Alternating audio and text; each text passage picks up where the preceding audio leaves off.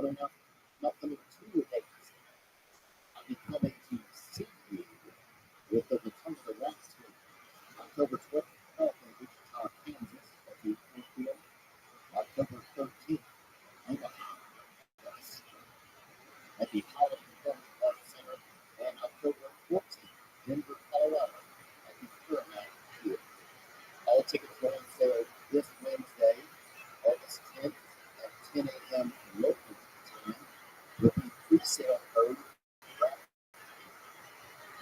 And then Friday, August 12th, they will be on sale generally with no pre-sale code. You can get all tickets through theatercon.com/tour.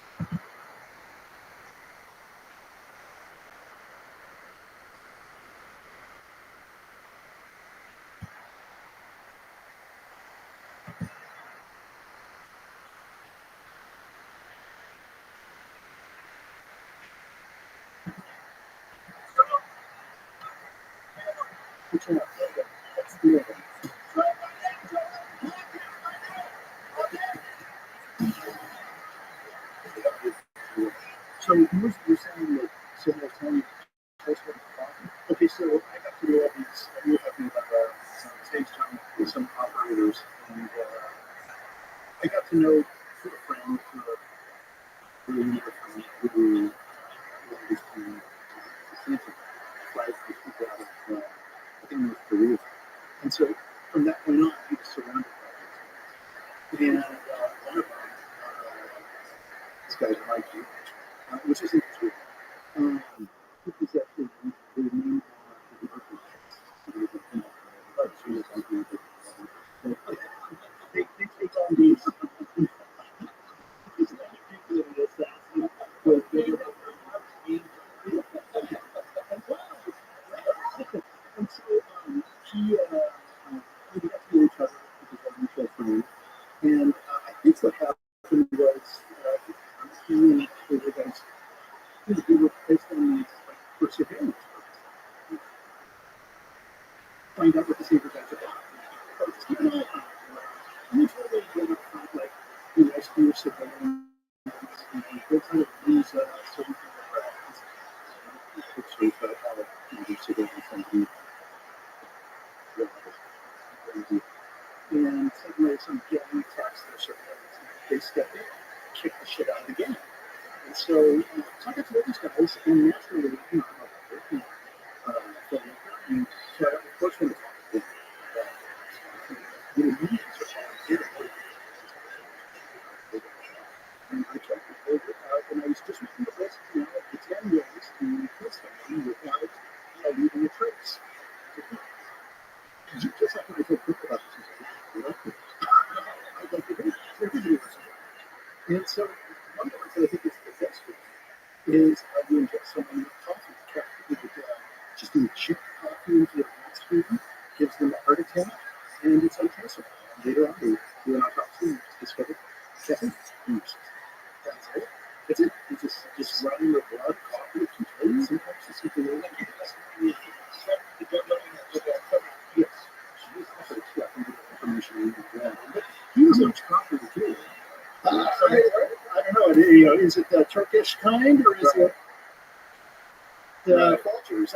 Espresso. Yeah, but he was a medic during the war, and he was a medic, and so he was kind of identified as new somebody very easily who's what will work, if you're a medic. And so I would go and pick them out or something in the Philippines and get in my car and look at my rearview mirror and make a determination, a medical determination of is the guy still alive or whatever. I'm going to put it in reverse and try to move over again a couple of times and then take off. He's doing that all the time. All the time. They're doing. Well, Jamie and I were just talking. They think they have a photo of the guy who got that insurance CEO. Oh, yeah. They think they have a photo of his face now. Oh, they do. Well, I would think They picked it up later. I think, there's cameras everywhere. Yeah. And that's part of the problem. So, I don't think this guy was a professional. I think this guy, if I had to guess, some guy got fucked over. Apparently, that company is really bad on denying claims. 34% denial rate. Something like 16. Yeah.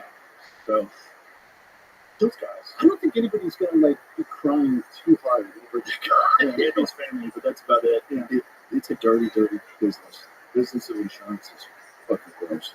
It's gross, and especially healthcare insurance. It's just fucking gross. Well, actually, all insurance. I live in California, and all of a sudden, because I live adjacent to any kind of open space, like nobody will insure my house because of fires. Right. So suddenly it's like I have a house that's uninsurable, and it's not just me; it's everybody. Mm-hmm. So it's chaos.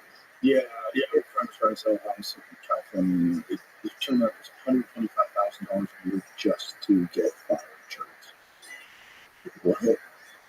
It's fucking nuts. It's insane. Yeah, but I was evacuated 3 times when I was there. I used to live in Beltran, and it was rough. I feel really lucky that I live there. I'm always afraid to say it, right? Because I've been living in the any fire stuff happens, it never happens. Yeah, it is just luck. Yeah. I mean, the benefit of your place is you're at least in a helicopter accessible. You're just going to dump all that fire retardant on top of it. I literally am kind of at the top of the hill on a bunch of rock. All right, so the whole place just turned into an inferno. It's so fun. And I think that place is probably been there a while. It's withstood all sorts of calamity. Yeah, when I was filming Fear Factor, I talked to this guy who was a fire guy for the fire department. He said, it's just going to be out of time. There's going to be one day where a fire hits LA and the wind is the right way, and we're not going to stop it. It's just going to burn right through to the ocean. He goes, it's just a matter of time. We all know that. I was like, what the fuck, dude? I go, the whole city? He goes, the whole city. He goes, when those big fires get going, there's not big things like what happened in Malibu a few years back.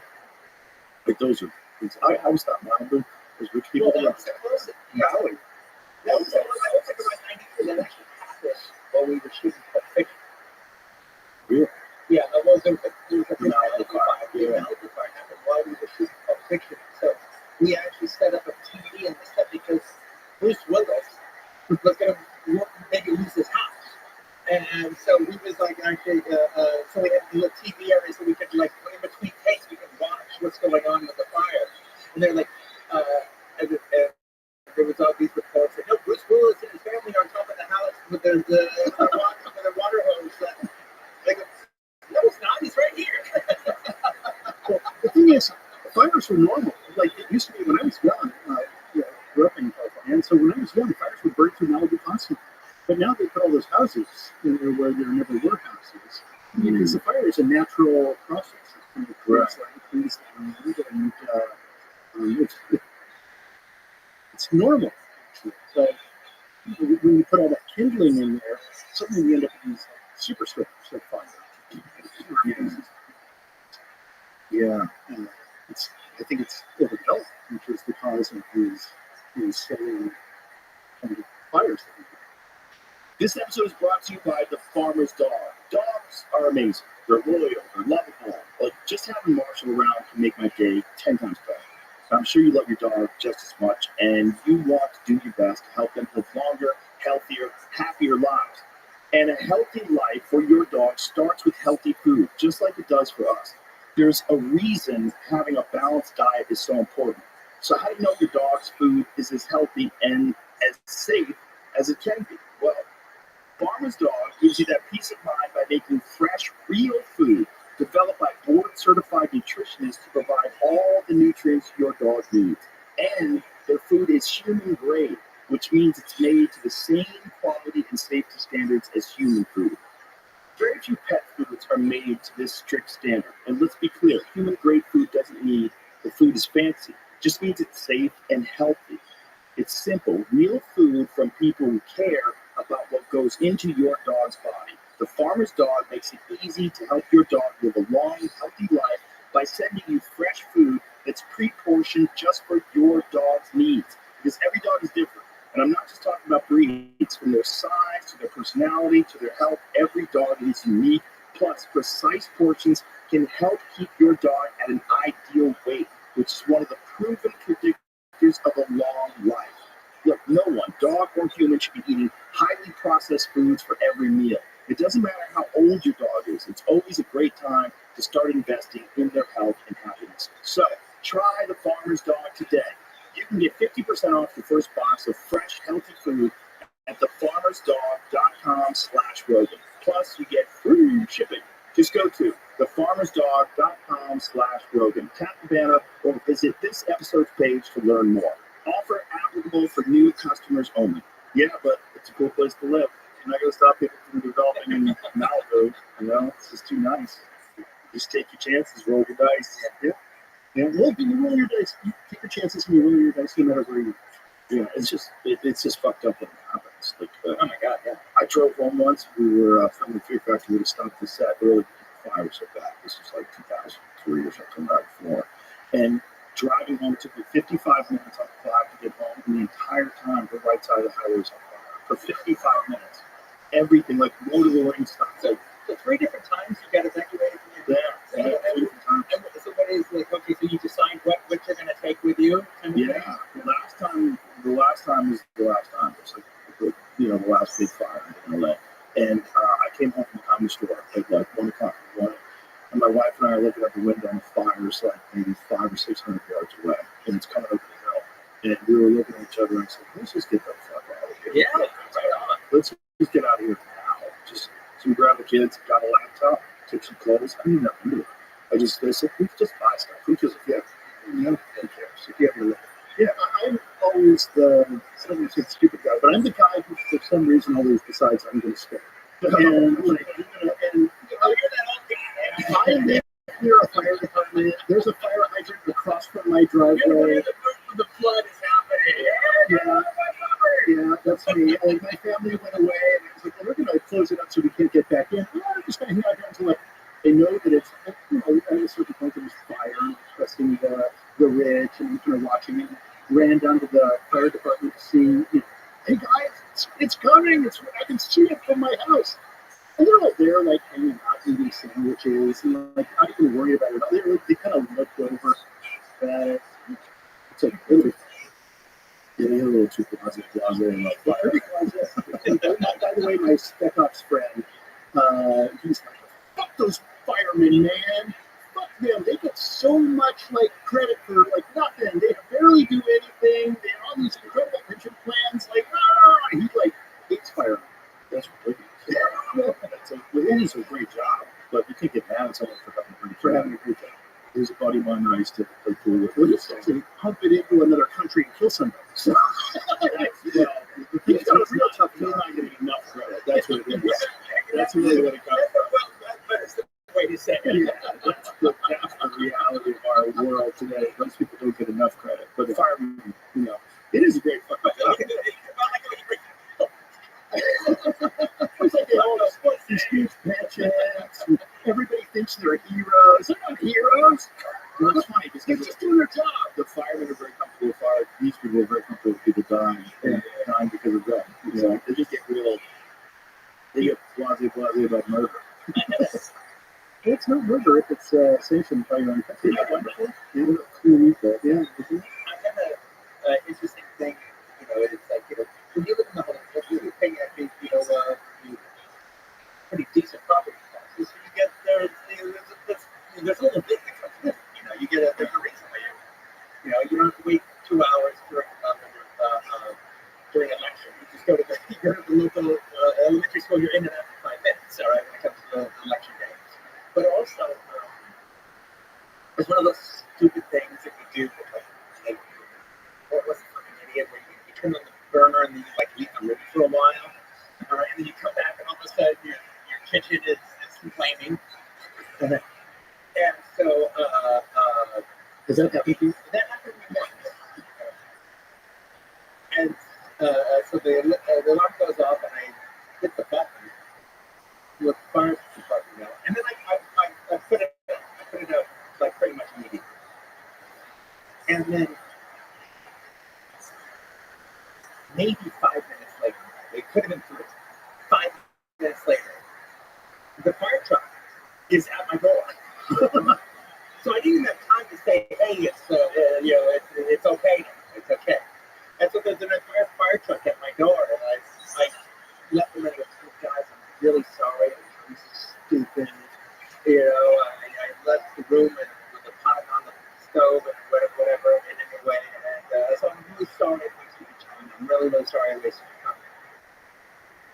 Nobody said that. It's nice to see that you guys are here. This way. Yeah, I'm sure they were like, oh, we'll just And they were like, oh, yeah, you're right. Yeah, well, yeah, you said your property taxes pay for something. Are you sure you don't want us to come in and just make sure? For the driving, sometimes you have to chop through walls to make sure that there's no fire and peppers inside. Yeah. It's a hard fucking job, but it's a hard job, though. It is. Most of the time, they're just chill. You know, they get to cook, they eat, they work out. I take ice cream down to our guys. Like I'll go out and buy a bunch of ice cream or some pizzas and take it down just on random days. Just to, well, actually, that's cool. Well, it was, I'm okay with the honey. well, it was actually funny because it was like one of the things that was incredible was like the local fire department when we worked at video archives or video store. The local fire department was a customer, and so they rent different movies, but like it was almost out of 5 movies that they would rent 4 for us. Yeah. But they went up to their careers. You guys work together? Yeah. Oh shit. That's how you guys met? Yeah. That's how we met. Wow. Video archives at Manhattan Beach. What fucking cool. Yeah, that's from like 84, yeah. Wow. Yeah. You've been able to pull it. I started officially in 84. But you were a customer before. Well, I was a customer. Yeah. I was a customer. I predated as one of the employees. So look at you guys. Yeah. Actually, yeah. That's crazy. Very unfortunate shirt on my part. There was a lot of unfortunate shirts in the 80s. Everybody was confused. They cut the drugs off in the 70s. No one knew what to do for 10 years. Yeah, it's crazy. Like, you would never thought back then that industry would completely vanish.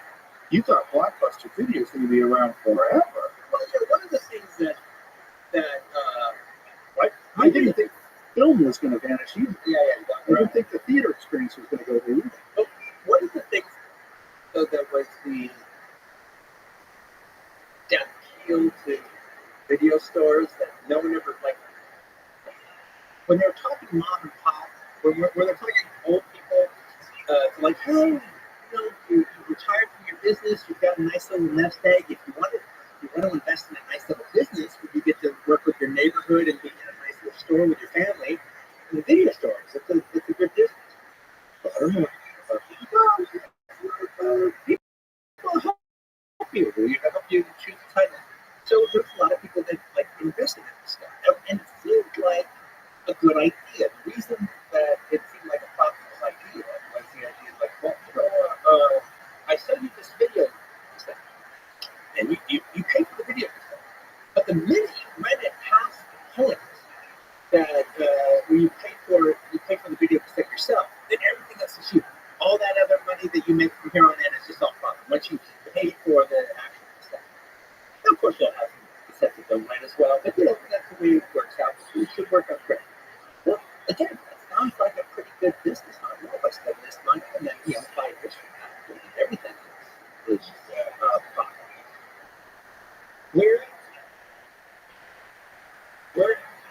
Where it all fell apart is the idea that you always have to get new shit. Because like life, it's not a bookstore. If a bookstore need to get new stuff too, but it's not a library. Like life doesn't stand still. Every month there's new titles coming out, and you have to be competitive, and you have to get the new titles. And so, even if that were the issue, that wouldn't be that big of a deal. But if you're a mom and pop store, you only have so much room. Yeah. So it's a space. It's literally a space, shelf space. And then 3 to 4 years, you're bursting out of steam. You're just bursting out. You've got no more room. You've got no more room. And so now all of a sudden, rather than having your tapes facing out, now everything is, sideways. Spine facing. And you've got to really, and it just never stops. It never stops. Next month, you got to get this. Next month, you got to get that. Next month, you got to get that. You need a Costco size. Yeah. Well, again, if you have 4 different video stores, if you have change, you can move things around, and it's easier. But when you're a mom and pop, that's just it. You're a mom and pop store, and you have a bike store. You don't have to keep getting new bikes every month. You have a pottery store. You have to keep getting new regardless of your every inventory. single month. You constantly have to grow your inventory. Every There's 6 no- months you get something cool. You don't need to get it every month. And you're defined by you having to do shit. And then there was another problem when companies that were massively funded, like Blockbuster, came onto the scene. They would go in and they would kind of do this sort of gray market purchasing where they would buy 50 diehards. And a mom and pop store can't afford to buy one or two diehards or three, maybe, to satisfy your clientele. You spend the money, like, okay, let's, one of our big titles in the early days of video was Top Gun. Yeah, Top Gun. Perfect. So you get, like, you'll get, even the mom and pop store, you'll get 12 or 15. Because everyone wants to see it. And at some point, it's going to be out. It's going to be checked out. So you've got to satisfy. Well, you'll rent all 15 of those for the next 2 weeks. It's going to be, it's going to be good. But then you have to set them off. For $10 a piece. What's the It largely fell on us because we were a smaller store and we had a Blockbuster just a block away, basically. Not even a block. The same fucking. Basically, not a block away. It was in the on the block. In the shopping center that we were in. And yeah, you're missing the most interesting thing. It's not about the gold card. That is what it is. But that's every mom and pop store has to deal with that. Dealing with sure. Yeah. What? It changes your strategy. But what Blockbuster, and they were famous for games. They were famous for games. And particularly they were strategic. Is like, okay, we're going to go into this town. Okay, we're going in Manhattan Beach. What's the biggest video store? What's the most popular local video store in Manhattan Beach? Well, that would be Video Archive, right outside Boulder. They're right across the street from the warehouse. All right, which is one of the big, right before Blockbuster.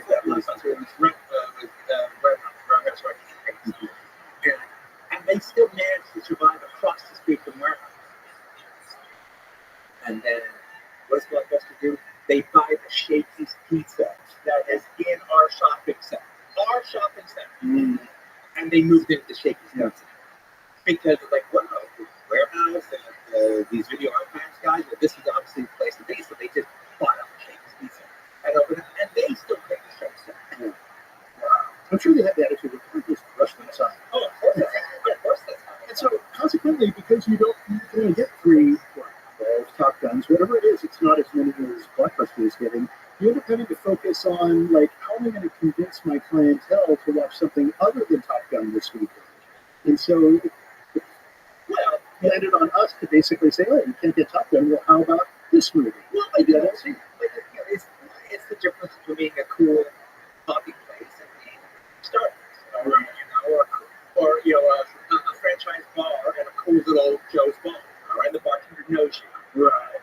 So it's like, look, if you just absolutely positively need Top Gun that weekend, then go across the street to the warehouse. We have what we have. But we had customers that came in every fucking day. And part of their day, or every other day, extra regular per day. And they were people of the neighborhood. And they came in. And not only did they rent stuff, they dropped stuff off and they rented new stuff out. But they came in to talk to us for 20 minutes or 45 minutes, every other day. And there's no algorithm to tell them what to do. We're the algorithm.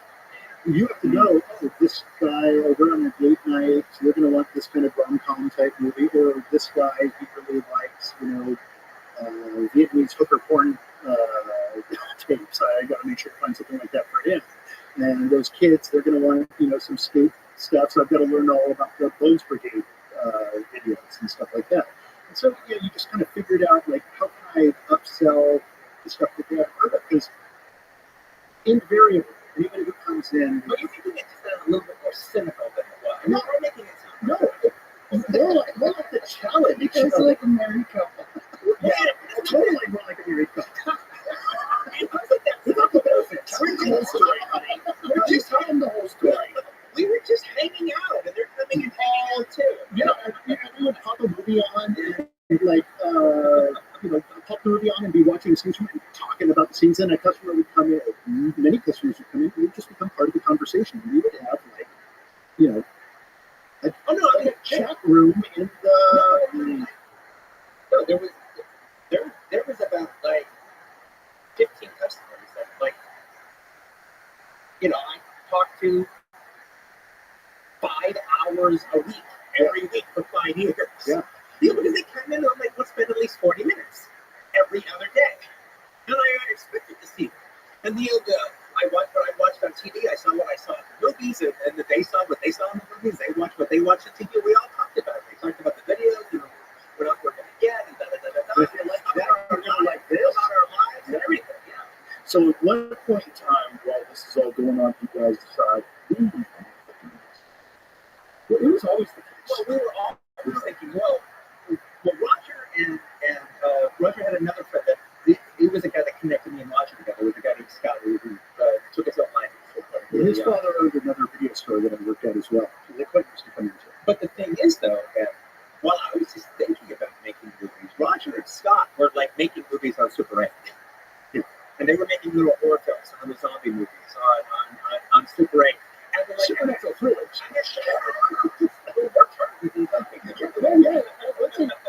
Yeah, it's kind of a zombie movie after it. Okay, maybe. But you're making like legit horror films. I was just thinking about this stuff, and these guys are like Sam Raimi. Like Sam Raimi. They're making their shit in their backyard, and they're working on it for like 3 months and stuff. Yeah, and like I was friends with all the punk guys because it's like LA punk. And so they were always in my movies. All the punks were in my movies because they were media literate. They loved movies. And so they were easy to pull in.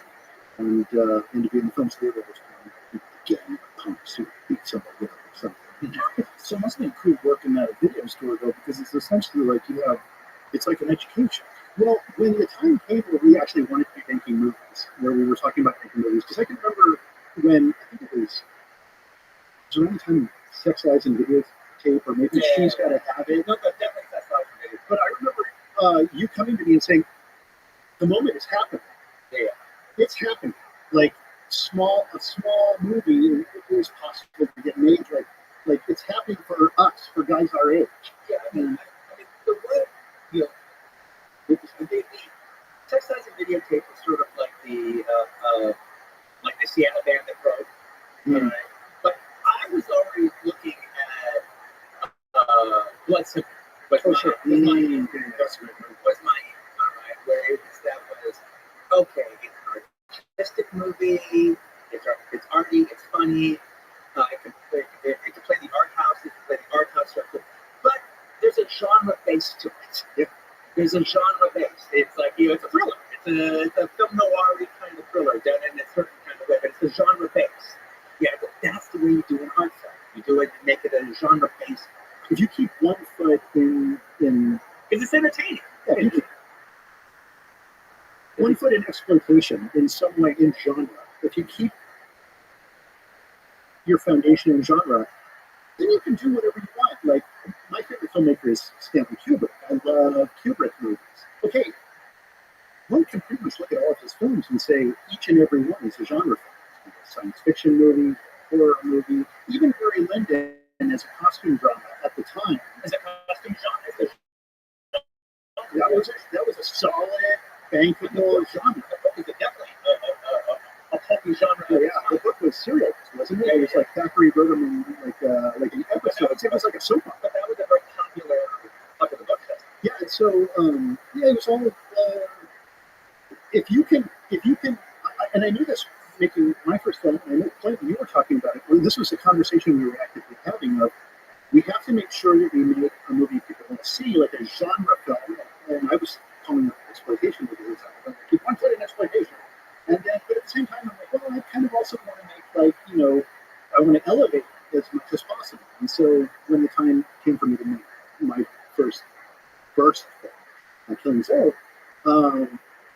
it was like I knew it was going to be a bank robbery because I read it around the location.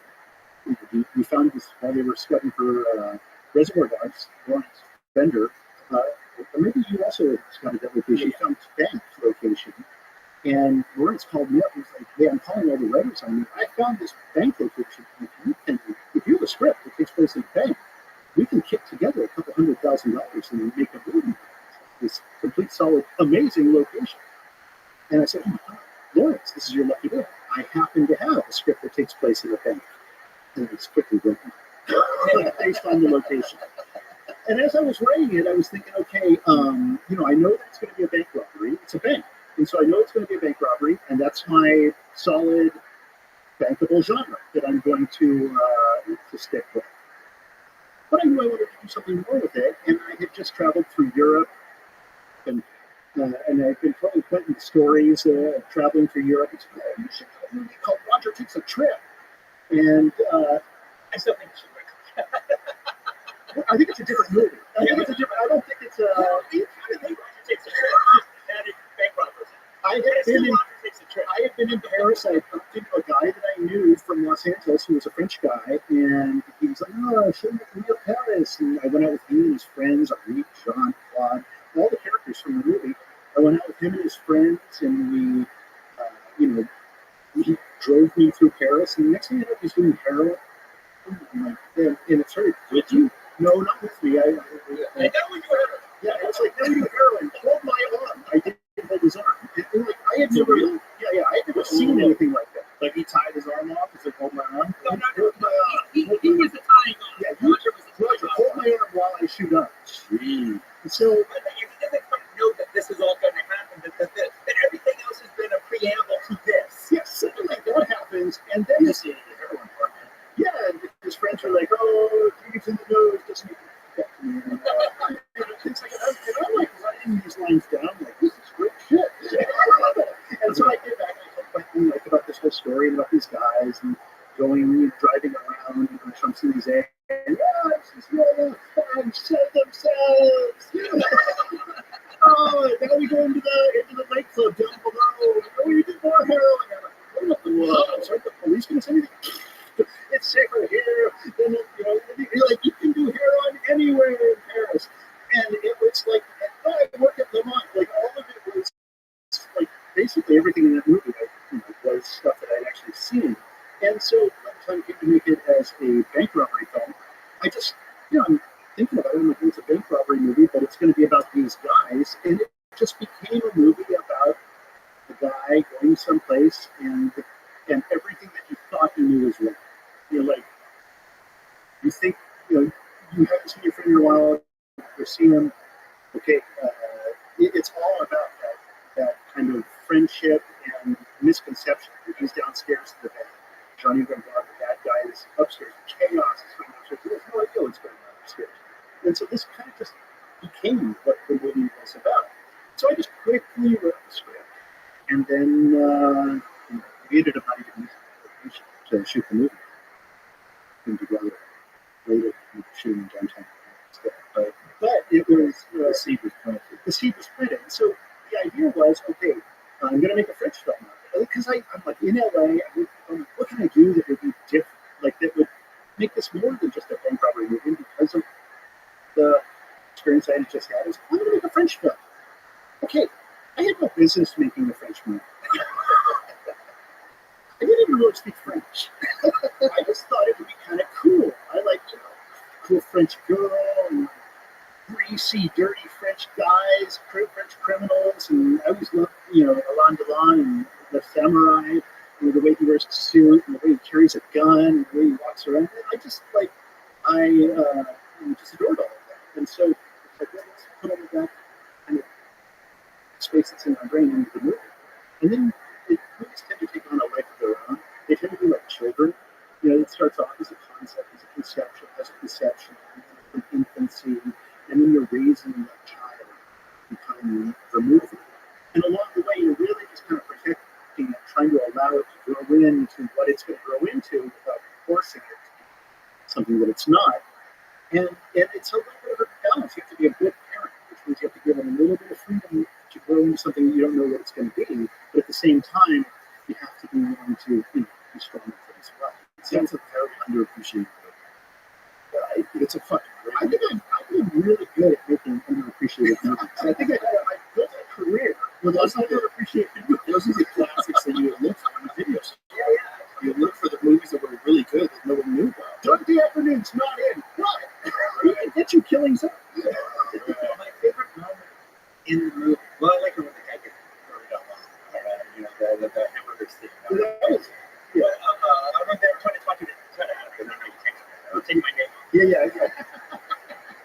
Quinn did that. Actually, Quinn was a great gorilla to have on my side. Yeah, I did that time. But I need to cut that out. Well, everyone is afraid. Everyone's afraid. Everyone operates out of fear. The only people that don't operate out of fear, I think, is the director and the actors. Those are the ones who, if everything's working right, your fear is always exaggerated. But it's the scene. My favorite scene is the scene where Sean took a hero long when he walks in the post. Oh, yeah. And it's just like, wait a minute. He's like remembering what he heard, and he realizes. Okay, so that's a good example of, because the movie was shot for, the scene was shot. The movie was shot for very little money. We had no money to make it, so I had to shoot the entire upstairs first and then the downstairs. Because it's like doing a company movie. But I knew that, when writing, and this is sort of a kind of a rule that we had was, one, make a genre movie. Two, explain the scene. I'm going to. I said explain the scene. Okay, what you felt about that moment. You missed the exit. The scene was a replacement for another scene that was in the movie that was too expensive to shoot. That's the short. Was that cool? What I replaced it with was, and I had to fight for it, was a single shot. Because originally he goes downstairs and he sees a bunch of guys coming into the sewer. So he starts machine getting people in the sewer. And there was like a little sewer manhole at the bottom of the bay. I was like, let's use that. And so I had this whole thing.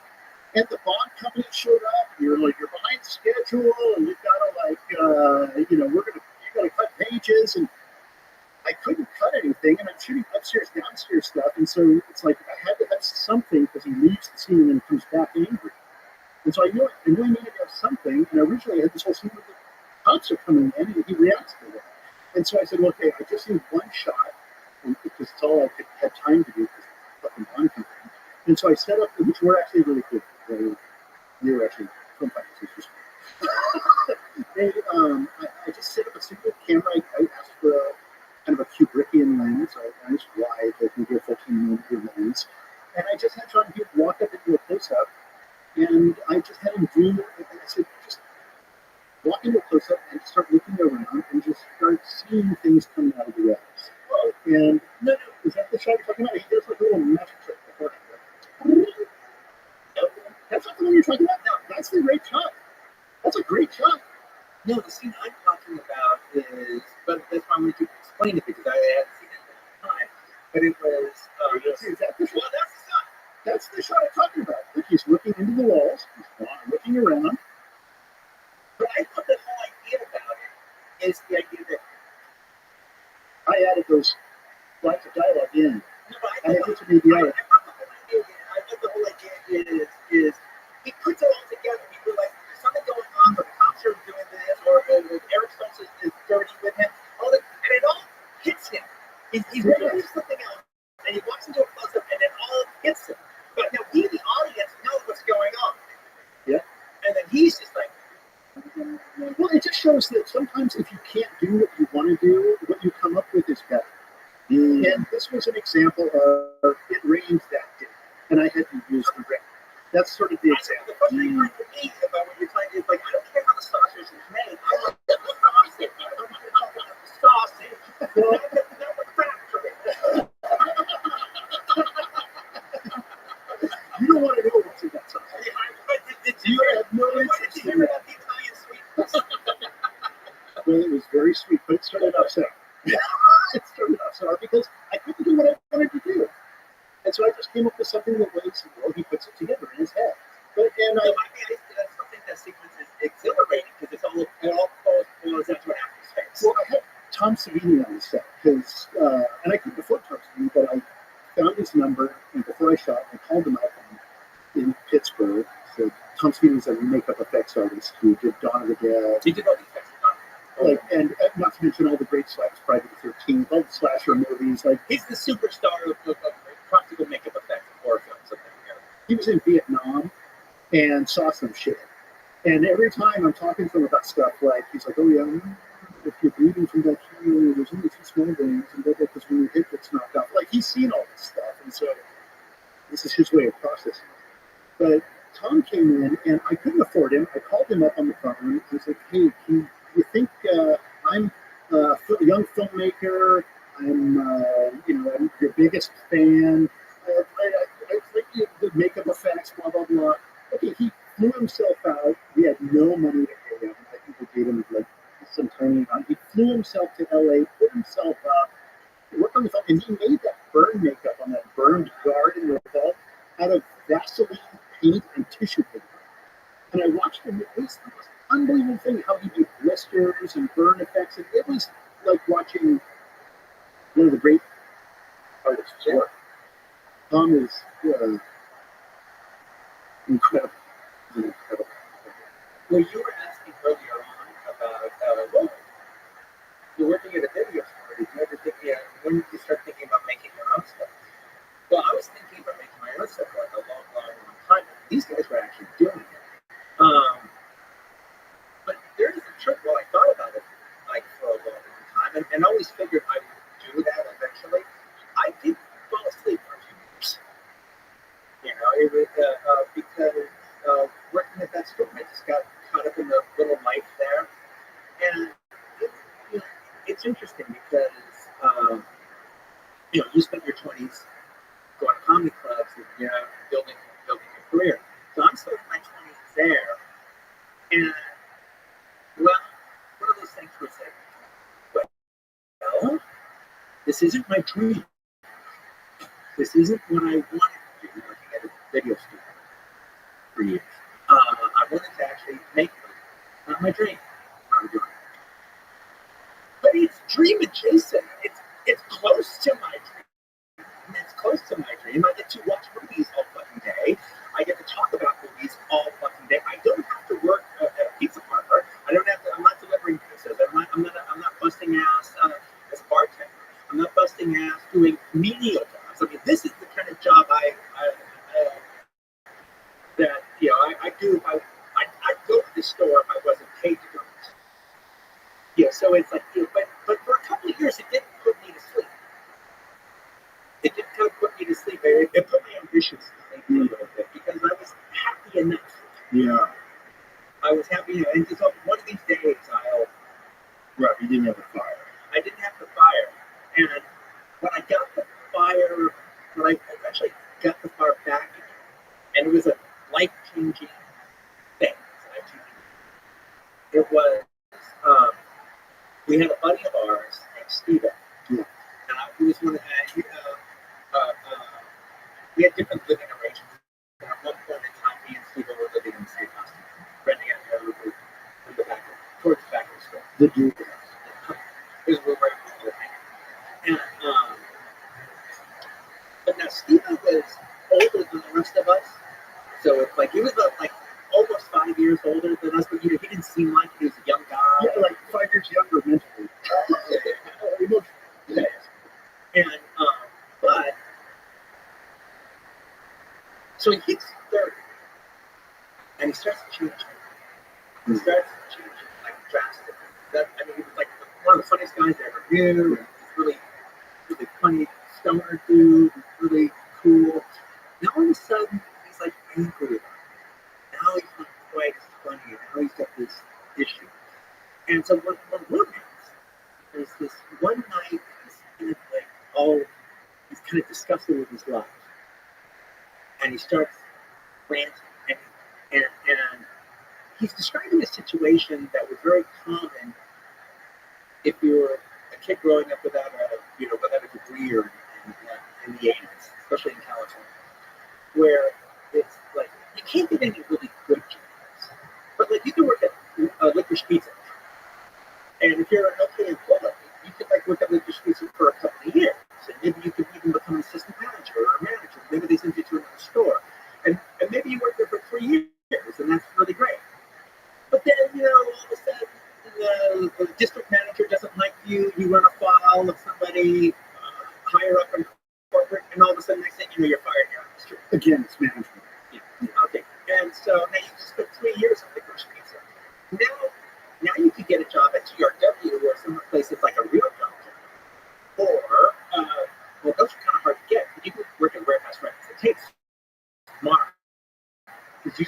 years of your street style. Same thing with Wild West Clothier, same thing with Miller's Outpost, same thing with any of these kind of stores. Next thing you know, you're 28, and the only jobs you've ever had are minimum wage jobs behind a counter that were designed for kids to pay for their gas. Right. And you like spent your entire 20s doing that. And then you start getting bitter. And you start getting bitter. But he was not just bitter about the job. I knew he just told me the truth. I'm learning something. Because he goes, Quentin, you think that we're this really great team, we're this really great crew. Well, we are. That time in your 20s, like your group of friends or your family. And well, we are. Quentin, at 20, I worked at South Bay Cinemas, and I hung out with a bunch of guys just like you. And some girls there too. There was a bunch of guys just like you. And then I stopped working at South Bay Cinemas. Then I worked at Miller's Outpost. I hung out with a bunch of guys just like you. We did everything just like we do. We went to movies together. We went out and we dated amongst the girls there. Everything. Yeah. Then I went to Alicia Pizza for 4 years with a bunch of guys just like you. I wasted my life hanging out with a bunch of guys just like you. And they all go away at a certain point. And I realized this guy's kind of telling the truth. He's showing me a truth about this is coming from somewhere. And then all of a sudden, he still hung around. But then he started making a point to touch base with some of his high school friends that were still around. So he's not just hanging out with guys 4 years younger or 5 years younger. Anyway, I'm turning 25 hours. So I'm having my own little, what have I done with my life so far? So far, fucking nothing. So I'm having my own little anxiety getting 25, but I've seen what it's like 5 years from now when you turn 30. Window to the future. When you're 30 and you're in this situation. And there was like one night that I had what I used to call, I do it every once in a while. I haven't been in a long time. I would have a cognitive test where I'd stay up all night long, and rather than give myself excuses, I would look at everything that I'm fucking up in my life, everything I'm not doing, or whatever, and just not give myself any fucking excuses. I just like nail it. And I would spend like all night laying out everything I'm doing that's wrong. And then I would spend the last 2 hours figuring out how I would change it. And as opposed to just doing it and going to get some sleep and then you forget about it and fall back into your routine, I decided to change my life. I was like, look, the problem is that I'm living in the South Bay, even though I drive to Los Angeles. I gotta not worry about this job anymore. I gotta just move to Hollywood. I gotta get this job there. I gotta meet other people that are in the business. And if I have to work manpower jobs, where you just work like 4 days at this place or 4 days at that place, well then that's fine. And by the way, I shouldn't be making money until I'm making money doing what I want to do. Yeah, I thought that was it. All right, but then the next thing I knew, I moved out of the South Bay. And then I couldn't move into Hollywood. I couldn't afford Hollywood, but I could afford Koreatown. That was close enough. And literally, the minute I moved out there, I met a guy who wrote low-budget horror movies. And then through him, I met other guys who wrote low-budget horror movies. And this guy who directs a few low-budget horror movies. This guy who produces a couple. You meet one person, and that introduces you to 3 other people. Now, all of a sudden, I actually knew people who were actually making movies. And the other thing about it was like, also, hold up, these guys can do it. I can. Because they weren't too special. Right. That's the weird realization that you end up having.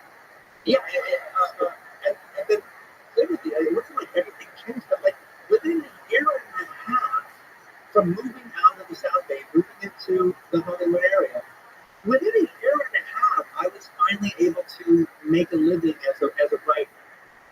You're getting like $7,000 for this rewrite on the $4,000 for this polish over here. Another $10,000 for this rewrite over here. Oh shit! Yeah, I make $10,000 a year for all my 24 that point. So if I can make 15,000 from writing, oh my god, that was the greatest thing in the world. Wow. But it just takes being around people that are actually doing it, so you realize it's possible.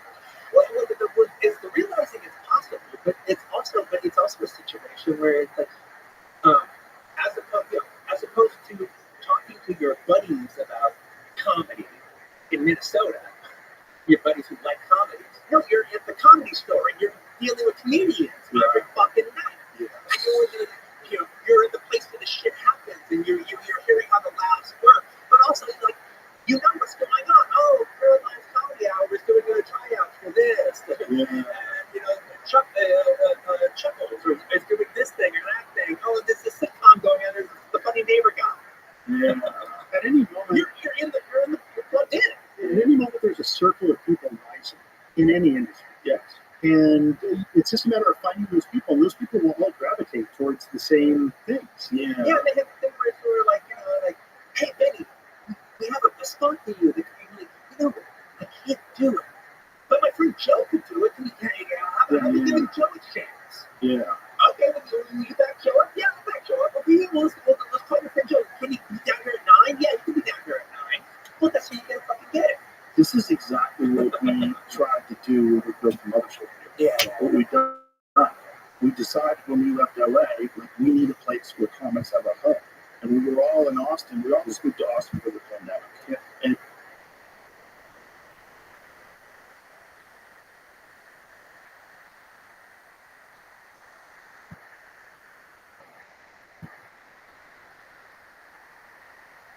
Bill Logan Piper, chicken-oo. Chicken-oo.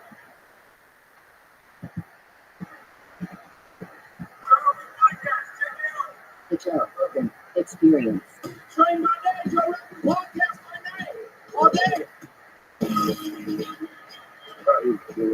So you're saying that someone was telling you how to kill someone with coffee? Okay, so I got to know all these. You were talking about his name's John, some operators, and I got to know through a friend, through a friend who owned his family, who was Clinton, like those people out of I think North Korea, and so from that point on, he was surrounded by these guys, and one of them, this guy Mikey, which isn't his real name. I think he's actually they named him all after the Arctic chest. So he was like Michael. Oh, Jesus. They take on these. There's nothing deeper than an assassin with biblical name. And so we got to know each other because of our mutual friend. And I think what happened was he and a couple of other guys, they were placed on me as like for surveillance purposes. Find out what the Savior guy's about, or just keep an eye on it, or whatever. And they told me right up front, like, be nice to your surveillance, like, don't try to lose us or anything like that. I heard stories about how they're surveilling somebody in Bolivia, and suddenly some gang attacks their surveillance, and they step in, kick the shit out of the gang. And so I got to know these guys, and naturally, I'm a filmmaker, and so I of course want to talk to them about stuff. And they immediately started volunteering. We went through all these different ways to learn how to kill people without. And I was just making a list now of the 10 ways to kill someone without leaving a trace. I was like, just like when I told Quinn about this, he's like, what are those? I'd like to hear those. Everybody wants to hear those. And so one of the ones that I think is the best one is you inject someone with coffee, caffeine, just inject coffee into their bloodstream, gives them a heart attack, and it's untraceable. Later on, they do an autopsy and you just discover caffeine in your system. That's it. That's it. It's just right in their blood. Coffee can kill you. Sometimes the simple way. It's right in the jugular in a syringe. Yes. Jeez, that's exactly what information you need to get. He was much coffee would kill you. I don't know. Is it the Turkish kind or is it Folgers? Cuban espresso. Yeah, but he was a medic, during the war, and he was a medic, and so he, you know, was kind of identified as someone who kill somebody very easily because you know what will work, because you're a medic, and so I would hear some guy, some chicken or something in the Philippines, hit him with my car, and then took him over there and make a determination, a medical determination of is the guy still alive, or I would have put it in reverse and tried him over again a couple of times, and they thought he's doing that all the time, all the time. They're doing. Well, Jamie and I were talking. They think they have a photo of the guy who whacked that insurance CEO. Oh yeah. Yeah, I think they have a photo of his face now. Oh, they do. Well, I would think with the amount of they picked us later. I think, there's cameras everywhere. Yeah. And that's part of the problem. Someone, I don't think this guy was professional. I think this guy, if I had a guess, some guy got fucked over. Apparently that company is really bad on denying claims. 34% denial rate. So they're almost like 16. Yeah. So those guys. I don't think anybody's going to be crying too hard over the guy. It's his family, but that's about it. Yeah, it's a dirty business. Business of insurance is fucking gross. It's gross. And especially healthcare insurance. It's just fucking gross. Well, actually, all insurance. I live in California, and all of a sudden, because I live adjacent to any kind of open space, like nobody will insure my house because of fire. Right. And so suddenly it's like I have a house that's uninsurable. And it's not just me, it's everybody. Mm-hmm. So it's chaos. Yeah, my friend's trying to sell a house in California, and it turned out it was $125,000 a year just to get fire insurance. What? It's insane. It's fucking nuts. It's insane. Yeah, but, I was evacuated 3 times when I lived there. I used to live in Bell Canyon, and, it was rough. I always afraid to say it, right? Because I've been living in the Hollywood County where never any of the fire stuff never happened around. Yeah, it is just luck. Yeah. The benefit of your place is you're at least in a helicopter accessible. Well, they're just going to dump all that fire retardant on top of it. I literally am at the top of the hill on a bunch of rock. Yeah. So the whole place just turns into an inferno. I'm so fun. And I think that place has probably been there a while. It's probably withstood all sorts of calamity. Yeah, when I was filming Fear Factor, I talked to this guy who was a fire guy for the fire department. He said, it's just going to be a matter of time. There's going to be one day where a fire hits LA and the wind is the right way, and we're not going to be able to stop it. It's just going to burn right through to the ocean. He goes, it's just a matter of time. We all know it. I was like, what the fuck, dude? Like, with the whole city, goes, the whole city. He goes, when those big fires get going, there's not a damn thing. Like what happened in Malibu a few years back? Like, those are, I always thought Malibu was rich people. Well, that was close to Maui. That was like about 93. That actually happened while we were shooting Pulp Fiction. Really? Yeah, well, there was a big Malibu fire. The Malibu fire happened while we were shooting Pulp Fiction. So we actually set up a TV on the set because Bruce Willis was going to maybe lose his house.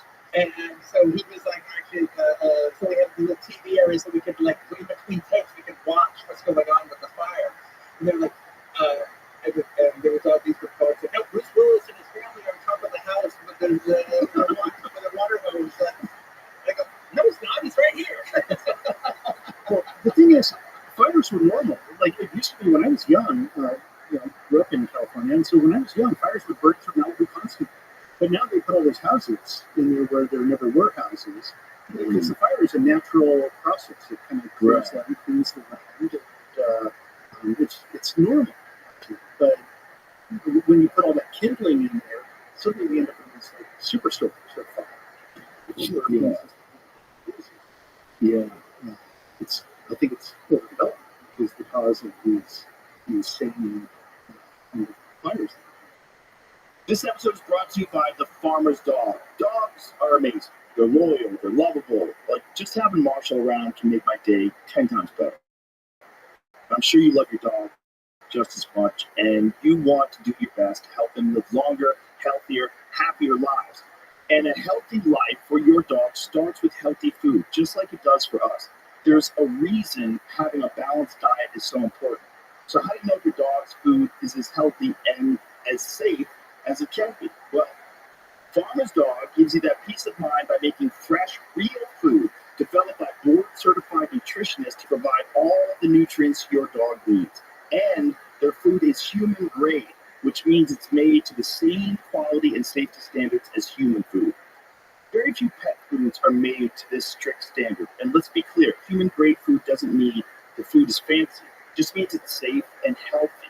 It's simple, real food from people who care about what goes into your dog's body. The Farmer's Dog makes it easy to help your dog live a long, healthy life by sending you fresh food that's pre-portioned just for your dog's needs. Because every dog is different. And I'm not just talking about breeds. From their size, to their personality, to their health, every dog is unique. Plus, precise portions can help keep your dog at an ideal weight, which is one of the proven predictors of a long life.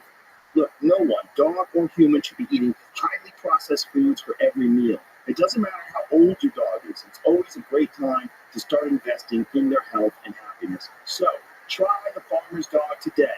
You can get 50% off your first box of fresh, healthy food at thefarmersdog.com/Rogan. Plus, you get free shipping. Just go to thefarmersdog.com/Rogan. Tap the banner or visit this episode's page to learn more. Offer applicable for new customers only. Yeah, but it's a cool place to live. You're not going to stop people from developing in Malibu. You know, it's just too nice. Just take your chances, roll your dice. Yeah. And look, you roll your dice. You take your chances and you roll your dice no matter where you go. Yeah, it's just fucked up when it happens. Like, I drove home once. We were filming Fear Factor. We had to stop the set early because the fire was so bad. This was like 2002 or something, not before. And driving home took me 55 minutes on the 5 to get home, and the entire time the right side of the highway was on fire. For 55 minutes. Everything, like Lord of the Rings style. So 3 different times you got evacuated? Yeah. So, 3 different times. So what is, like, okay, so you decide what you're going to take with you? Yeah. The last time was the last time. It was like, the last big fire in LA. And I came home from the comedy store at like 1 o'clock in the morning. And my wife and I are looking out the window, the fire was like maybe 500 or 600 yards away, coming over the hill. And we were looking at each other and I said, let's just get the fuck out of here. Yeah, right on. Let's just get out of here now. So we grabbed the kids, got a laptop, took some clothes. I didn't even have underwear. They said, we could just buy stuff. We just, who cares? If you have your life. Yeah, I'm always I don't want to say the stupid guy, but I'm the guy who, for some reason, always decides I'm going to stay. And, like, I'm going to, and You're that old guy. I think near a fire department. There's a fire hydrant across from my driveway. The flood is happening. Yeah, that's true. Like, my family went away, and I was like, well, they're going to close it up so we can't get back in. I'm just going to hang out here until I know that it's empty. And at a certain point, there was fire infesting the ridge and kind of watching it. Ran down to the fire department to see, hey guys, it's coming. I can see it from my house. And they're all there, like, hanging out, eating sandwiches, and like not even worried about it. They kind of looked over at it. It's a little bit. You're a little too blasé. By the way, my spec ops friend, he's like, fuck those firemen, man. Fuck them. They get so much like credit for like nothing. They barely do anything. They have all these incredible patient plans. Like, he like hates firemen. That's ridiculous. It is a great job, but you can't get mad at someone for having a great job. There's a buddy of mine that I used to play pool with. Well, he used to hump it into another country and kill somebody. So, he's not going to get enough credit. That's what it is. Yeah, that's really what it comes from. That's the way to say it. Yeah, that's the reality of our world today. Those people don't get enough credit. But the firemen, it is a great fucking job. It's like all these huge pensions, and everybody thinks they're heroes. They're not heroes. And it's funny because they're just doing their job. The firemen are very comfortable with fire. These people are very comfortable with people dying, and dying because of that. They just get they get blasé about murder. It's not murder if it's sanctioned by your country. I had an interesting thing, it's like, when you live in the home, that's really paying a pretty decent property taxes. So you get there's a little bit that comes with it. You get there's a reason why you don't have to wait 2 hours during election. You just go to the local elementary school. You're in and out in 5 minutes.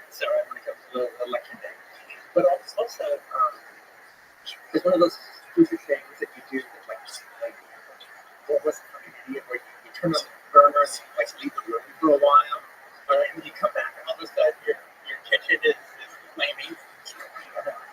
And so Does that happen to you? that happened to me once. And so the alarm goes off and I hit the button with the fire department now, and then I put it out like pretty much immediately. And then maybe 5 minutes later, it could have been 5 minutes later, the fire truck is at my door. So I didn't even have time to say, hey, it's okay. It's okay. I said, there's an entire fire truck at my door. And I left them and he goes, guys, I'm really sorry. I was really stupid. I left the room and with the pot on the stove and whatever. And anyway, and so I'm really sorry I wasted your time. I'm really, really sorry I wasted your time. Having said that, it's nice to see that you guys are here. It's quick. Yeah, I'm sure they were like, oh, what's going on?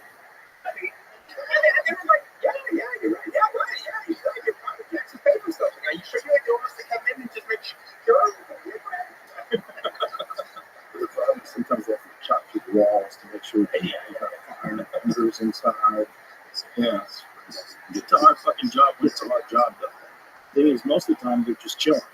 You know, they get to cook, they eat, they work out. I take ice cream down to our guys. Like, I'll go out and buy a bunch of ice cream or some pizza and take it on just on random days. Well, it was pretty. Cool. Well, it was. I'm okay with the fire. It was actually pretty because like one of the things that was attractive was like the fire department used for video archives, video stores. The local fire department was a customer, and so they rent different movies. But like, it was almost out of 5 movies that they would rent for. Yeah. But they lived up to their careers. Did you guys work together? Yeah. No shit. That's how you guys met? Yeah. That's how we met. Wow. Video archives should have been how fucking cool. Yeah, that's from like 84. Yeah. Yeah. Maybe we did it before 84. Well, I started officially in 84. But you were a customer. Well, I was a customer. Yeah. I was a customer. I predated customers. Look at you guys. Yeah. That's crazy. Very unfortunate shirt on my part. There was a lot of unfortunate shirts in the 80s. Everybody's confused. They cut the drugs off in the 70s. No one knew what to do for 10 years. Yeah, it's crazy. Like, you would never thought that that industry would completely vanish. You thought Blockbuster video was going to be around forever. Well, one of the things that I didn't think film was going to vanish either. yeah, I didn't think the theater experience was going to go away either. one of the things, so there was the depth feel to video stores that no one ever like. When they're talking mom and pop, when they're talking old people, so like, hey, you retired from your business, you got a nice little nest egg. If you want to invest in a nice little business, because you get to work with your neighborhood and be in a nice little store with your family. Video stores, that's a good business. I don't know what you're talking about. Well, people help you. To help you choose the time. So there's a lot of people that like invested in this stuff, and it seemed like a good idea. The reason that it seemed like a profitable idea was the idea like, well, I sent you this video cassette, and you pay for the video cassette, but the minute you rent it past the point that when you pay for the video cassette yourself, then everything else is you. All that other money that you make from here on in is just all fun. Once you pay for the actual thing, now, of course you'll have that done right as well. But that's the way it works out. It should work out great. Well, again, it sounds like a pretty good business model. If I spend this money and then 5 years from now, everything is profitable. Where it all fell apart is the idea that you always have to get new shit. Because like life is not a bookstore. The bookstores need to get new stuff too, but it's not a library. Life doesn't stand still. Every month there's new titles coming out, and you the new titles. And so, even if that were the issue, that wouldn't be that big of a deal. But if you're a mom and pop store, you only have so much room. Yeah. So It's literally a space, shelf space. within 3 to 4 years, you're bursting out the seams. You're just bursting out. You've got no more room. You've got no more room. And so now all of a sudden, rather than having your tapes facing out, now everything is, sideways. Yes, spine facing. Spine facing. And you get a really, and it just never stops. It never stops. Next month, you got to get this. Next month, you got to get that. Next month, you got to get that. Even your Costco side. Right? Yeah. Well, yeah. Look, again, if you have 4 different video stores, or if you have a chain, you can move things around, and it's easier. But when you're a mom and pop, that's just it. Mom and pop store, and you have a bike store. You don't have to keep getting new bikes every month. You have a pottery store. You have to keep getting new Regardless of your every inventory. single month. Yeah, constantly have to grow your inventory. Every 6 months you get something cool. You don't need to get it every month. And you're defined by you having new shit. And then there was another problem when companies that were massively funded, like Blockbuster, came onto the scene. They would go in and they would kind of do this sort of gray market purchasing where they would buy 50 diehards. And a mom and pop store can't afford to buy 1 or 2 diehards or 3 maybe to satisfy your clientele. The thing is, you spend the money. Like, okay, one of our big titles in the early days of video was Top Gun. Yeah, Top Gun. Perfect. Yeah. So you get you'll get, even the mom and pop store, you'll get 12 or 15. Because everyone wants to see it. And at some point, it's going to be out. And it's going to be checked out. And so you've got to satisfy them. Well, you'll run all 15 of those for the next 2 weeks. It's going to be, it's going to be good. But then now you have to sell them off. For $10 a piece. What's the desire of this guy? It largely fell on us because we were a smaller store and we had Blockbuster a block away. Not even a block. The same fucking. Basically, not a block away. It was in the on the block. Yeah, in the shopping center that we were in. And yeah, you're missing the most interesting thing. It's not about the bulk buying. It is what it is. But that's every mom and pop store has to deal with that. Dealing with sure. Look, it changes your strategy. Yeah. But what Blockbuster, and they were famous for doing. They were famous, and but particularly they were strategic. It's like, okay, we're going to go into this town. Okay, we're going in there. What's the biggest video store? What's the most popular local video store in that area? Well, that would be Video Archives. They're right off the corner. They're right across the street from the warehouse. All right, which is one of the big. The first Blockbuster. It was warehouse records. And they still ran across the street from warehouse. You can ask me. What's Blockbuster? They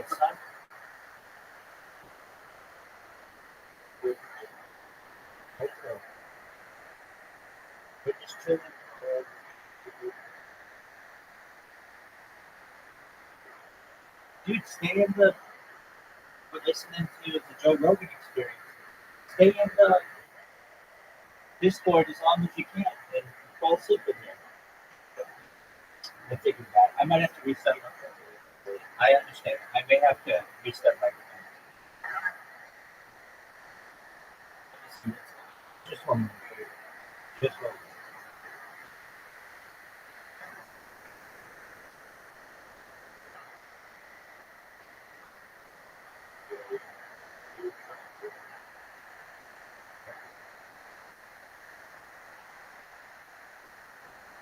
Can you hear me any better now? Okay. Just one moment.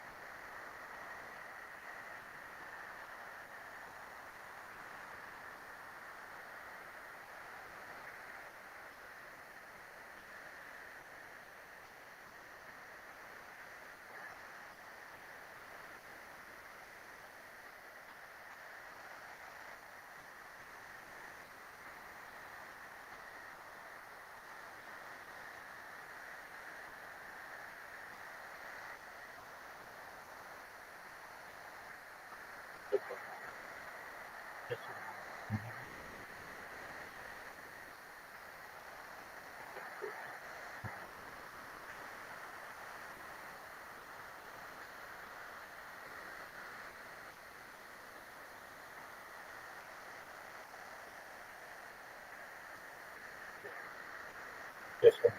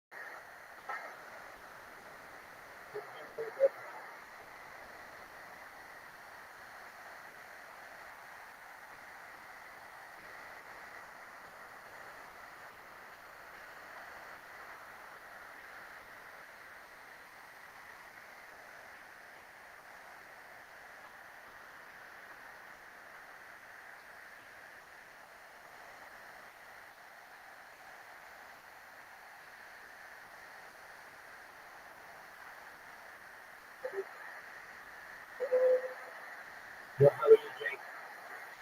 What's good? Can you hear me?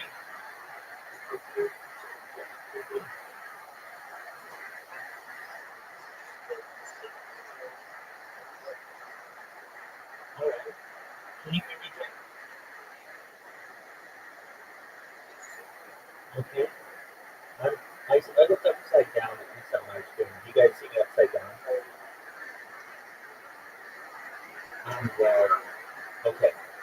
Interesting. All right. You guys, You guys stay patient.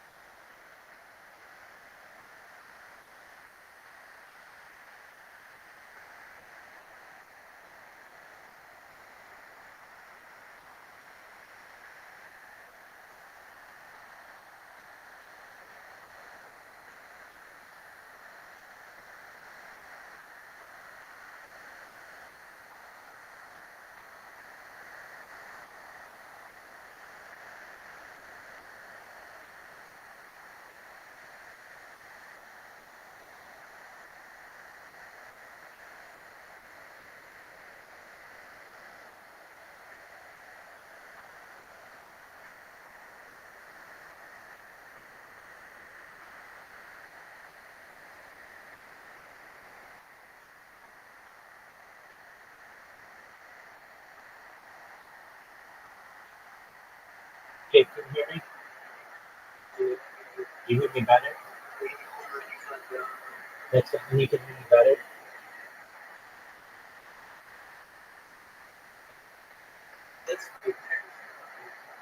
We're watching.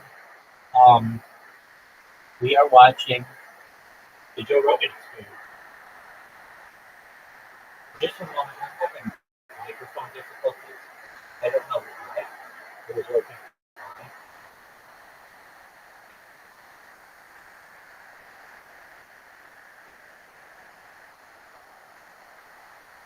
Answered your question yesterday. I'm having just a few technical issues with my microphone. Apologies, but this should work fine. So here we go. Buy the Shakey's Pizza. That is our shopping center. Our shopping center. And they moved it to Shakey's Pizza.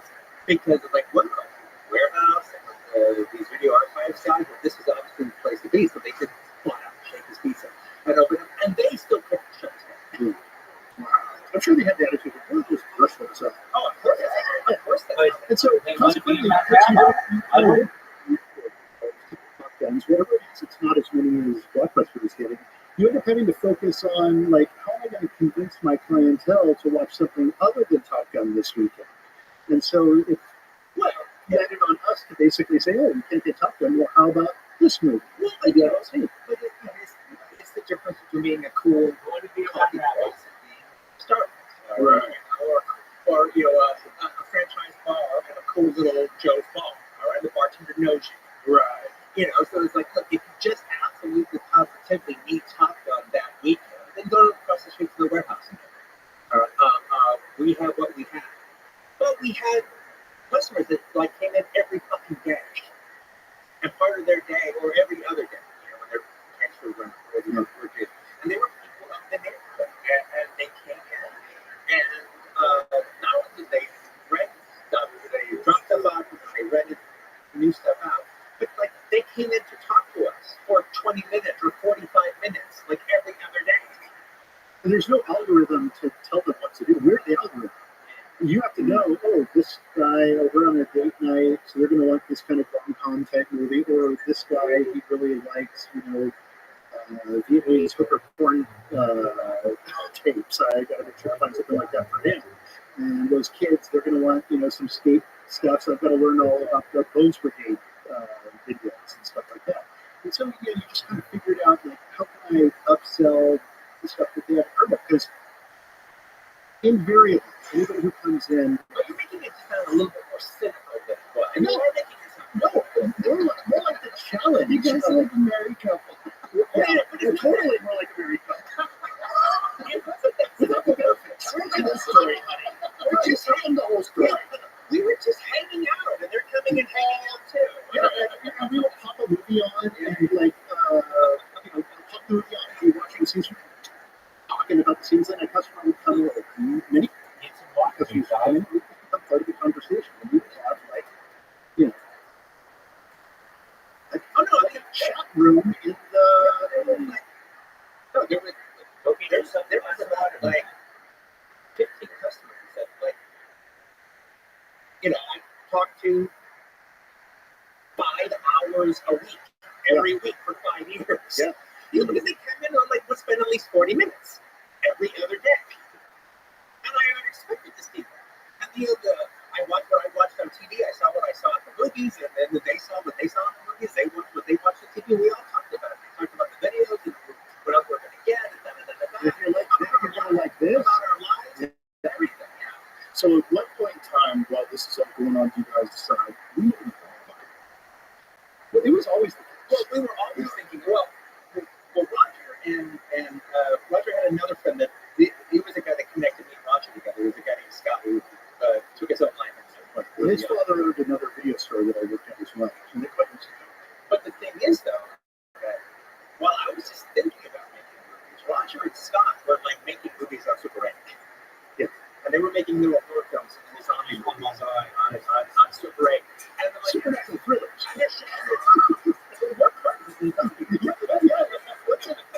Yeah, it's kind of a zombie movie.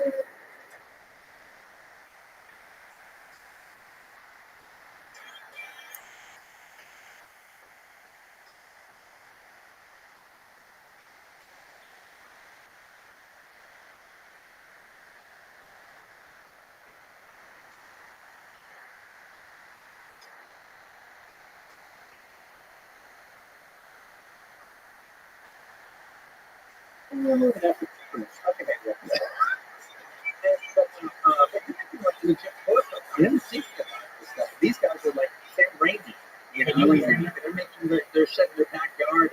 They're working on it for like 3 months. Yeah, and like I was friends with all the punk guys, like LA punk, and so they were always in my movies. All the punks were in my movies because they were media literate. They loved movies, so they were easy to pull in and to be in the film. So they were also the gang of punks who beat somebody up or something. So it must have been cool working at a video store though, because it's essentially like it's like an education. Well, when the time came where we actually wanted to do some movies, where we were talking about the movies, because I can remember when I think it was.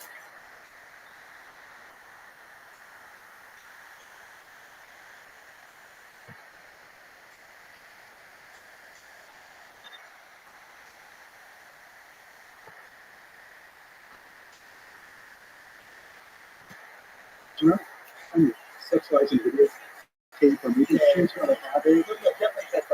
But I remember you coming to me and saying, the moment it's happened.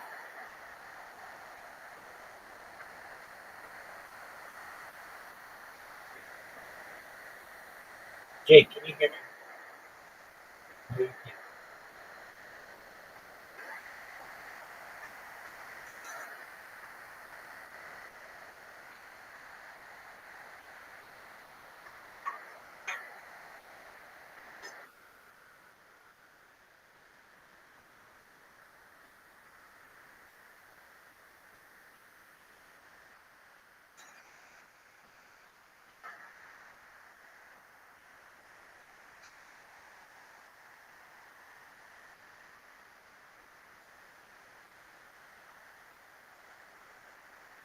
All right.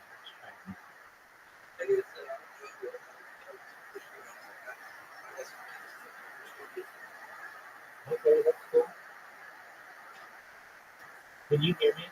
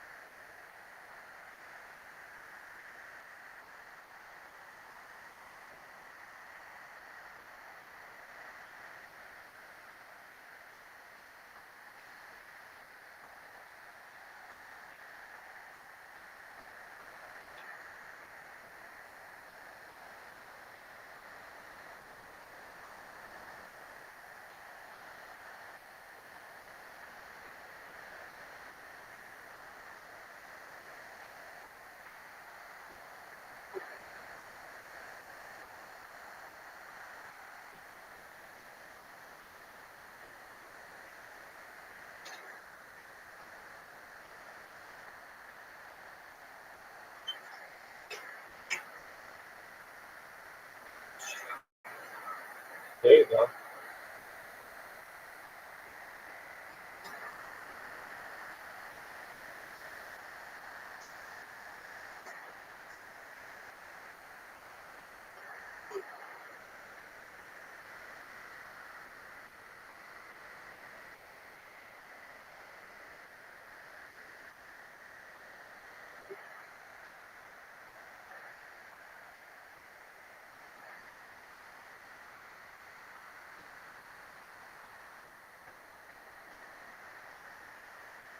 Yo,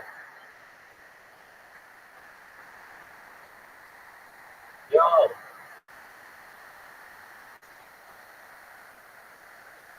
yo.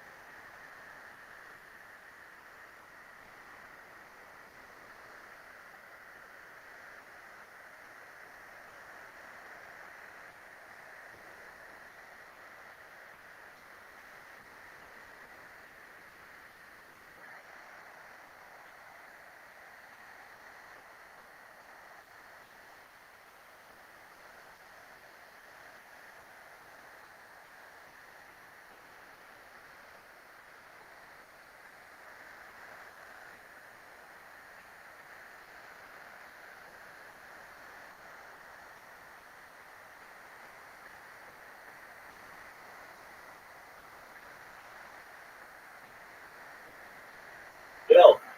Okay, is it working? Yo, yo. Can you hear me? I can hear me. Yo, yo,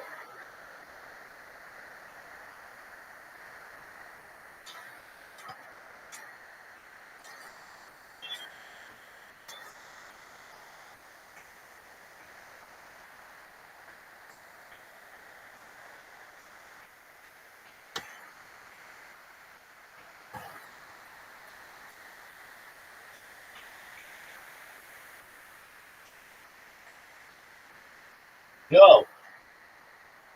Is this working? Is this working?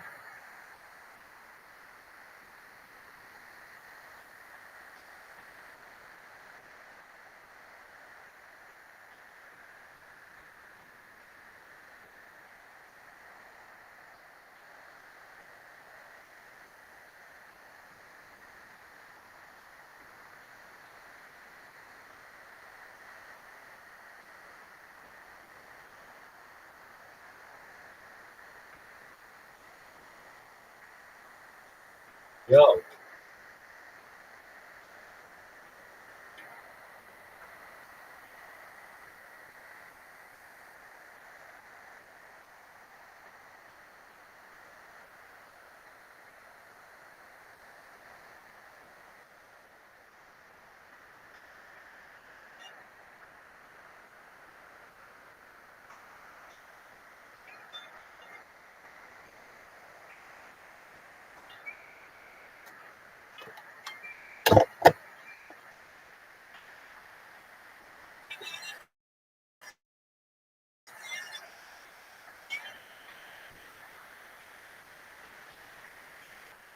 yo,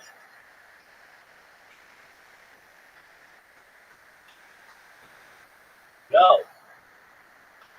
Okay, can you hear yourself? Yo, Kim, you slaying your dick like it's going out of style, son? It was that fucking cash. Fuck that cash, motherfucker. Yo, can you hear yourself, baby? Yo, you breaking up? Are you living like a pimp? Sideline to sideline?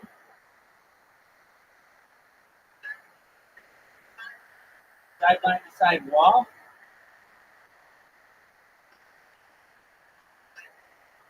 Hey, how about now? Oh, this shit sucks. Yo, dog. Yo.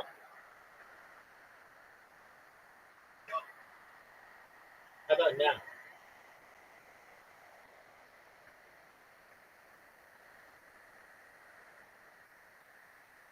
Yo, dog. Yo. Why does this shit suck? No one knows. This is the worst. There was once a podcast I was watching. What the fuck is this shit? Why does it keep breaking up? Go again. Try it again. Why does this shit sometimes suck? Who knows? Stupid. Who knows? He gave this to a motherfucker named Mickey. This bitch would work. He gave it to a motherfucker named Tony. This bitch would work. It's like they would fucking fell asleep. Yo, what is this shit? Is it working? Test, test, test. How about now? I guess. Kind of sucks though. What is it? It sucks. It sucks.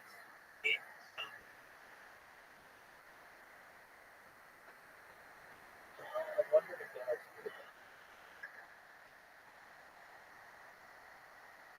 user stuff.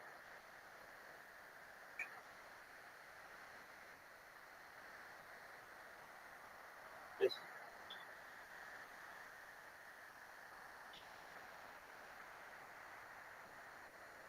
right?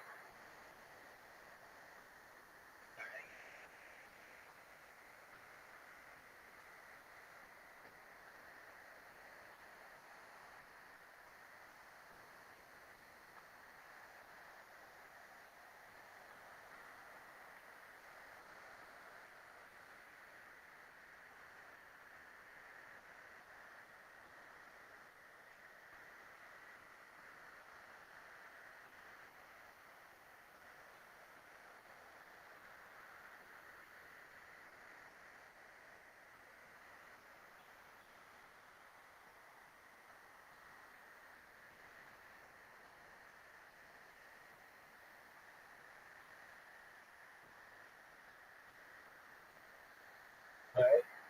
How about now? This shit sucks.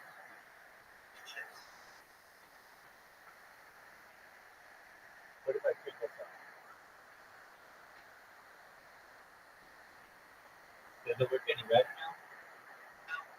Does it work any better now? Yo, yo, yo, yo. This is the worst. Yo, can you hear me any better now, Tim? Can anybody hear me any better now, Tim? I think I can hear myself better. Does it have to do with that fucking echo cancellation? Yo, dog. Yo, dog. How are you, man? We're just testing shit. Testing shit. This is the worst. Is it working better? I think so. Is it done? Is it done? Yo, man. This shit done. Yo. Stop that. Whatever. Noise suppression. I don't understand why they have like fancy noise suppression and then regular. What the fuck is the difference? Alright. Voice and video. It sucks at the beginning. Voice and video. Yeah. No, I put. Okay. Push the cut. Limit. The fuck you. The limit. Yo, limit that. This is the.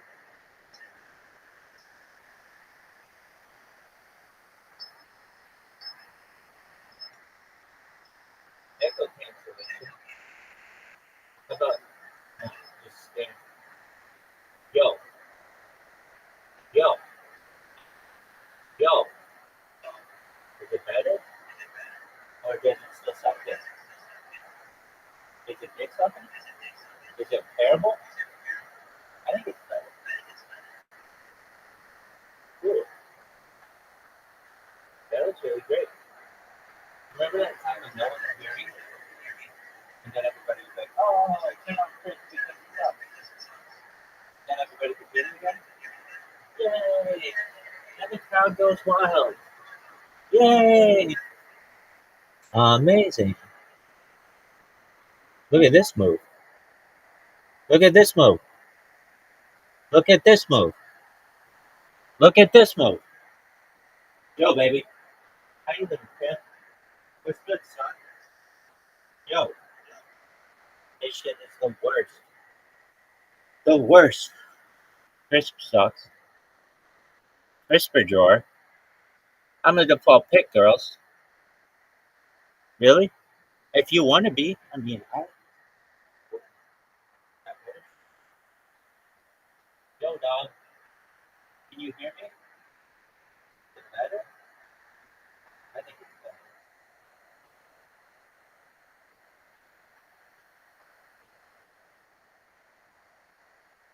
Dog, shut up the band. He just.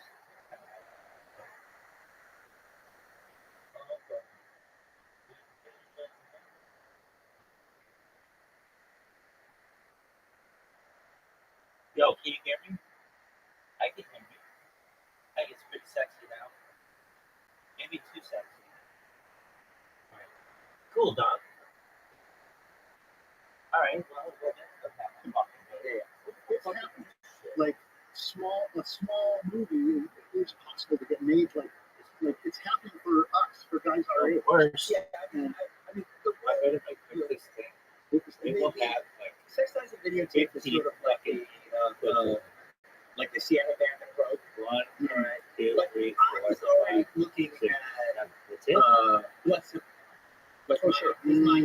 That's weird. And I what's still my that was okay. It's an artistic movie. It's arty. It's funny. It can play the art house. It's the art house. But Yo, there's a genre base to it. Oh yeah. There's a genre base. It's like it's a film noir kind of thriller done in a certain kind of way, but it's a genre base. Yeah, but that's the way you do an art. You do it, you make it a genre base. If you keep one foot in Because it's entertaining. yeah, if you keep one foot in exploitation in some way in genre, if you keep your foundation in genre, then you can do whatever you want. Like my favorite filmmaker is Stanley Kubrick. I love Kubrick movies. Okay, I can pretty much look at all these movies and say each and every one is a genre film.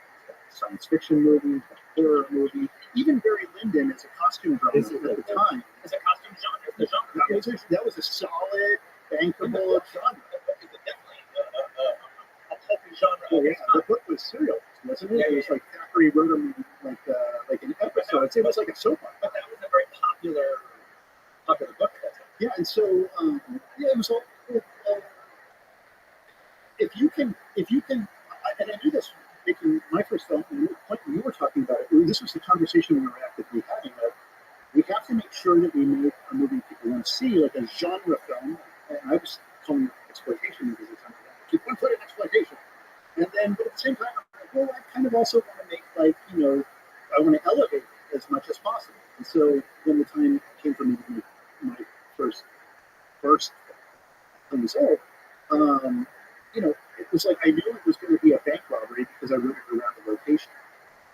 We found this while they were scouting for reservoir dogs. Lawrence Bender. Maybe you also got a location. We found this bank location, and Lawrence called me up and was like, "Hey, I'm calling all the revenues on you. I found this bank location, and if you have a script that takes place in a bank, we can kick together $200,000 and make a movie with it. This complete, solid, amazing location." And I said, Lawrence, this is your lucky day. I happen to have a script that takes place in the bank. And I was quickly looking based on the location. And as I was writing it, I was thinking, okay, I know that it's going to be a bank robbery. It's a bank. And so I know it's going to be a bank robbery, and that's my solid, bankable genre that I'm going to stick with. But I knew I wanted to do something more with it, and I had just traveled through Europe, and I'd been telling Quentin stories of traveling through Europe. It's called, you should do a movie called Roger Takes a Trip. And I still think I think it's a different movie. I don't think it's a. I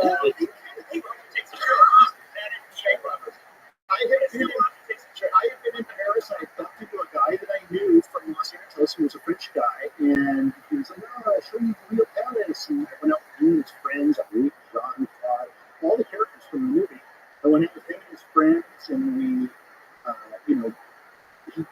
moved through Paris, and next thing This you know, he's shit doing heroin, and it started with you? No, not with me. I that was heroin. Yeah, it was like, no, you're heroin. Hold my arm. I did hold his arm. And like, I had never, I had never seen anything like that. Like he tied his arm off. Is it hold my arm? Hold my arm. He was the tying on. Yeah, you Roger, hold my arm while I shoot up. Sweet. So, And he doesn't quite know that this is all going to happen. That everything else has been a preamble to this. yeah, something like that happens, and then it's, yeah, and his friends were like, oh, Phoenix in the nose, just and things like that. And I'm like writing these lines down, like, this is great shit. And so I came back, I kept talking like about this whole story and about these guys and going, driving around Champs-Elysees, and this is where the fags sell themselves. Oh, and now we go into the nightclub down below. Where you do more heroin. What am I doing? Sorry, the police going to say anything? It's safer here. Like, you can do heroin anywhere in Paris. And it was like, I work at Lamont. Like, all of it was like basically everything in that movie. It's stuff that I'd actually seen. And so when I'm trying to make it as a bank robbery film, I just, think about it, and it's a bank robbery movie, but it's going to be about these guys. And it just became a movie about a guy going someplace and everything that he thought he knew was wrong. Like, you think, I haven't seen a friend in a while, you see him, okay, it's all about that kind of friendship and misconception. And he's downstairs at the bank. Johnny Rebel, the bad guy, is upstairs. Chaos is going on. He doesn't know what's going on upstairs. And so this kind of just became what the movie was about. So I just quickly wrote the script and then created a body of music to shoot the movie. Came together later and we shoot it. But it was the seed was planted. So the idea was, okay, I'm going to make a French film because I'm in LA. What can I do that would be different? Like that would make this more than just a bank robbery movie because of the experience I had just had. I was going to make a French film. Okay, I had no business making a French movie. I didn't even really speak French. I just thought it would be kind of cool. I like cool French girl and like greasy, dirty French guys, French criminals, and I just loved, Alain Delon and the samurai, the way he wears a suit, and the way he carries a gun, and the way he walks around. I just just adore that. And so I put all of that space that's in my brain into the movie. And then movies tend to take on a life of their own. They tend to be like children. It starts off as a concept, as a conception, as an infancy, and then you're raising that child to become the movie. And along the way, you're really just kind of protecting it, trying to allow it to grow into what it's going to grow into without forcing it to become something that it's not. And it's a little bit of a balance. You have to be a good parent, which means you have to give it a little bit of freedom to grow into something you don't know what it's going to be. But at the same time, you have to be willing to strong with it as well. So that's a very underappreciated. It's a fucking great. I think I'm really good at making underappreciated movies. I think I built a career with underappreciated. Those are the classics that you look for in a video store. Yeah. Look for the movies that were really good that nobody knew about. Saturday afternoons, not in. What? Even get you killing something. Well, I like it when the guy gets burned up. The hamburger steak. Yeah. When they were trying to talk to the cut out of it, I'll take my name off. Yeah. I did that actually quick. It was a great gorilla to have on my side. I did that time. But Why did they tell you to cut that out? but they're like, well, Everyone is afraid. Everyone's afraid. Everyone operates out of fear. taking my name off. The only people that don't operate out of fear, I think, is the director and the actors. Those are the ones who, if everything's working right, you're fearless. It's always executives. But it's my favorite scene is the scene with Hero Blonde when he walks into the close. Oh, yeah. And he's just like, wait a minute. And he's like remembering what he heard, and he realizes. Okay, so that's a good example of, because the movie was shot for, Explain the scene back. the scene was shot, Explain the scene back. the movie was shot for very little money. We had no money to make it. So I had to shoot the entire upstairs first and then the downstairs. Because it's like doing a company anything with. But I knew that when writing, and this is sort of a kind of a rule that we had was, one, make a genre movie. Two, Explain the scene. I'm going to. I said explain the scene. Don't you? What The you scene- the scene was a replacement for another scene that was in the movie that was too expensive to shoot. That's the short. What does that have to do with what I like? What I replaced it with was, and I had to fight for it, was a single shot. Because originally he goes downstairs and he sees a bunch of guys coming into the sewer. So he starts machine gunning people in the sewer. Because there was like a little sewer manhole at the bottom of the bank. I was like, let's use that. And so I had this whole thing. And the bond company had showed up, and you're behind schedule, and you've got to you gotta cut pages, and I couldn't cut anything, and I'm shooting upstairs, downstairs stuff, and so it's like I had to have something because he leaves the scene and then comes back angry. And so I knew I needed to have something, and originally I had this whole scene where the cops are coming in, and he reacts to that. And so I said, well, okay, I just need one shot, because it's all I could have time to do with this fucking bond company. And so I set up, which were actually really good. They were actually fantastic. I just set up a single camera. I asked for a kind of a Kubrickian lens, a nice wide, like we did for shooting movies and things. And I just had John Pete walk up into a close-up, and I just had him do, and I said, just walk into a close-up and start looking around and just start seeing things coming out of the walls. And no, is that the shot you're talking about? He does like a little magic trick beforehand, right? No, that's not the one you're talking about. No, that's the great shot. That's a great shot. No, the scene I'm talking about is, but that's why I'm going to explain it because I hadn't seen it in a long time. But it was. Is that the shot? No, that's the shot. That's the shot I'm talking about. Look, he's looking under the walls. He's looking around. But I thought the whole idea about it is the idea that I added those lines of dialogue in. no, but I thought the whole idea is he puts it all together. He realizes there's something going on, but the cops are doing this, or Eric Stokes is dirty with him, and it all hits him. He's ready to do something else, and he walks into a close-up, and it all hits him. But no, we, the audience, know what's going on. Yep. And then he's just like, well, it just shows that sometimes if you can't do what you want to do, what you come up with is better.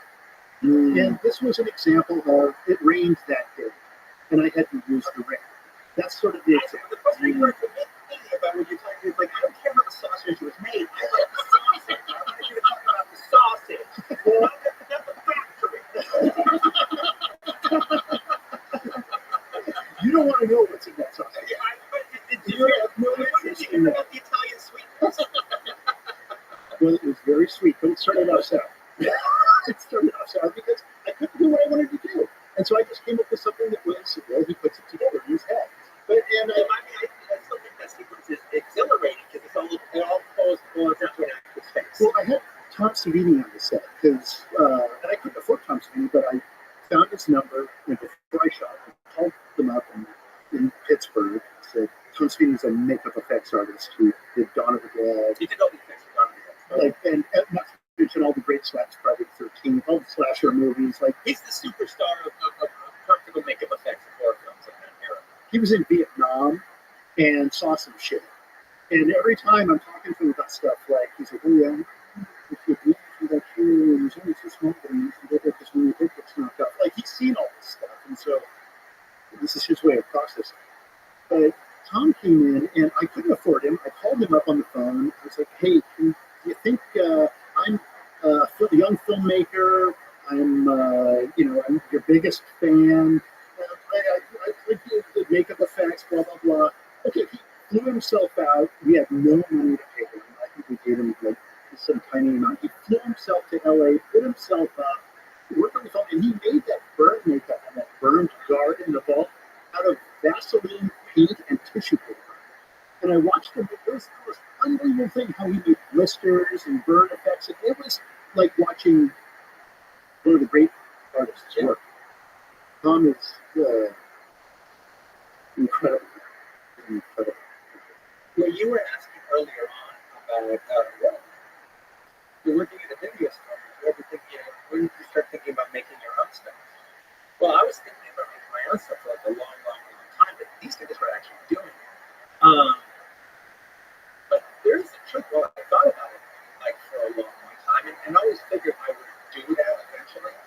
I did fall asleep for a few years.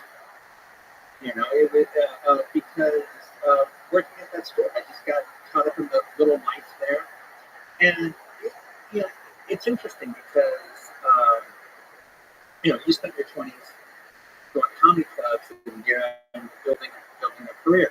So I'm still in my 20s there, and well, it's one of those things where it's like, well, this isn't my dream. This isn't what I wanted to do working at a video store for years. I wanted to actually make movies. It's not my dream, what I'm doing. But it's dream adjacent. It's close to my dream. It's close to my dream. I get to watch movies all fucking day. I get to talk about movies all fucking day. I don't have to work at a pizza parlor. I don't have to. I'm not delivering pizzas. I'm not busting ass as a bartender. I'm not busting ass doing menial jobs. I mean, this is the kind of job that you know I do. I'd go to the store if I wasn't paid to go to the store. You know, so it's like, you know, but for a couple of years, it did put me to sleep. It did kind of put me to sleep. It put my ambitions to sleep a little bit because I was happy enough.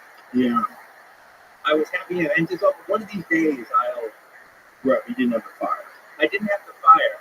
And when I got the fire, when I eventually got the fire back, and it was a life-changing thing.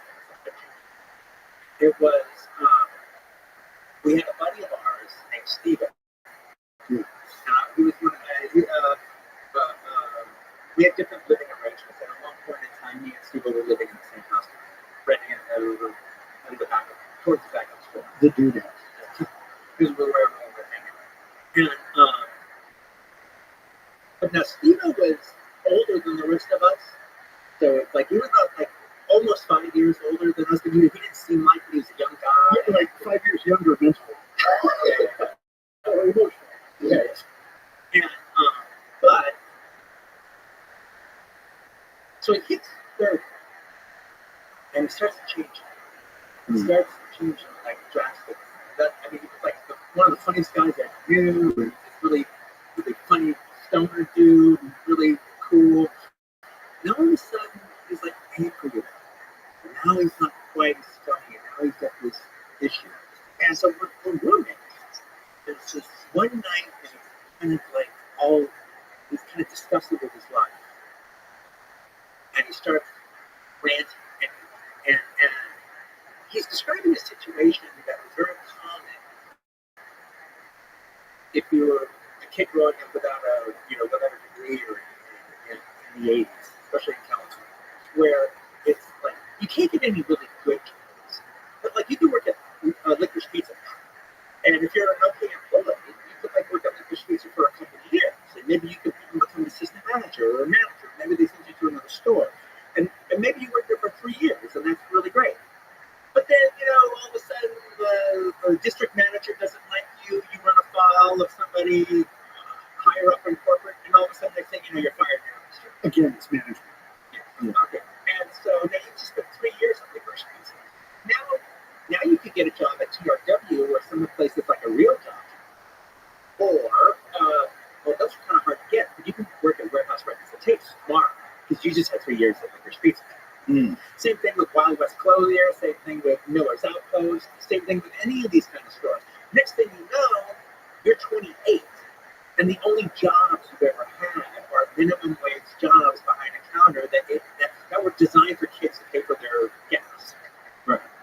And you like spent your entire 20s doing that. And then you start getting bitter.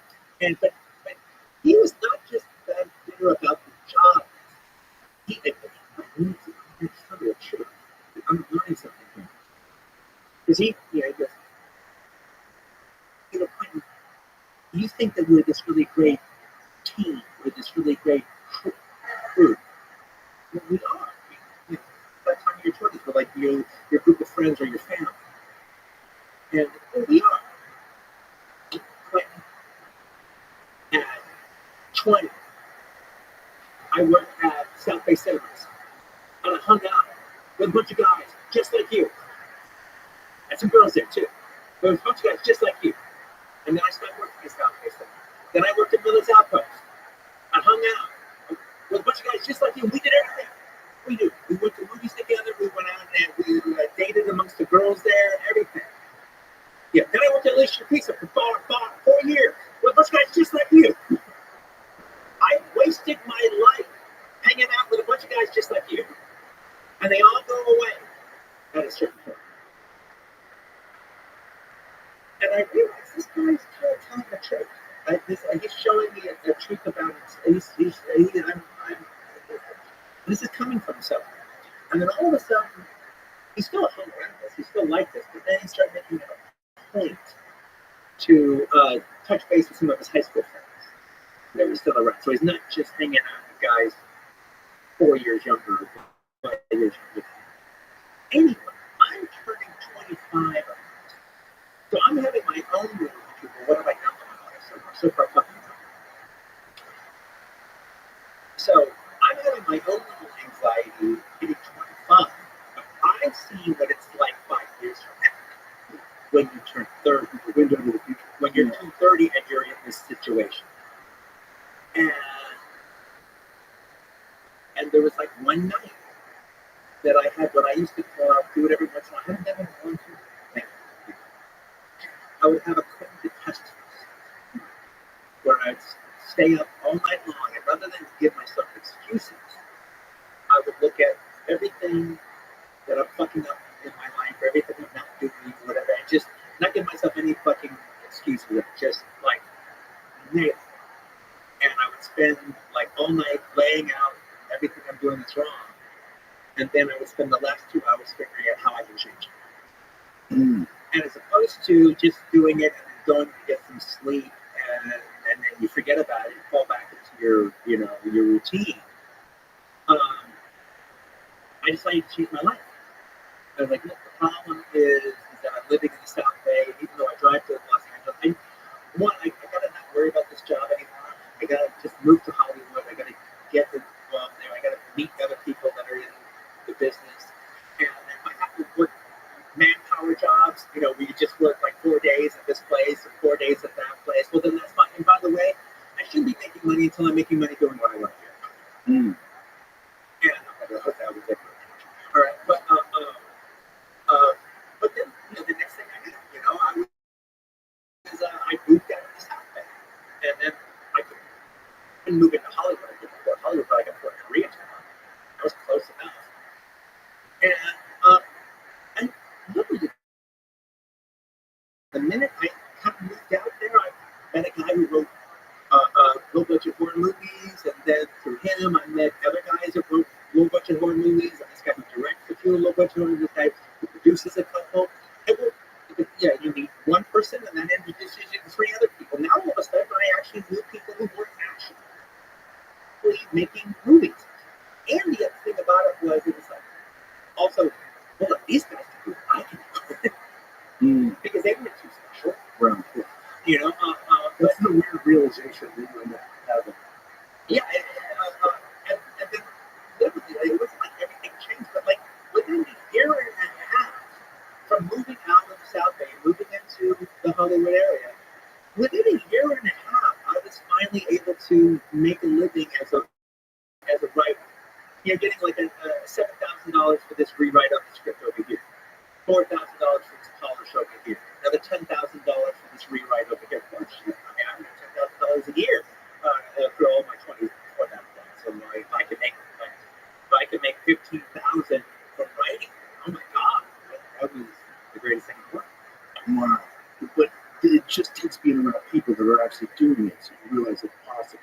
Well, it's the realizing it's possible, but it's also a situation where it's like, as opposed to talking to your buddies about comedy in Minnesota, your buddies who like comedy. No, you're at the Comedy Store and you're dealing with comedians every fucking night, and you're in the place where the shit happens, and you're hearing how the laughs work, but also like what's going on. Oh, Caroline's Comedy Hour is doing their tryouts for this, and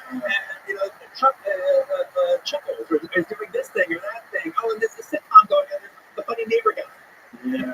At any moment, you're plugged in. At any moment, there's a circle of people rising in any industry, yes. And it's just a matter of finding those people, and those people will all gravitate towards the same things. Yeah. Yeah, they have different sort of like, hey, Benny, we have a spot for you that can be like, I can't do it.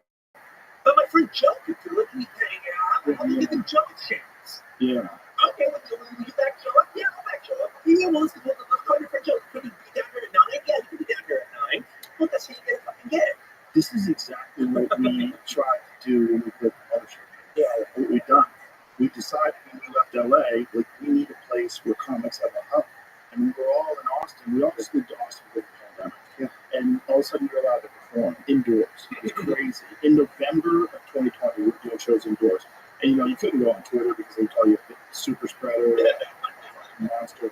But everybody started doing it. But, by the time 2020 rolls around, there's like 15, 16 world-class comedians that didn't used to live in Austin, but are here now.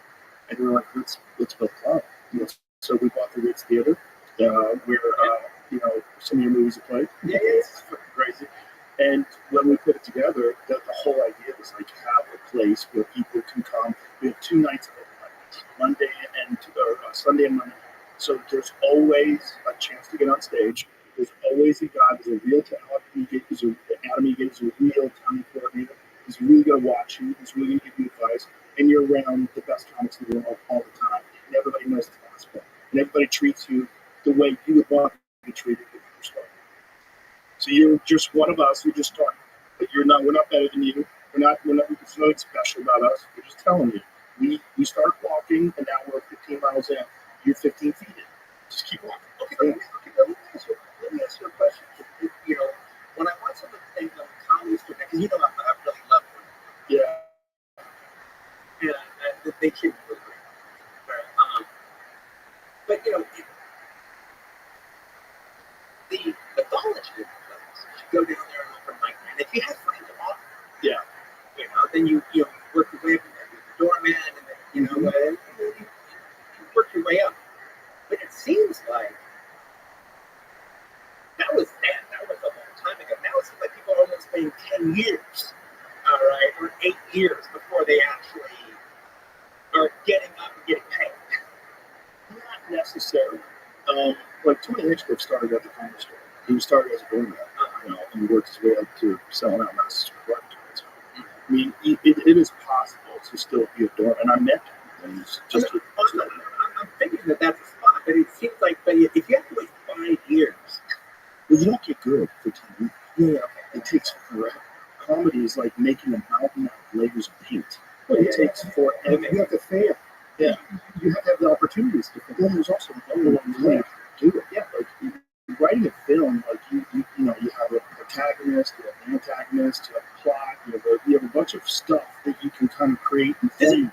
Would you really say that it takes 10 years to be a solid comedian? It takes 10 years to be a real headliner. Like It's a little different. Well, that's when you're a real comic. Yeah, You can do it an hour. Yeah, You can do an hour, and then you can write another hour. Yeah. Like you kind of know who you are. Because it takes years to build that. Well, that you have to be enough of a name of a draw to actually draw an audience. Yes. And you have to, usually you go on the road with a headliner, and then people get to see you. Oh, I remember he was here when Tom Segura was in town. Yeah, that guy's really good. We saw him then, and he did 15 minutes, and I was going to do an hour. It's super great. It's sort of that kind of deal. But it's the same sort of situation where most people don't, like if you're in Pittsburgh, you don't know what to do. You go up, there's a couple of mic nights, everybody sucks, and there's no inspiration. It's set up for comedy and set up fucking pizza plaza. Exactly. And it's good on the weekends. It doesn't work. I guess he's not for me. Right. It's good on the weekends because they'll fly in, Greg Fitzsimmons, some headliner, and you get to see a real comic for a weekend, so you get a little bit of an education from them. Maybe if you're lucky, the club owner will let you open for them or do 10 minutes on that show, and you kind of like get a feel of what it's like to perform in front of a real audience and be able to see a real comic. But you got to be around. Like, comedy doesn't exist in the back camp. There's no great comedian that lives in some small town by himself. Like, you can find some great blues artists. Or a great novelist. Yes, novelist is probably the best one because you don't live in your own head. You have to be around the other people that are doing it, which is exactly why I moved to Hollywood. But you It did wait. I recall living in Hollywood as well. I lived in freaking Franklin. Yes, You go from Plumber Park. You had a friend who gave you a valuable little piece of information. Yeah, he did. No, very much. You need those. You need those moments. Oh, I knew I was hearing the truth. And I knew I was hearing the coming attraction. Yeah. Because I was already feeling it at 25. Right. That Right. Are my topsoil years away? Right. The topsoil. Exactly. When it doesn't come back. It doesn't come back. You never get to be 21 again. Let's hit reset. Yeah. You get one weird march through your life. And if you don't, You don't want to wait until 23, but from 24 on, you need to be thinking about what you're doing. Get it going. Yeah, get it going. I think these conversations are so important for young people because there's a lot of people out there that do have ideas, and sometimes they have a little bit of a fire, and then maybe they have a job that's kind of cool, like yours was, and they get sedated. Almost the worst thing that can happen is getting comfortable, which I think is what we were talking about. Yeah. But, I mean, it all worked out. Okay, it all worked out really, really good. And the thing about it was, I did get comfortable, but I got comfortable in a cool place, and ultimately I did have the energy and the wherewithal to ultimately get dissatisfied with it and want more. The alternative would have been me working at a department store for those 40 years. Yeah. Right. And I would have been really been miserable. Right. Here I'm able to, in this instance, I'm still involved with them. It's the part, the sedative part was the idea that it was close enough. Right. It's close enough. I could get Those guys at the comedy store. There's a friend of mine at the comedy store. He was a bartender in the back bar, and he wanted to be a comic. But he was there. He was like 5 years after I met him. Like, hey man, you got to quit this fucking job because you're here with all the greatest comics in the world, but you're not going on stage because you're making good money. That's the velvet curtain. That's pulled over your eyes. Like, I worked on Lords of Dogtown, the movie about Zephyr surfboards and skateboarding, polyurethane wheels and surfing. I'm not like a surfer, but my entry point into that movie was Zephyr surfboards was exactly like video archives. And I imagine that this is like this in a lot of places where, you have a shop. They make they do skateboards, and they've got a shaper guy there. You'll skip anyone who's a surfboard shaper, who's sort of like Lance, the guy who runs Video Archives. And he started a shop, and he started all the kids locally, and all the kids who love surfing, like Stacy Peralta or Tony Alva or guys like that. They would just go hang out there, just like we would go hang out at the video store. So I looked at that and was like, okay, I don't really know anything these guys are going to the beach community, but my real entry point was I understand gravitating towards what you love and wanting to be close to it, and that if a video store is the closest thing to Hollywood in your town, that's where you go. Or at least if it's not a movie theater. Well, yeah, it was funny that when I started at the video store, it was great because, like I said, I got to hang out in this place that I enjoyed, and I'm surrounded by movies and talking about Access to all those things. But then also, there was also the situation of, I became like a little film critic. It was like, I was like the store with my little Village Voice. And I was the Andrew Sarah's there. I was like critic. And people would come in, and at a certain point, like, oh, good, what should I get? And the thing is, I'm not just like holding court on my own personal taste. Pretty soon they got a really good idea about my taste. But the thing is, I'm usually very people. I'm not gonna, get some housewives and watch some Donza movie that I movie that I really like. I get to know her. It's a Taylor's Taylor, and so I'm putting something in her hand that I think she's gonna appreciate. And I kind of know what kind of comedy she likes and who she likes and stuff like that. And so I'm like, really kind of gearing it in a certain way. That felt really good. Yeah, I felt like a film critic. Yeah. But one of the things that I forgot, I was going to go somewhere with it. I forgot a lot of my train of thought. But one of the things that ended up happening, I hope I didn't say it wasn't that ended up happening is we became really famous in the neighborhood. We were the video guys. Yeah. And, our store was a little different than most of the businesses that were in Manhattan Beach. And so everyone kind of knew us. We were the video guys. So in a strange way, it was a precursor to when it would be like to be famous for the whole world when it knows about you. Mm. In Manhattan Beach, I was like walking down the street, people like, hey, what? I'm like, I'm working in the store, I walk into the Jack in the Box, say, like, so, and come back. And then, we'd walk into the man's movie theater, all right, that was by the theater, me and two of the guys would walk in to go see the movie. We walked down the aisle and he goes to the theater, Yeah, I was in San Francisco once, and the guys from Red Cross, the punk band, they were customers of ours. I said, oh, they're doing a signing at this local record shop. I'll just go show up. I'll just show up there on 8 Ashford. And I walked in, and immediately the McDonald Brother guys were like, hey, it's the video store guy. Hey, man, come back behind with us. Yeah, I don't think they talk like that. It's good to get that slow drip, get a little bit of a taste of it before you actually get famous, just so you get a feel of what it's like. It still doesn't give you the full. It's like, oh, I'm just going to smoke a little weed compared to I'm going to mainline. Welcome, how are you? Well, oddly enough, what it did was it made me feel part of the community, which I have never felt before. I actually felt part of Manhattan Beach. I felt part of the Manhattan Beach. Now I was part of the Manhattan Beach. The people knew me there. And I was an upstanding member inside of it. Yeah. Oh, that just comes here? The fame thing is no one can teach you that. How are you? Some group of people who get together with people that are proud to be famous. It's like, hey, listen, we're famous already. Let me tell you how fucking weird this is.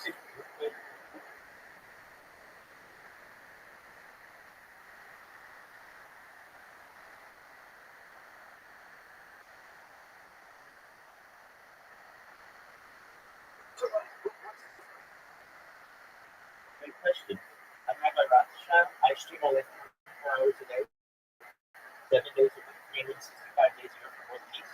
I don't want war anymore. I've been streaming going back to the pandemic for more than 3.5 years. I've seen the death of the queen, the birth of AI, the coronation of the king, and everything in between. How are you?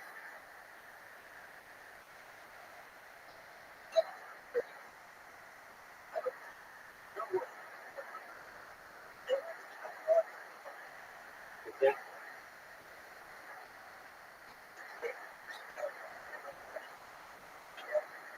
I've got like 13 YouTube channels simultaneously going right now.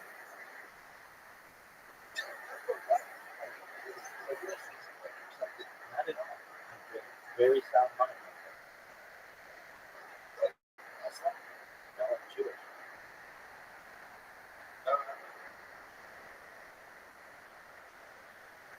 Here, I just sent you a link. Check it. You can see on my live stream. We're just watching the Joe Rogan experience. Do you know what Joe Rogan is? Yes. Excellent. Well, he's got Quentin Tarantino on, and they're just talking about movies and stuff.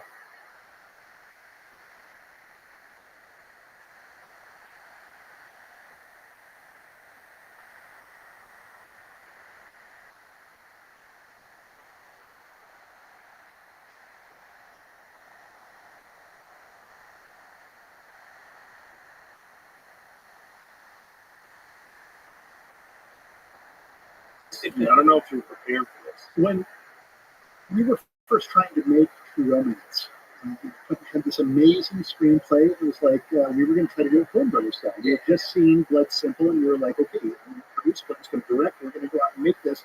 Our first thought was, okay, we've got this database of doctors and lawyers and housewives in Manhattan Beach. We're going to go to the video store. We ended up not doing it. We're going to go.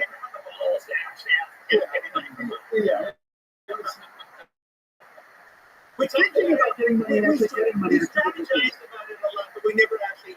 I drew up full partnership papers before that whole dream failed. of doing it that way. Yeah, nobody knows what it's like to actually be successful until you are. But in the beginning, did you guys feel like pretenders? Did you feel fake? Did you have imposter syndrome? I didn't have imposter syndrome because I did a movie and I was really happy with the film. But the thing is, when I felt like, I'll tell you exactly how I felt. I didn't feel imposter syndrome. Well, I guess a little bit. There is that element like you're waiting for something to tap you on the shoulder. Yeah. Get out of here. Yeah. Who let that go? Right. But what I had was, I felt like I was a reporter deep undercover. All right, on the opposite side of the line. Right. This isn't really me. I'm like those people over there. That's right. I'm deep undercover. Right. And I can give you reports from the front. Right. What it's like here on the battle line. Right. Well, maybe that was a good thing, though. It was a really cool thing. Because I think that's one of the things you did with your films is you did shit that was very risky.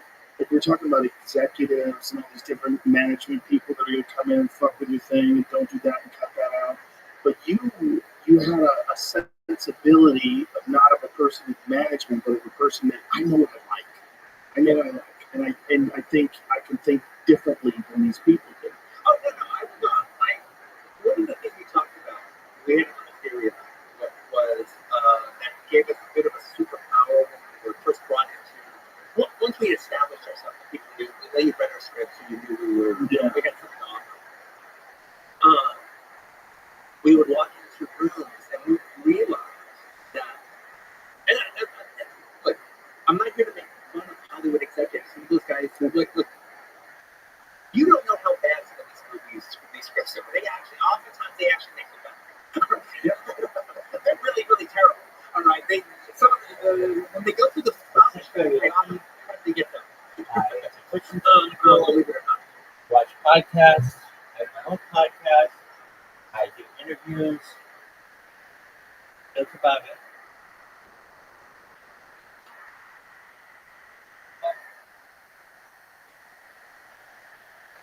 Welcome. All of them.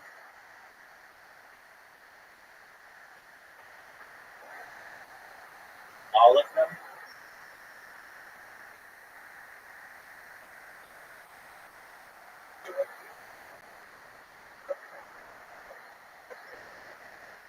I'm a certified project management professional, so I complete projects for companies.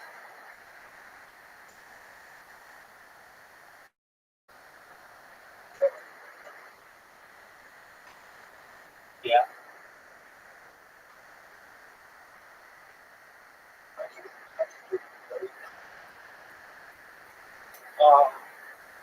I haven't.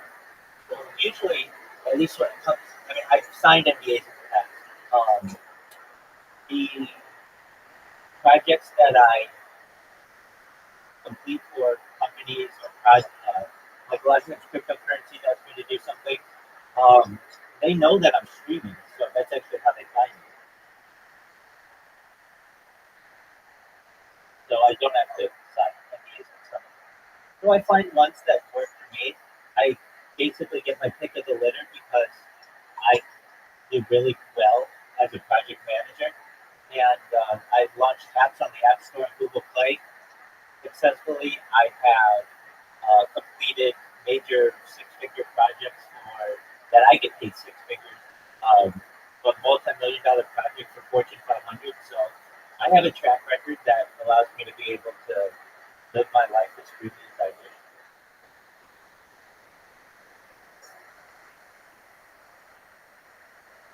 I hope that answers. Yeah, more than 3 years now. Yeah, it's more content than any person has on the internet. And if you didn't know, content is king. I have 10 times more content than that person. I'm live 24/7 on 14 different YouTube channels and 33 different platforms. I have over 100 YouTube accounts, over 200 Instagram accounts, over 300 Twitch accounts, over 1,000 TikTok accounts, over 2,000 Twitter accounts, and over 10,000 Kick accounts. Whatever person you're saying can't compete with that.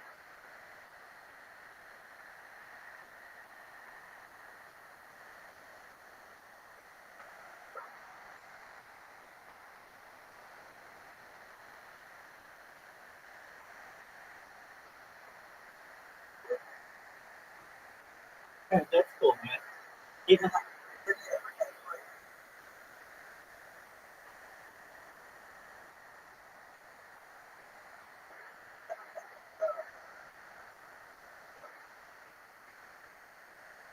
no, no.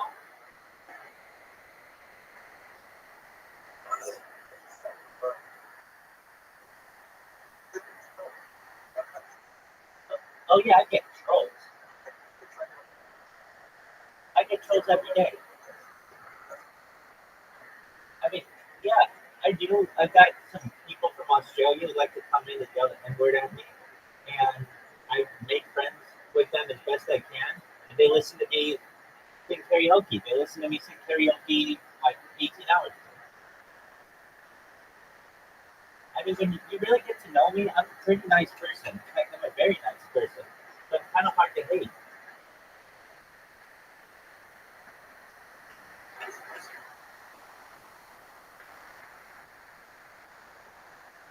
Welcome, welcome. How are you, Ludacris?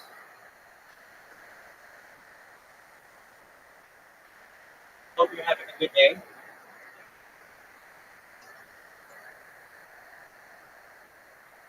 Did you see all my live streams on YouTube?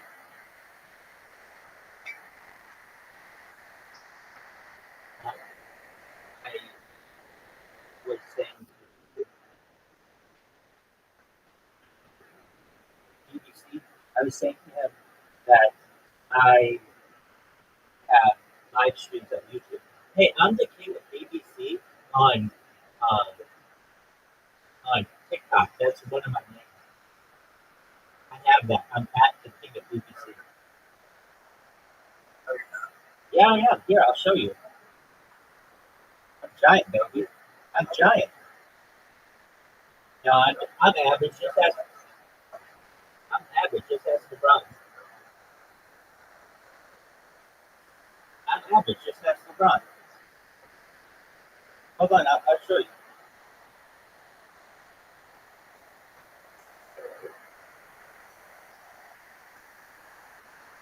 Here I am. I have 974 followers with like no content. I'm the king of BBC. This is my account.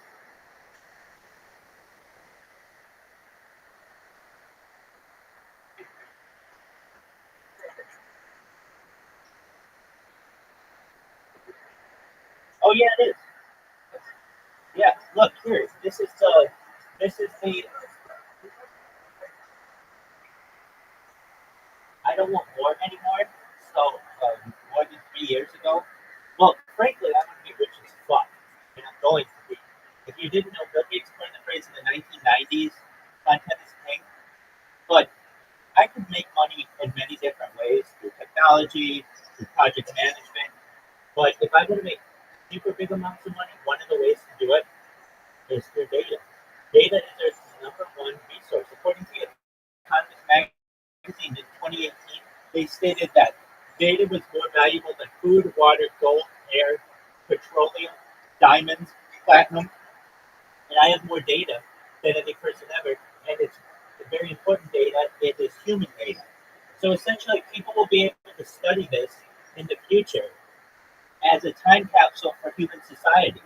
We talk about things that aren't normally discussed in general society, things like anti-gravity, antimatter, dark matter, dark energy. We talk about de-extinction, like bringing back animals back to life, everything from the woolly mammoth to the Tyrannosaurus Rex, perhaps, or raptors, or the Brontosaurus, or whatever. We can bring those back with science. We talk about things like life extension technology. We talk about alien disclosure. Uh, we talk about things like human growth hormone and stem cells and ambrosia therapy, which is using the platelets of the other people for the benefit of older people.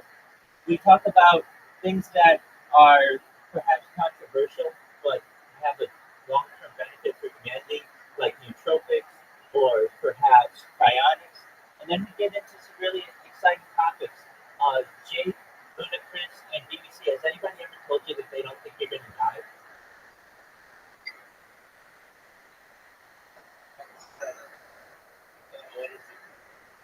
Excellent. I appreciate it. Well, let me explain why. I get that. But basically,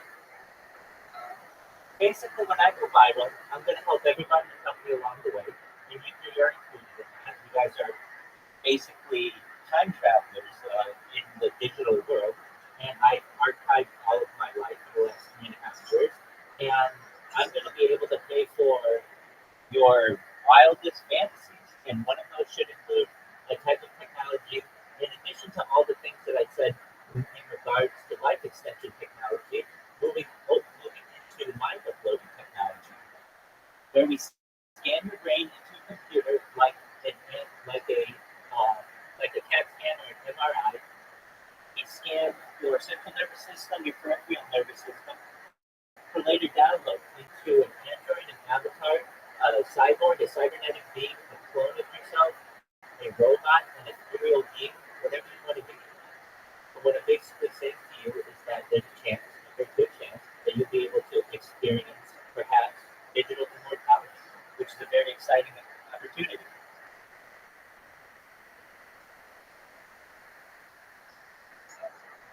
What dog?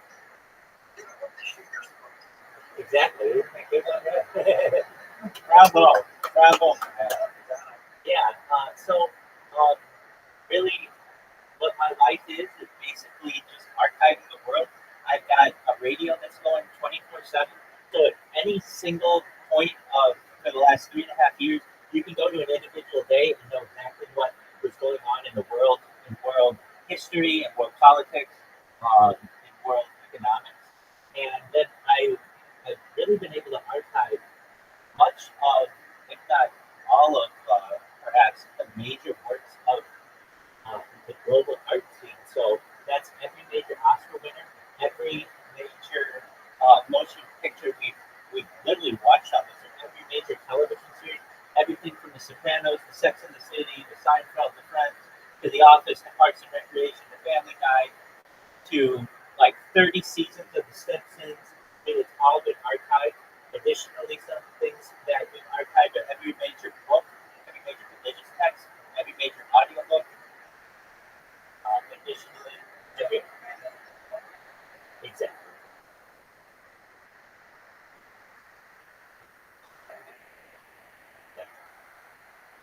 And I'm starting.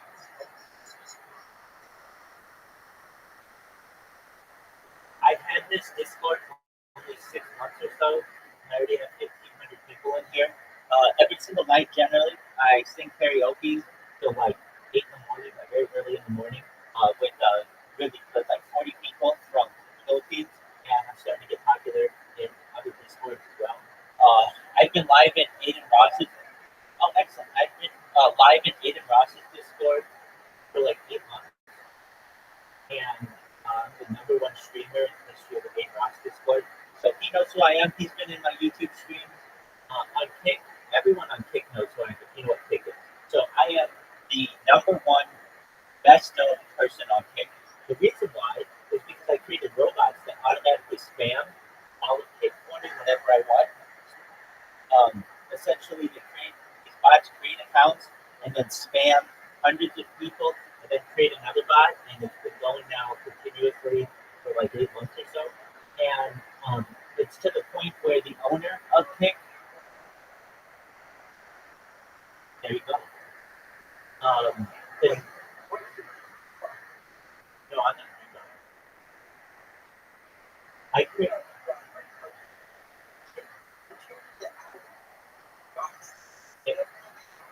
Yeah, definitely.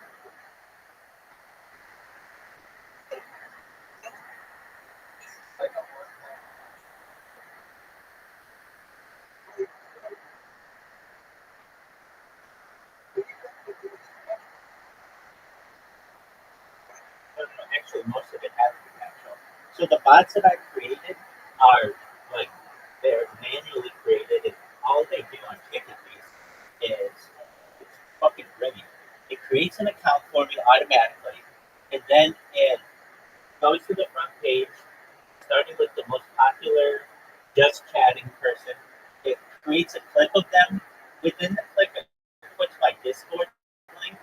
Then it follows them then it spams them with doing my Discord for listeners. So I mean, you ask anybody who's a popular streamer, you know who Amaranth is? Amaranth knows who I am. Aiden Ross knows who I am. Action Man knows who I am. Oh, absolutely. Do you know who Amaranth is? Right. And basically, it's this growing wave that's coming of people who are interested in what I do. Other people understand what I'm doing. They're sick of war as well, and they want someone who basically has a neutral stance to be able to speak on behalf of the people of the world to say that we need to put down our arms, release hostages, and come to diplomatic negotiations everywhere. There's no reason why I should put my hands on you, nor you put your hands on me without consent. And it's we treat other people the way that we want them to treat us. We can find a lot of peace. And then from there, that's when we can go ahead. I do. I do. Yeah, I'm based out of Irvine, California. Local note to our friend.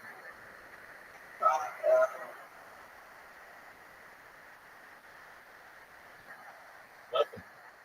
We just chilling with some new friends here. Feel free to get comfortable. I'm Rabbi Rothschild, if you don't know who I am. I stream out like 24 hours a day, 7 days a week.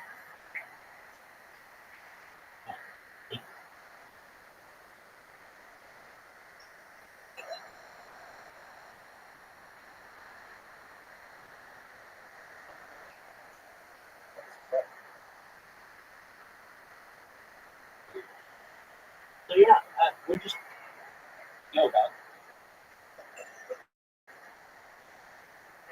Go ahead.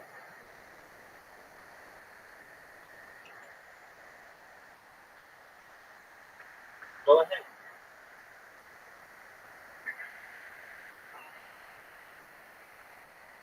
Like actually a little less than 8 hours. Now sometimes that happens, but no.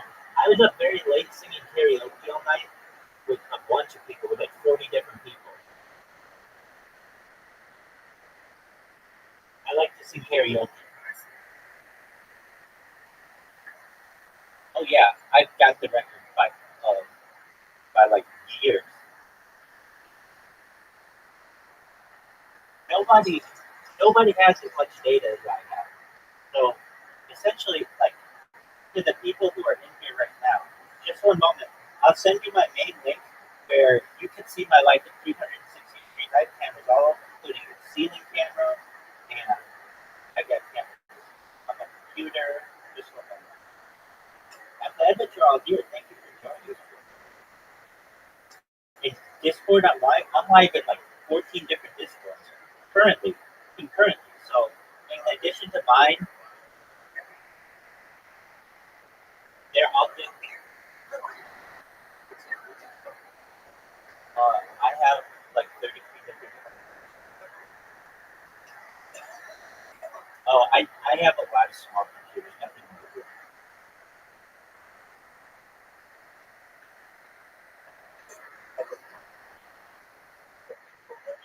No, I don't think that would be as effective because usually you can't be in simultaneous, for instance, like Discord. You can't be in simultaneous Discords on one device usually. Okay, I mean, I'm not essentially going to be able to do that in addition to 14 different YouTube streams. Even with virtual machines, I potentially have to have different IPs.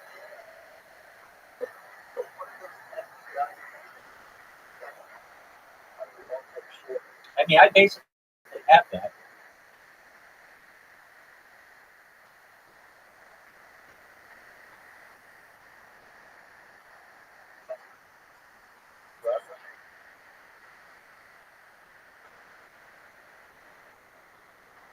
I think it's a great question. Perhaps I retain. Perhaps I just do it under the covers. If anybody who has any questions can just wonder what I'm doing under the covers. That isn't to say that perhaps I've not done it in the open as well. I have, but when I find when I do that, I lose my account. If you want to see it though, I I have really no reservation. Yeah, go to Rabbi Rothschild 18 on Instagram. It's the pin. Uh, it's the pin. You can see it. It's average. Just ask the Rob. So just perhaps. So just go to Rabbi Rothschild 18.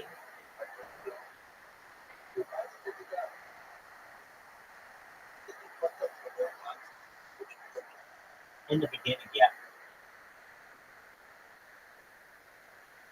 So I got a bunch of different accounts and because of that. So but I do have a bunch of the content that was archived on redundant streams that I have. So I have a bunch of it on Instagram. So you can see it on Instagram.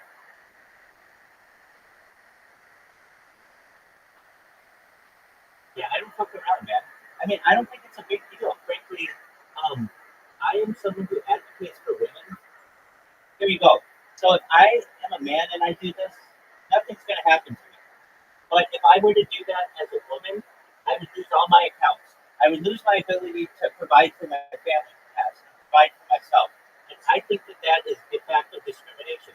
I don't think it's right that we discriminate based on the color of someone's skin nor the content. Yep.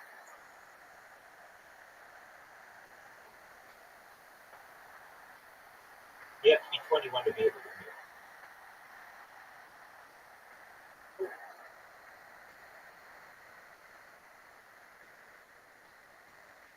Wow, look at that cloud. Jake, that was amazing.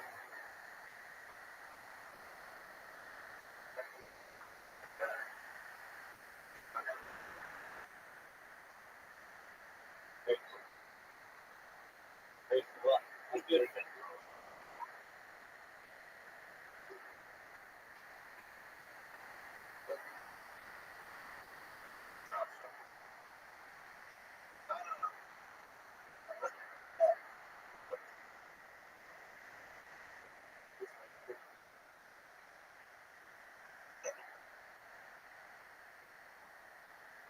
That's wild. Well, Jake, well, Jake,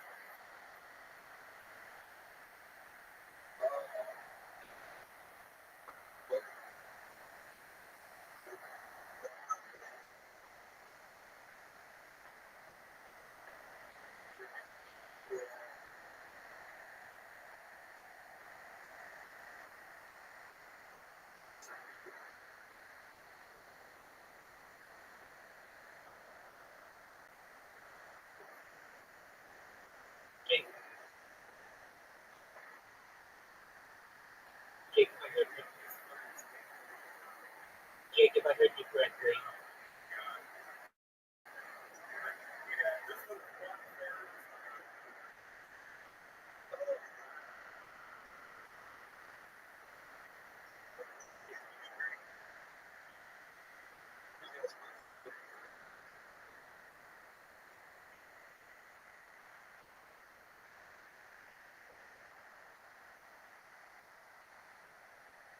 so we're just chilling, watching Joe Rogan interview Quentin Tarantino. So feel free to watch along. If you have any questions, I'm here for you. He's even more of a trip in this. He's even more of a trip in this interview. Here we go. But the thing is, though, you'd walk in there and you don't become this super successful executive by being doubling down on your own opinions. You kind of want to get the temperature, get a consensus going on. You're going to have to match. He does That's give not how drugs people about it. establish themselves as executives. The D girl doesn't become the head of the development process by, being the punk rock person who's, shooting for the plimsolls. They're looking for the wrong stuff. But film people film buffs. The one thing they have is their opinion, and they spent years defining their opinion, and they almost have nothing to show for their dedication to cinema, other than their highly evolved opinion. So you put them in a room and say, "Well, what would you do?" Well, it's about time you asked me, and then you. And Oh, then I all of a didn't sudden say that. That's a fantasy on that. If you want to see it, just go to Rabbi Rothschild. He has the strongest point of view. He who has the strongest point of view in the room wins. And it's like, don't If you're 13, then you're going to get kicked out of here. But the You better. matter, How old are you? only can hear the sound of his own voice. He definitely has the strongest point of view. It's refreshing to them. Yeah. Invariably they hire you because you scare them. You're a little scared. And they, How old are you? They want to be like a little thrilled by it. Right. But What then, year were you born? like a girlfriend or something, they want to change you. Okay, that's going to make you more. Just make sure you're And then, saying I don't want to tell insult you you to just stay true for to the fact that initial you talk a guy lot who was about in the room. sexology. Situation where I had a That's not guy that was an executive, actually, director, and he was talking about, "Oh, I've seen these jokes out there. What they do is special. I think I have it." And so he finds I had a book and they adapted, and now he's I have no. and he's getting. And then he realizes the differences between himself and his wife because he's dealing with another director about something. He's an executive. He's dealing with another director about another movie. And he asks me very important questions about his movie. And the way he answers it, he realized the difference between him and that director. And he was like, realized, 18. see, he's a real director because he sees the movie. He sees the movie in his head. The question I asked, he went into his head and he saw it. He saw it. 18. And he could actually answer it. No, the flower pot is green because he sees the entire picture. And I don't see it. I'm just doing my best. I see it written. All right, but I don't see the movie in my head. I'm just doing my best with the written material. He's the Comedy Central executive who thinks that he was killing. Yeah. Right. Right. Downstairs in the chair. What you're saying is exactly what happened to Chappelle. So the Chappelle show, like they love him. He's this wild dude, and then all of a sudden, this is too wild. This is becoming really successful. We can change you. They want to stop saying the N-word. They want to stop a bunch of different things on the show. And we'll give you all this money if you roll over. They even literally that was going to give you $50 million, and this is what you're going to get. He's like, no, I quit everything. I'm going to go to Africa. I'm going to hang out in Africa. I'm going to quit stand up for 10 years. I'm going to come back and still be the best. It's so good. But that's really him. If you're around him, he's an artist in like the truest sense of the word. When I was young, one of my first jobs was actually given to me by one of our customers, this guy John Lang, who did that show, Cops. And so, like he was, getting his power turned off and stuff like constantly, and he was struggling to get by. And he would do these little things with Geraldo Rivera, his peers. No, I don't need donations. Keep your money. Just go to Rabbi Rothschild 18. You can see the whole show. Picking up dog shit in backstage with our hands so that Dolph could do aerobics on that little fancy noise. And so, I'm like the first, I'm a PA working for a driver. I'm running around town. My car is like transmission's going out. I'm trying to figure out what I'm going to do. Not what I want to do. I don't want to work on cops, but like I need the job. And so I go and I meet with John. He's been a customer of ours and father. And I go into his office and we sit down. And Cops has just started. It started because of a writer's guild strike. There was a writer's guild strike, and so Fox was like, that show has no writers. And so they ordered this thing. He went from nothing to like. We're just chilling. I'm going to stick karaoke pretty soon. But I'm just watching this Joe Rogan, see what he's doing for work. Up with the idea with partner Malcolm. Yeah. All right, so he comes in and he's like, we've got a really good idea for a show. So he's I just describing Cops before Cops has ever been made. Yeah.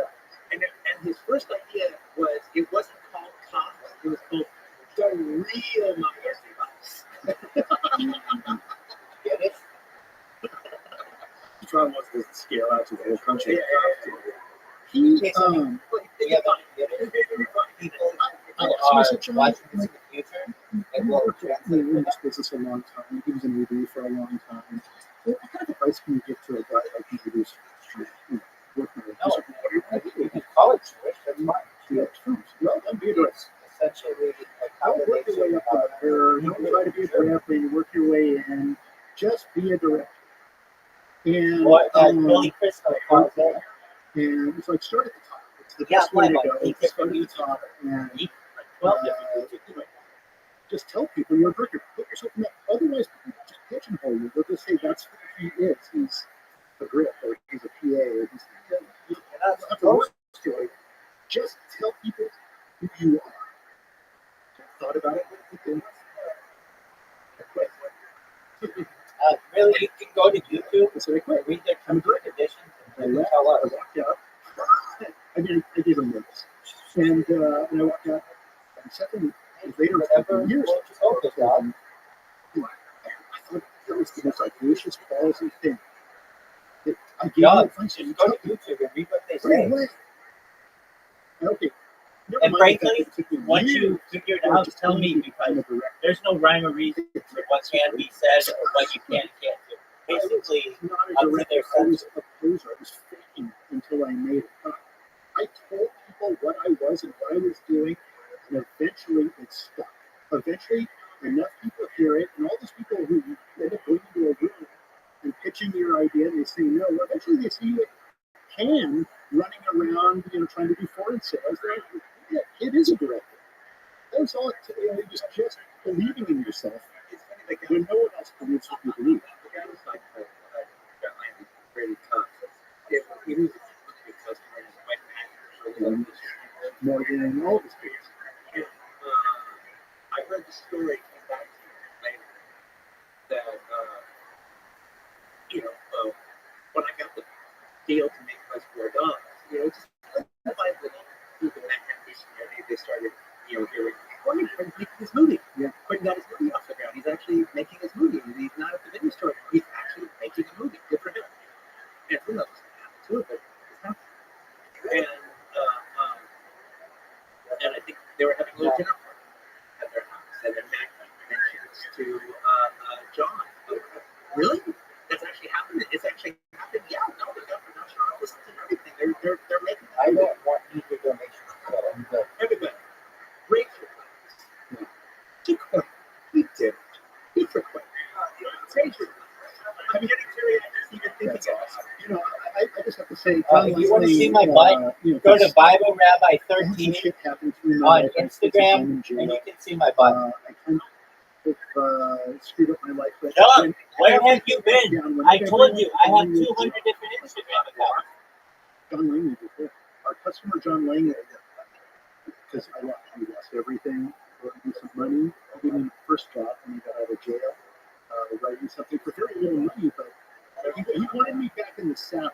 I love this. Yeah, so I've got 100 different YouTube accounts, Yeah. 200 different Instagram accounts, 300 different Twitch accounts, super intelligent. 1,000 different TikTok accounts, 2,000 different Twitter accounts, and 10,000 different Kick accounts. I kept a really detailed, super detailed journal about like everything that's going on around me, and really, that was a very intense experience being placed into a room and the doors closed, and you're just left with yourself and everything. All I the don't things allow that people to go in general chat, not because I don't want people everything to talk, that's kind of but when I allow people in there, they just post and you're like, just left with your I had an incident that happened where somebody posted a GIF of somebody circumcising themselves, which was very bloody, and they posted it all throughout my municipal server. So I stopped. There's a concrete. Yeah, there you go. So if you want to see, if you want to just type anything you want, go in. There's a free speech channel and a self promotion channel for whatever you want. I've never wanted to write more than when everything was taken away, and I've never felt about the world. And I've Free never, speech channel. I But if you look it was where all these VCs are, If you look at the chat, there's all kinds of stuff. You're in a secular, you're in a cell. I mean, what you got to do. And you're right. It's like you're very smart.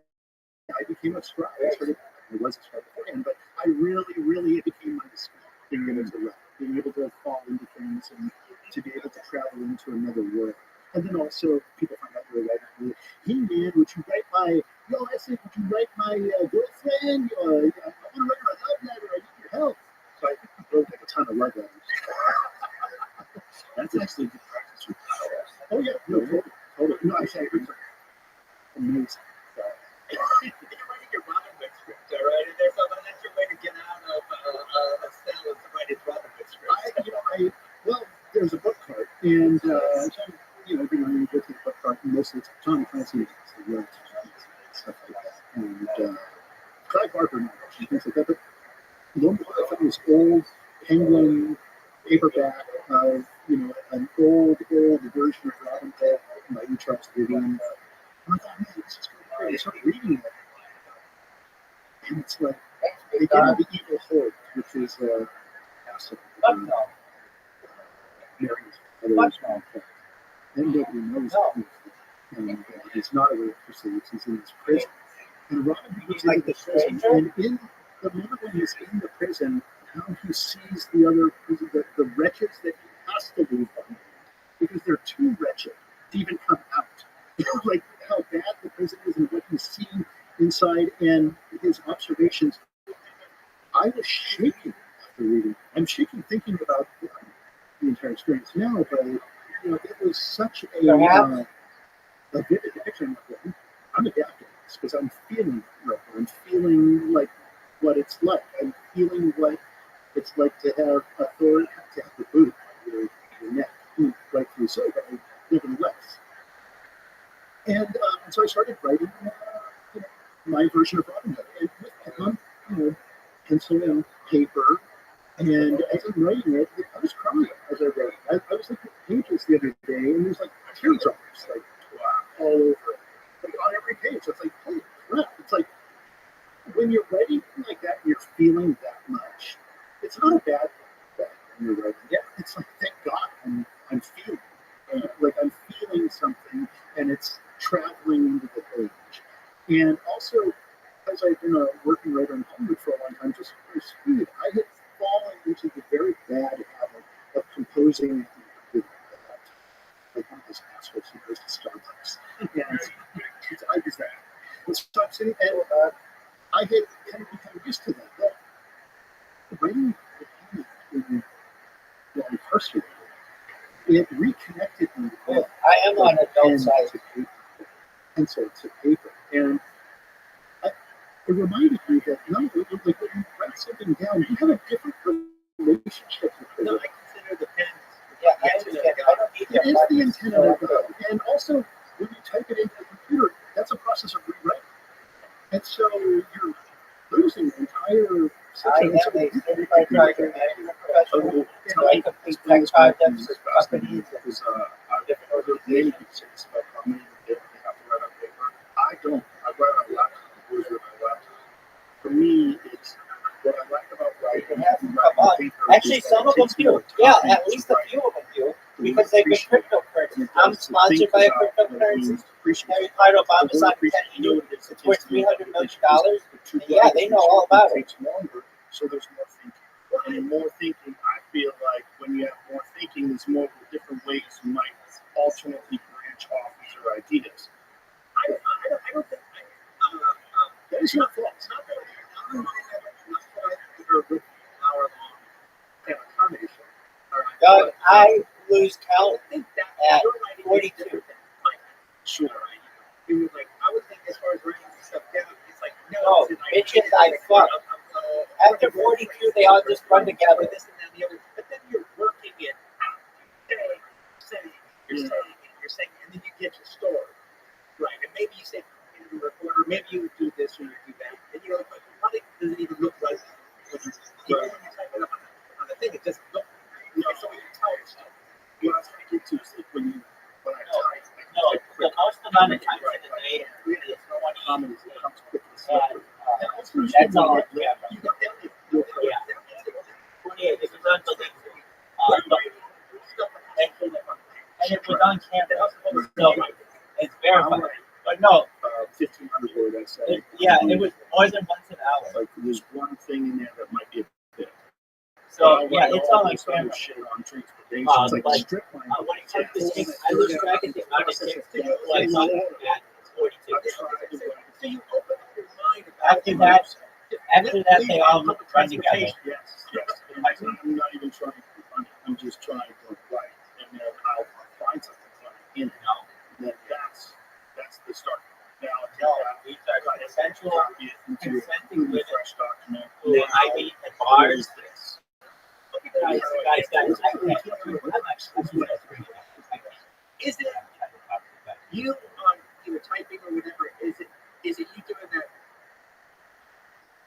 a 8-page thing on transportation, or is it more likely that you're just pacing around? No, Doing a running monologue on public transportation. well, sitting still, right? That's true. The thing about typing is I type good. So not great, but I don't have to keys, not typing quickly. And if I have a good laptop, like a ThinkPad that has a lot of finger travel, you really feel it. And I get into like a zone. And then it's just about like yeah. And then it's just about trying, but they don't always come out the same way because sometimes when you bring them out on stage, the moment lets you know this is not the way to go, it's this way. And then all of a sudden, like, God, how did I not see that in front of the computer? Because you weren't in that vibe of the crowd. Like, it's like, you don't do it on your own. You have to do it with that. It's like the one art form that literally cannot be practiced in solitude. You have to do it. So when I write like that. But I also write things down on pieces of paper, or I also write, like, whenever if I have an idea, I got to catch it. Well, they're not going to give you that computer in jail. Right? Well, that's true. You're going to be forced to write it on pencil, and that's going to be an okay experience. But what is it that makes it to you like the hand of God? Like, what is it about writing on paper? My little analogy of it is you can't write poetry. Why not? Well, because I'm going for a rhythm. Right. I'm going for a rhythm, and then and there's a connection between my chicken scratch, this paper and this pen, as opposed to this other thing. And the more unintelligible and only I can read it, the more legit it kind of is. And the thing is, and it's fun. It's absolutely fun. Okay, when you write by hand, you over, way over. Yeah. You're just getting it out there. You're getting it out there. Then after all the vomit, then you sit down with the typewriter, or then you sit down with the thing, and now you take the vomit and you take it. And now you make the sentences work. And now there's more creativity. This stuff. Okay. Now you make, and now you come up, and now you make it work like a writer. Now you make the page work. Now you make the sentence. Can we stop for a second? Yeah. Hey, yes, Yeah, you want to touch some stuff. he didn't do anything fun. Until this show, I will have a cigar. That's the truth.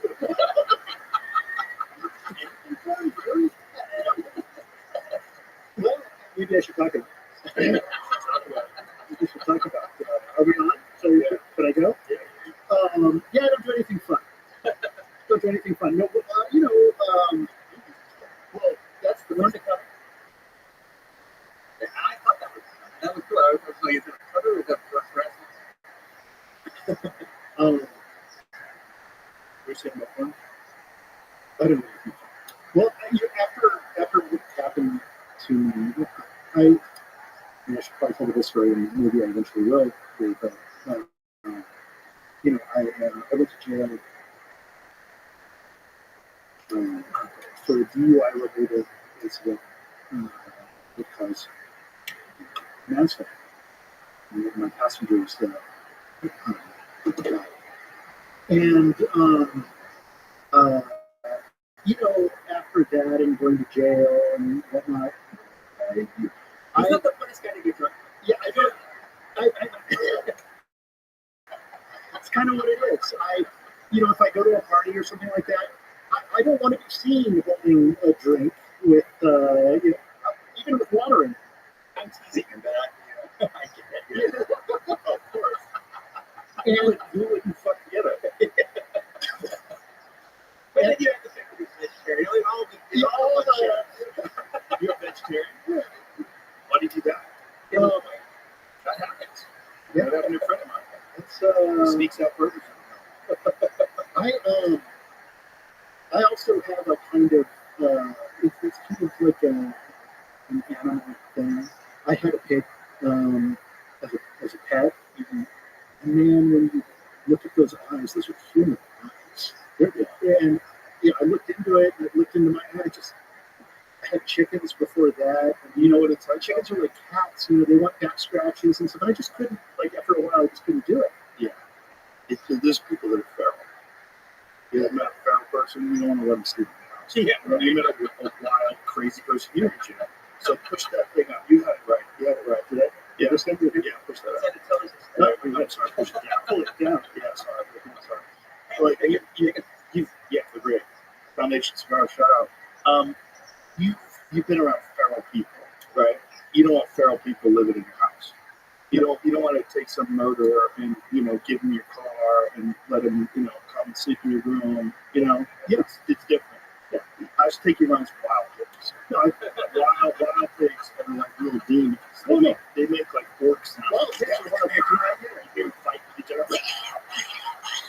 there are people who are like that also. Exactly. That's my point. My point is domesticated people are awesome. Yeah. Domesticated people like yourself and myself, we're really fun to be around. We're nice people. We know, Uncle Rob, no one's going to kill you. There's a difference. With the wild, so I understand that you wouldn't want to eat animals, but they eat each other. And it's just this bizarre cycle of life. I think it's where you're getting your animals from. Are you getting your animals from this mass factory? That's the other part of it is, I think there's a line in Highlander 2 where Sean Connery says, I don't eat anything that I cannot identify. And I kind of feel like that as well. Like I don't have a lot of trust for large industrial. You shouldn't. But you can get meat from like a farm. Like you can get it from a ranch. You can even go to one of those. They have those. What are those farmers market type deals? So you meet a rancher. Yeah, I am not like one of those people who are like, never. Like if I am in the right place, in the right environment, and the right food is like if there's on an island in Greece, the guy comes up from the boat with a basket of fish, and which one would you like? I'll take that one. Sure. Like, do you at least eat eggs? Oh yeah.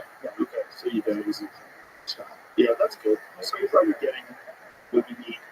When I was eating eggs, I tell people like eggs are free. No one's getting hurt, especially if you have your own chickens. That's the greatest thing. We have 15 chickens. There's nothing like eggs straight from chicken. Oh, it's great. Nothing It's like also it's karma free.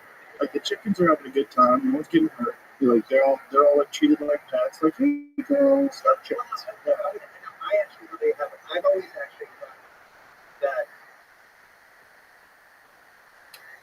an exotic pet would be to have like a chicken. Like one chicken. Yeah.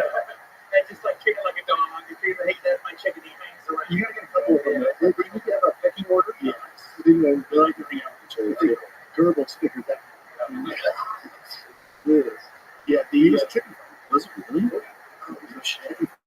That's how he worked out all of his policies in the camps. We shouldn't talk about that. It's not like it's a chicken farm. It's just it's like the name Adolf, right? You can't use it anymore. You say can't have that mustache anymore. You can't have a cap. Remember Michael Jordan tried for a little while? Like that's how competitive that guy is. Like, fuck that, I can't wear that mustache. He had to hit me for a while. I think I can make it happen. I'll make it happen. He just decided he's gonna punch it through. As far as writing material, I'm just thinking about it right now. One of the other things I had to contend with was they would confiscate anything that I wrote. So Like once a week, once every 2 weeks or so. Why would they do that? Was it illegal to write? I was considered a security threat by what I was writing. And Because you were telling when the they truth first about what was that, and then when they sent me in, like I was placed in this like solitary confinement thing, like, hole, and you're in there, and I'd never been in anything like that before in my life. I was thinking, this is like fucking Guantanamo. If you think about it, I've got due process at least. And so I'm in this like crazy Kafkaesque, mechanized, totalitarian environment. You're in a room where you have no window and lights are on 24/7. And I don't care what anybody says. You go into a room 3 days to practice sound and the understanding of time. You go crazy after after 2 days. You're insane. They broke 2 days. I said, I just yoga, meditate, no problem. After a while, if the lights are on 24/7 and you can't hear it's like being inside of a seashell. It's slowly nuts. Is that by design? Oh yeah, for sure it's nuts. It's like you're placed into and so about once a week, like when I was in population, about once a week, middle of the night, lights are down. Something like, come on bright. Lights are always on. Lights come on bright. Suddenly a bunch of guards come rushing in through the doors, storm into the tank, into the section, and they pull everybody out of their cells and strip everybody naked and put you up against the wall. So you're up there with, sunshine, leader. Like everybody's suddenly you're all. One moment you're being kept separate, and next moment you're all naked together, sitting up against the wall, and they're going through everybody's cell. They're just ripping your cell apart, looking for anything. Usually they're looking for heroin, shank, or a weapon of some kind, cell phones, anything. Like they're looking for anything that's considered contraband. Okay, for me, they were looking at my writing because when I was in solitary at that time, like literally on kites. A kite is like a requisition that you send out to the guards. You're not allowed to talk to the guards. You don't want to talk to them. You tell them what you want on a kite and give them the kite and they take it off. Maybe it answer. I never have an answer. And so they come in, they strip everybody naked, they take all your clothes. Now, under the guise of we're doing a laundry exchange, and so everybody gets new clothes and you end up with big baggy pants and something too small for you. And they would look for contraband for everybody. But with me, they would look for whatever I was writing. Because when I was in solitary, I was writing, like maps. I would map the place like a fucking idiot. Like I still was, I'm writing about Eisenhower, the guard. I saw him watching, literally saw him watching a little TV, Nazi propaganda, like Triumph of the World. It's playing on his TV. He's watching it. So they didn't want me writing all my stuff. They were like, that guy's a fucking threat. You get whatever he's writing. And so I noticed that whenever I was taken out of my cell to shower, to the yard, to whatever, that they would come and just take whatever I written. So I learned that they couldn't take or open letters to my attorney. So, because it's privilege.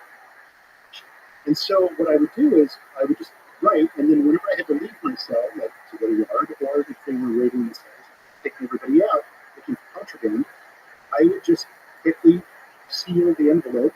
My writing would go in, I always left it when I was working, in the letter to my attorney, and then as soon as they would read it, I would just seal the envelope, and that would go up. And I'd send that letter to my daughter, who would then type up the pages that I was writing. And so that's how I wrote several scripts. Was like that. Wow.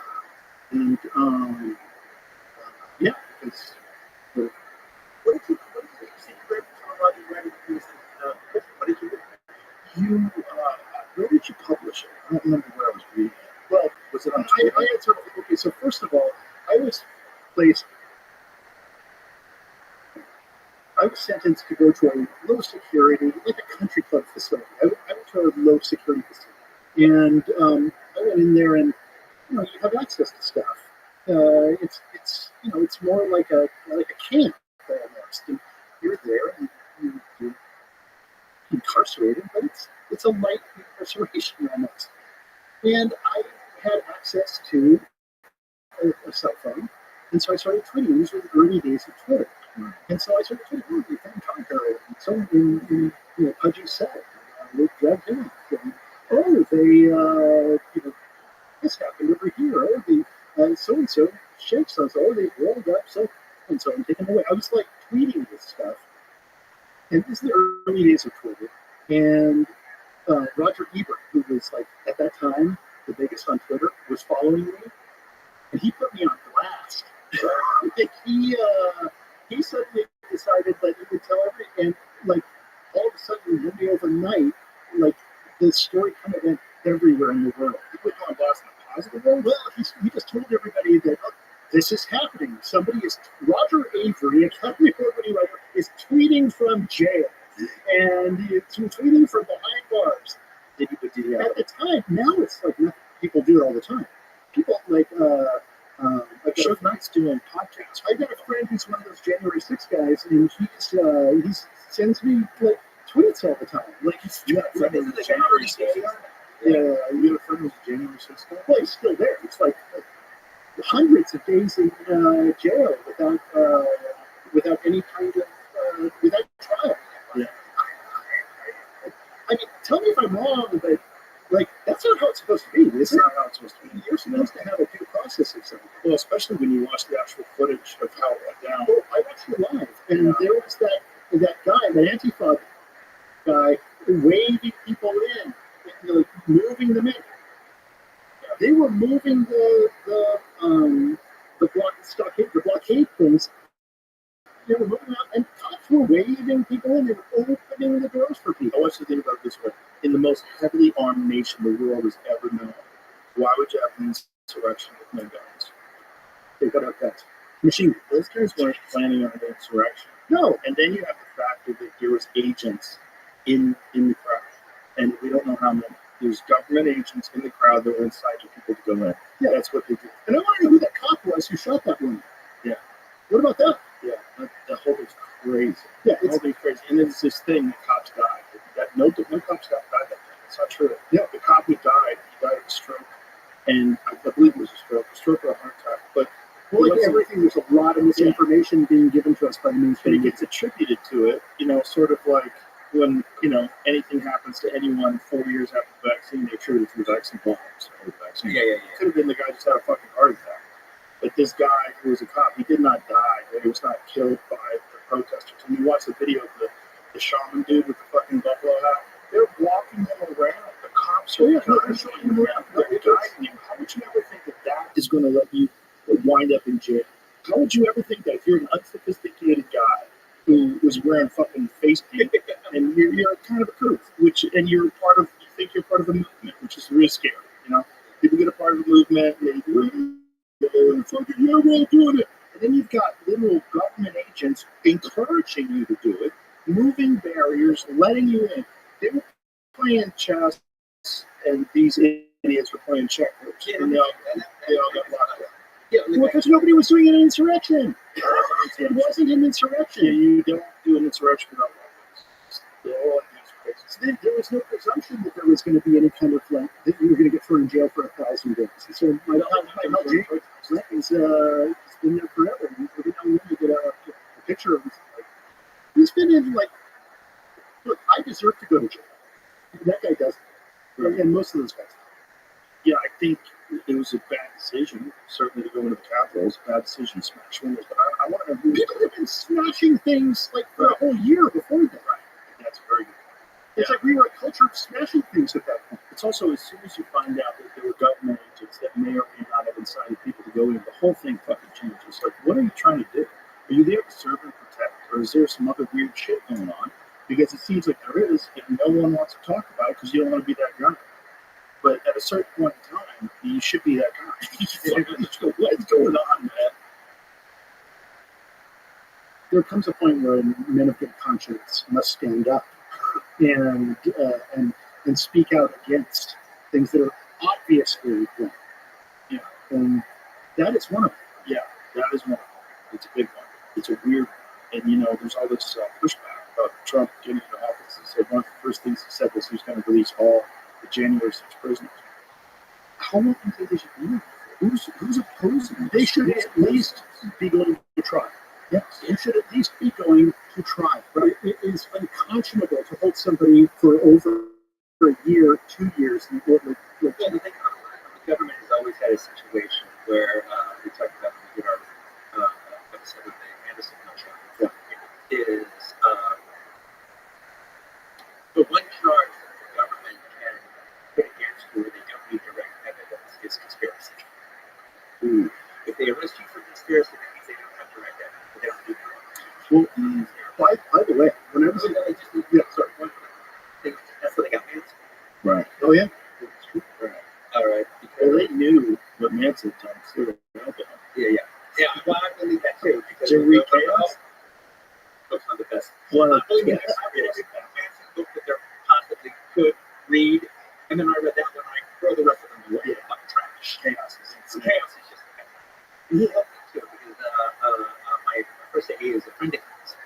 Book club. And, when I was writing the Once Upon a Time in Hollywood book, I go deeper into the Manson stuff, and so I had a couple of little questions in my head that I was kind of wanting to know the answer to. So I got Tom's number and I called him up, and I was able to ask him some really super direct questions that really helped my book. It's a crazy fucking story. You know, when I was in jail, they found out they recorded everything. They're just constantly recording. And so somebody's in there and they're like, well, that's conspiracy. And so they'll wait and oh, you're about to get out. And they'll literally start walking out stop. Oh, God. Remember that thing you said about conspiracy? Let's play that back for you. Or what you said about killing the DA? Well, that's, you've got away. You're going to have to trial. That happened a lot. But it's also another time. They put guys in your cell, it gets you talking about shit. Oh yeah, that happened right away. They're trying to get you to incriminate yourself deeper. It's like a fun game. What a fun game! What a fun game! Just sort of protect, incriminate you deeper. Well, I had it's quite really confirmed. I have my authority issues. I always have. I'm suspicious of anyone in power, and yeah, it's intoxicating. You know, like this. This is right. This is part of the thing on our show. I'm getting back to what you said. When we do our show, we talk about 3 minutes. So pick 3 video cassettes. The show we're talking about is the Video Archives podcast, which is patreon.com/video. But the thing is, all right, so it's like there's the main movie, then there's that second movie that's kind of like the main movie, but probably you don't know that much about it. Some wild explanation. Right? This is what the fuck is this watching? And one of the things that's about our show is I would say, hey Roger, so find these movies and you watch them and I'll watch them and we'll get together and we'll do it on the phone too, all right? All right, we get together to watch the movies together. Obviously, to be together and watching the movie together. The reason we came up with the idea of the show is when we reconnected and started doing what we used to do during the pandemic. Yeah, and then we were sort of like, well, hey, let's come up with a way we can get paid to do it. Right? So me and Roger will get together and we'll watch 3 movies, sometimes even 4, and then we'll get together and we have a day off and we get together on another day and then we record and we're always in the room when we do it. But the thing is, so to watch the films, I've kind of learned that it's like, well, I'm starting, it's 3 movies we're going to watch. I am starting the first movie 20 minutes after you get here. Because Roger will just get off of some arcade piece of fame. There's the square! There's the square! And the next thing you know, all right, it's been an hour and 15 minutes later, and you're getting further and further and further away, all right, from the outcome that we're trying to create in the first movie. In 20 minutes, I'm getting played. So wrap it up. That's the problem with podcasts. When people come over, sometimes we have some of the best conversations before the podcast. So now I have to be rude. I'm like, stop. This is not talking. It's catch that. Yeah. You got to catch it because it is weird. It's a weird thing. so open. There's no time, like there's no studio people. Oh, no, exactly. Yeah. No, even the idea, I mean, what? In fact, the idea that this has replaced the talk shows that we grew up watching and like over Yeah. the fact that podcasting, the king of it, but the fact that podcasting has replaced that, but also the fact that anybody that it's got something intelligent, it's got a cool little setup, it's got an interesting personality, and it can sell an interesting conversation. Theoretically, can start a podcast. 100%. Yeah. Yeah. The barrier to entry is so low. Think about the barrier to entry if you wanted to be a director. Oh, It's fucking crazy. Not only that, you know, like the old days of television, like that's you we own our content. Like you own your content. Yeah. And never mind that it's a podcast. I'm okay with that. I like the fact that this is something where, for the first time in my life at least, I'm involved with something where there's nobody else. It's me and Quentin who decide it. Yeah. And, you know, if Quentin wants to do it, we go there. If I want to do it, we go there. Talk to Quentin allows it, we go there. I mean, basically what we're doing is the same thing we used to do. That's true. We do what we used to do at the user. We're talking about it's completely terrible. I kill switch, but no. I didn't do that with that. I never used to kill switch. The kill switch is always there. No, not really. Well, I guess. Theoretically. But you know what? But you want a theoretical sort of down the You know what? Most times when you use the kill switch, you used it on your own. I use it on myself. You used it on yourself. You actually haven't used it many of my things that I wanted to do, which is really cool. But basically, we're doing the same thing we used to do. We used to sit around and talk about movies. And so during the pandemic, you know, when we called people, we had to talk. We had bumped into each other. But we hadn't really, we had a little bit of a, we had a falling off. And I call it a sort of a business-related falling off. Maybe if I had been a little more mature, I was young as a filmmaker, and probably unprepared to deal with the complexities of the trends, Hollywood, film, the press's agenda, and all of that. I was just approaching it like I'm a SoCal Gen X punk filmmaker. That was how I approached it. I'm going to do whatever the fuck I want to do. I'm going to make the movie that I want to make. And I have that attitude of, you know, I know what I want, I know what's right, and nobody can tell me I'm wrong. Because you have to be a little bit of a doing that to be a director. You have to be willing to say, no, I'm right, even when everyone is telling you you're right. And is that a Joker 2 coming? I like to. I know. Yeah, I don't Joker 2. I haven't seen it. I'm just fucking around. Yeah, I'll defend the movie as well. I need to watch it and talk to you about it afterwards. Because Tim Dillon said it's the worst fucking movie that's ever been made. And he said it. You know, that may have colored his perception. But Tim thinks everything sucks. It's like the beauty of Tim. No matter what everybody's saying is amazing. Like Tim loves to talk shit about Austin. The funniest thing that I've heard for a while on YouTube, when I was listening to you guys talk, he's a guy, I never really listened to his show or anything like that. He's fucking brilliant. But when he was on your thing talking about the election, and when he described Tim Walt as like, well, that guy's a goofball that just should be at a county fair eating hot dogs. I laughed for 15 minutes. For time. I thought that was such a funny comment. He's always funny. He said it sounds like Kamala Harris is doing voodoo curses. She's doing gypsy curses, he said. He speaks in gypsy curses. And he always does his show with his fucking crazy glasses on, like that's this new thing. If you ever watch his show, it's the best. Because it's literally just him ranting and a producer. And the ability to rant as a singleton operator, as a fucking lone person out there without anybody to bounce ideas off of, is a rare talent, and he's the best at it I've ever seen. Bill Burr's really good at it as well, but Tim Dillon is the best at it I've ever seen. He's so fucking good at it, and he's just basically performing to one person who's his producer, and he's just ranting. And so because of that, he's got this crazy muscle that he's developed from years of doing that, where he just rants about all these different things, but it's fucking brilliant. I like it. Oh, yeah,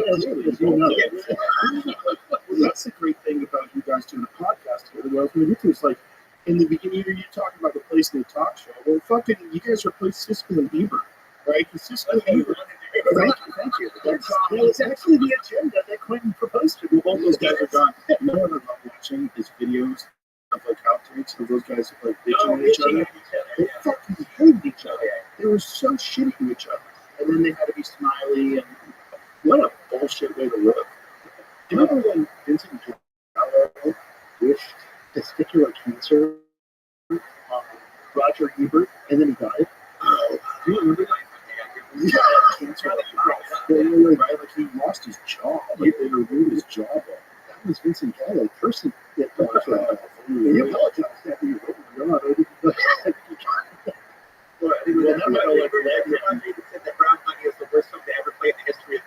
That's exactly what happened. And then he cursed him, and then the curse came true, and then he regretted it. I talked to him, he was like, I wish I'd never done it. It's crazy. It really worked. That movie, Brown Bunny, I want to talk about that because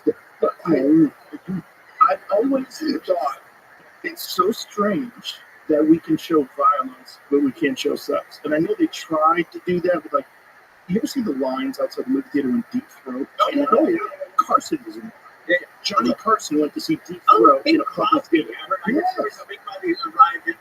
Because people didn't know what they were seeing yet. It had to define its genre. There was nudie movies that people watched at stag parties. There's that little moment in '73 where there was porno chic. Yeah, Stallone and Italian Stallion. Yeah, but that wasn't a popular thing. This was, and everyone had to kind of see it, and like, oh, hey, maybe this will be a thing. Right. Maybe this will be a thing now that like one or three or four porno movies will come out every year that'll be like kind of considered like real movies. Right. Couples would go see. Yeah. And that was the whole thing, was promoting the idea of couples going to see either porno films or just heavily erotic. Right. Like for sexy nights. Yeah. Not like kind of spittle. No, a sexy night. Now we're going to have a sexy night. We're going to go out and see, and then we'll go home and we'll take care of business. Right. Yeah.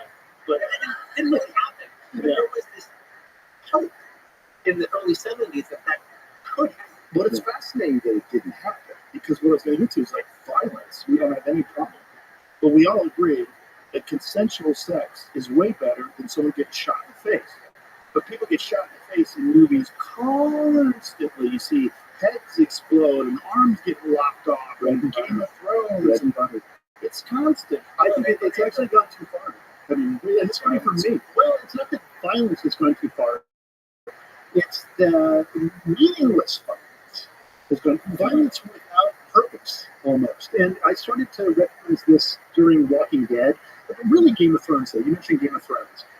Like, I loved Game of Thrones at first, and then I started realizing, wait a minute, like, they're getting off on me falling in love with characters, and then the moment I fall in love with the character, suddenly they're dissecting their genitals. Mm-hmm. It's like... and then the cycle begins again. You fall in love with a different character, and then they're killing them, and they're just doing it like sadistically because there's nowhere to go other than that. They're pushing the ceiling higher and higher, sort of, but also, if you were living in that world, that would be reality. Nobody lived forever and became the hero of the fucking movie. There's no heroes back then. Everybody's getting gutted. They're getting usurped. They're like, people getting fed the lions. It's just, you're getting eaten by dogs. This is real. And now you have to fight the next 5 years against the rats. Yeah. But television, at least the television I grew up with, was all about like the familiarity of returning to the characters you love. Yeah, but there was plenty of characters. Yes. And you did get to return to the ones that stuck around and didn't get their heads off. I just wish they killed all the characters. I love that. Let me give you another example. Everyone talks about how great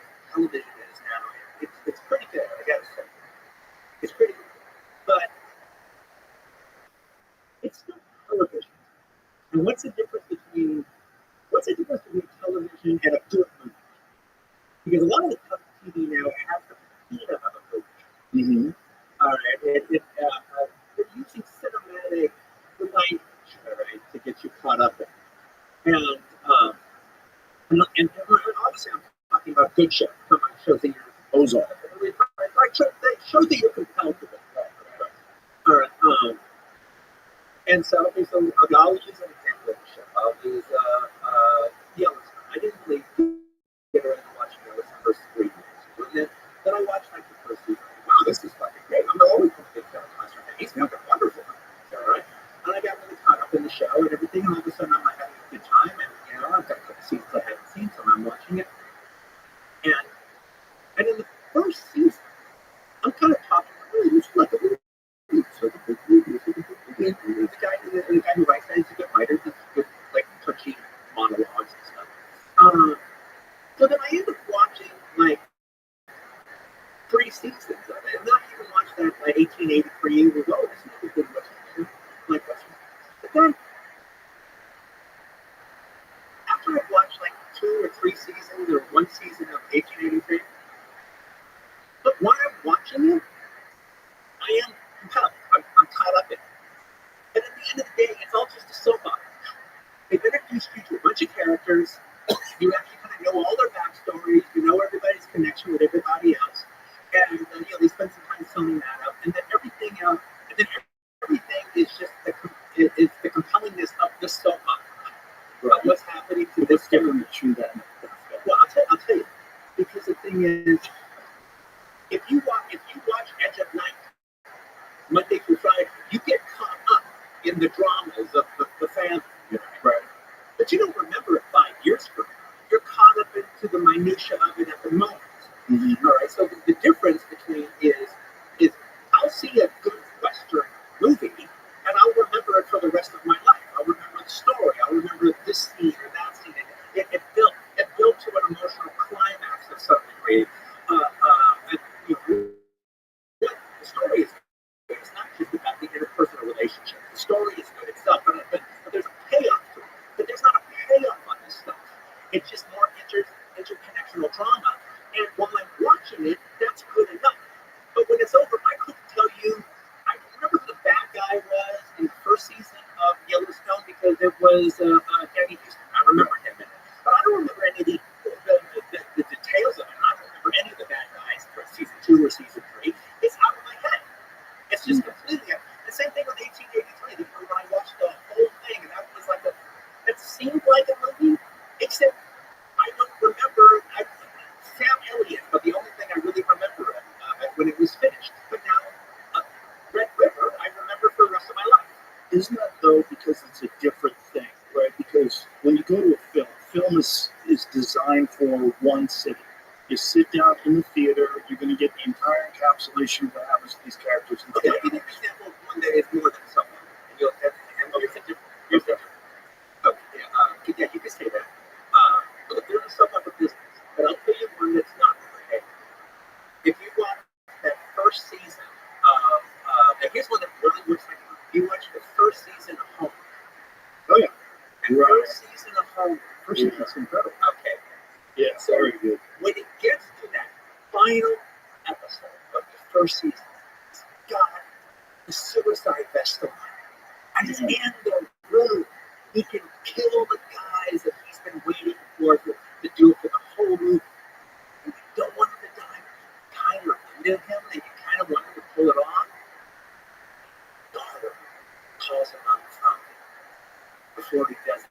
She doesn't know what he's going to do. And she gets that little sense from him. Something rich that you need to tell me that you're going to come home right now.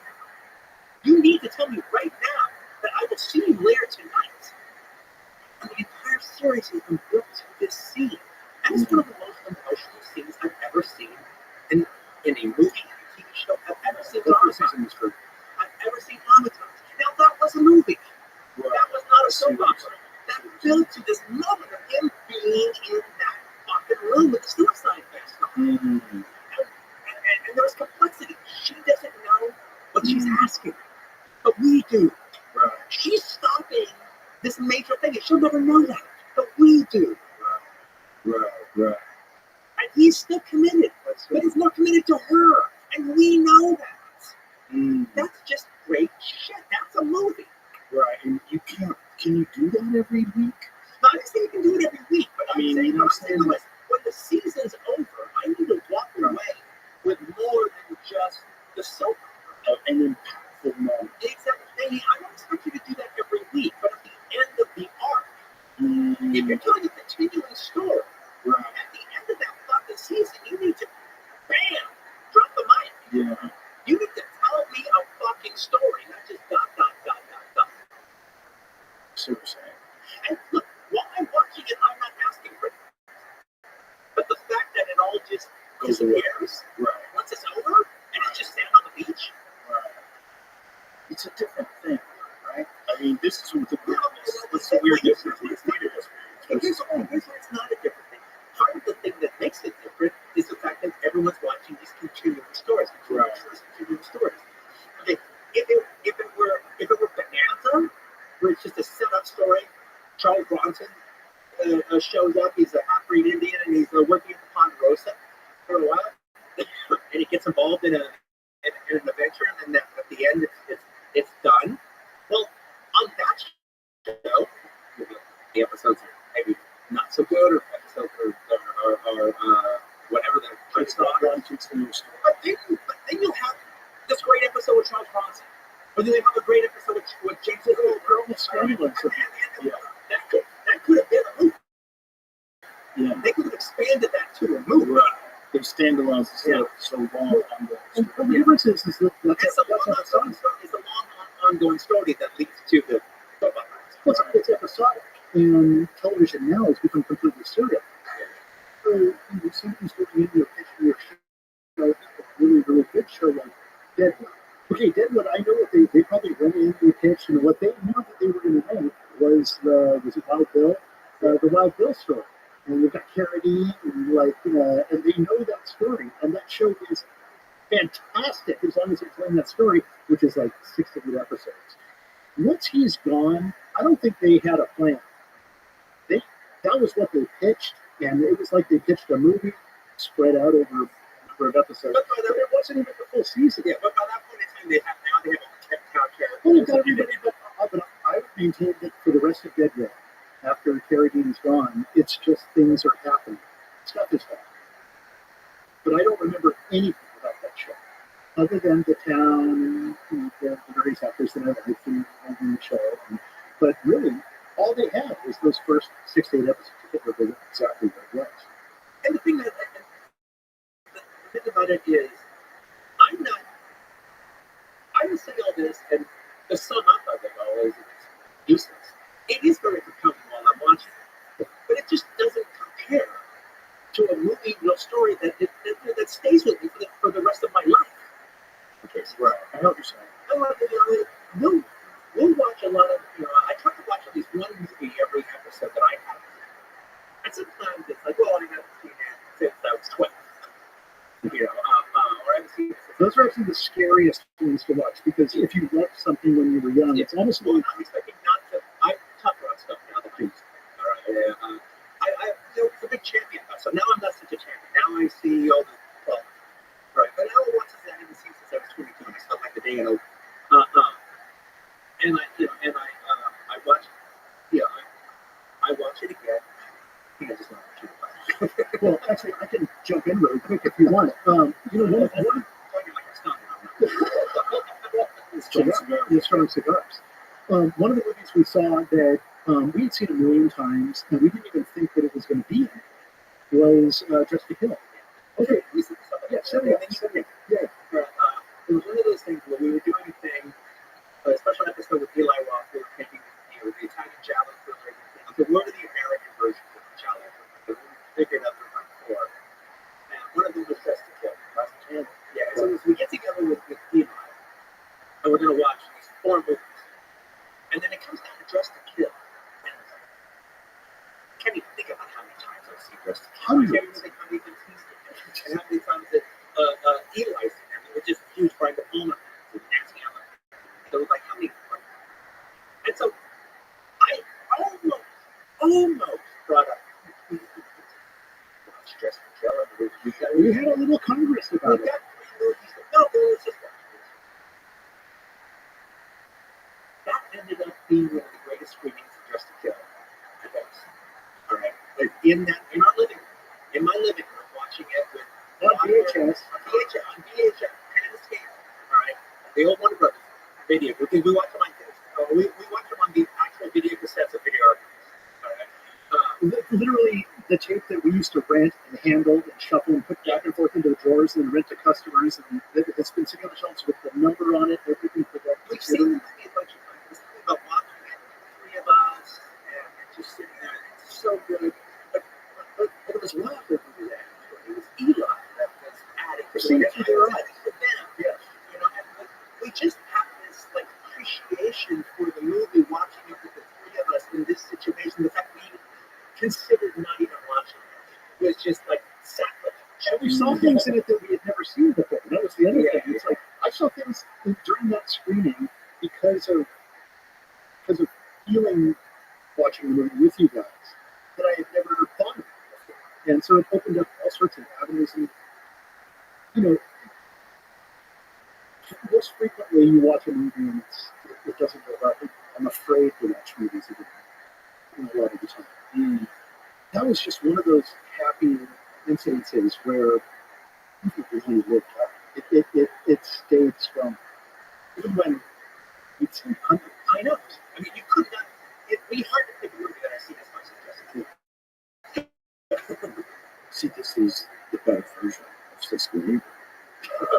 This is exactly what I'm talking about. The completely unproduced, uninfluenced version. Well, I told Robbie after we finished the first season, you're right. If we do this the right way, in 3 or 4 years' time, we could be considered like Cisco and 100%. It's just a matter of getting it out there.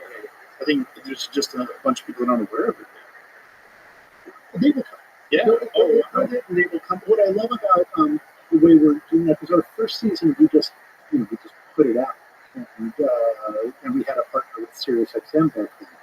And this season, they kind of went out of business in their podcast. oh, did they? Well, They Pandora, right? Yeah, they kind of turned into a They different just thing. signed a big podcast deal with the Color Furniture. Yeah, they did, yeah. Yeah. So I guess they're trying to get back into it. And some other people as well. They paid us a lot of money to do it, and like, we actually did pretty good for like our little archaic little movie show that goes on about 2 hours. It's a real niche type. Yeah, and we you guys do Jaws? No. But that's the best part of it. Do whatever the fuck you want to do. That's exactly it. But the thing is, they were like,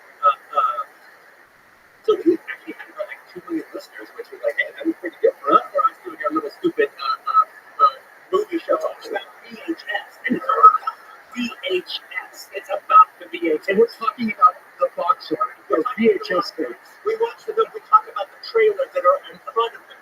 All right, and we talk about the transfer. By the way, the movie VHS is one of my And that's a good Oh, movie. it's a good movie. The one with the devil lady. Yeah.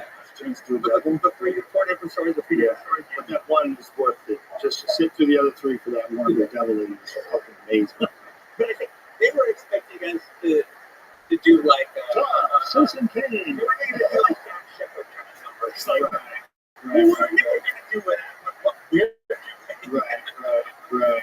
Yeah. And that's what we're talking. You could though. People want to see it. They want to listen to it. It's just a matter of just it being. They'll realize they wanted it once they hear it. Yeah.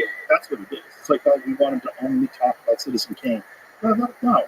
It's got to be whatever the fuck they actually want to talk about. And then you'll learn about that movie that you never heard about. Maybe you go see it, and then you'll have a deeper appreciation of why these guys love movies. But one of the things that was interesting when we did it, okay, so when we made our deal, we're thinking, okay, well, maybe we'll do it here for 2 years. But we own the show, and we want to take it to Patreon so we don't have to do commercials. Right. Okay. And then when I did commercials, I did it with a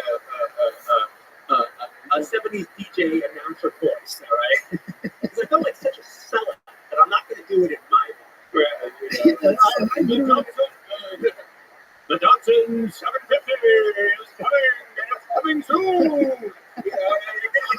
The real Dark Steel. That was my whole thing. Right? Doing it like the real Dark Steel. I just did those readings like myself, and people started commenting on Twitter. They were like, yeah, Roger Avery. Yeah. Your placement. Like, Some people even get in the first week they get qualified candidates.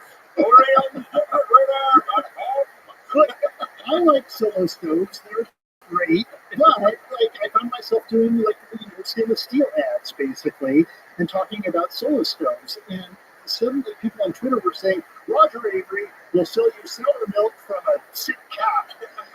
It's like, well, I don't know if I want to like be shilling stuff like that anymore. I think you just have to only approve the ads that you want to do. Like, I approve ads. I don't like just let them give me every ad. I'm like, I can't do this one. Well, I say it all the time. we're not even under that kind of pressure. Yeah, the thing about it, I thought of that would be kind of cool. Is we go to Facebook, we'll lose a whole bunch of we'll lose a whole bunch of listeners, but we'll put a 40-minute version of the show out there for free. If you want to get the whole show, you got to you got to subscribe, and if you subscribe, you get the show. If you pay $5, you get our show phone. And if you pay $8, then you get an extra special show every week. But There's still a truncated version of it available for everybody to listen to. Like the first part of it, come from the rest. but the thing is what I like. And some people are sort of like, okay, fine. And look, hey, I get it. I'm the guy when in my 20s that go to happy hour at the bar, all right, and nurse a beer while I eat all the pizza and the chicken wings. And that was my dinner. Yeah. So I get it. And by the way, if you want to wait till the end of our season and then join for a month and listen to all of our shows that way, you can. That's an easy way to do it. You can get everything for free for a month. You can get everything you want in a month. But that's not who we're doing it. We're doing it for the people who care about the show and are subscribing to it. And those people, those are our audience. Right. And then they write them a message board, and we write them back, and so we're doing it for those people. And as long as we can make enough to just do the show, we're cool. And the general feeling is, well, this is like a $5 film school because you've got a couple of guys talking about movies and talking about how to watch movies, how to appreciate films, how to read a film, and then hopefully just genuinely compelling discussions. And using our experience as filmmakers to discuss even deeper into the movies and to better understand them. And it's largely something has happened in culture where people they don't know how to argue and they don't know how to enjoy an argument with each other before. And so Quentin and I, we don't have to like the same movie, just like this movie, or you have to like it. But we can argue about something, and then afterwards it's like, okay, let's go do karaoke. It's not a recommend show. We want to pick 3 movies and we want to discuss them. Yeah. And you don't have to like it to even if you discuss it. don't like the movie, if there's an interesting point of discussion about it, well, that's good. That's all we need. We just need an interesting conversation. Yeah. To have about it. It's not about we recommend you watch this movie. Right. Personally, I don't care if anybody watches any of the movies that we talk about. I want them to listen to the show. I enjoy our back and forth. You get to understand how you appreciate movies. Yes, you want to go out and check the movies out afterwards. Fine, go ahead. I don't care if you do or not. And we have a really dedicated group of people who've signed up, and they really. What's funny is I really care about these people now. It's like they're there and they're in the club. It's like a clubhouse. Yeah. And the people who want to be there, and they're talking, they're on message boards with Clinton. And, Eli Roth is there, and Edgar Wright, and everybody's we wanted to create something that was like video archives, and that people could come in and talk. And I want at least one of the 3 movies, but not every week. At least they're not easy to find.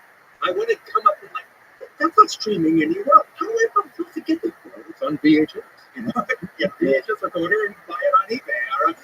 And now all of a sudden that little group is like, well, maybe we can buy it.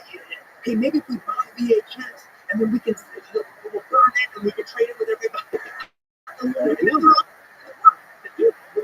My daughter Bella is one of our producers on the show, and she's on the show with us. And one of her is like we get together and we watch the movies at Video Archives, and then we know the films, and then she doesn't have that access. She's not there with us. She represents one of the people out there. She's got to find it.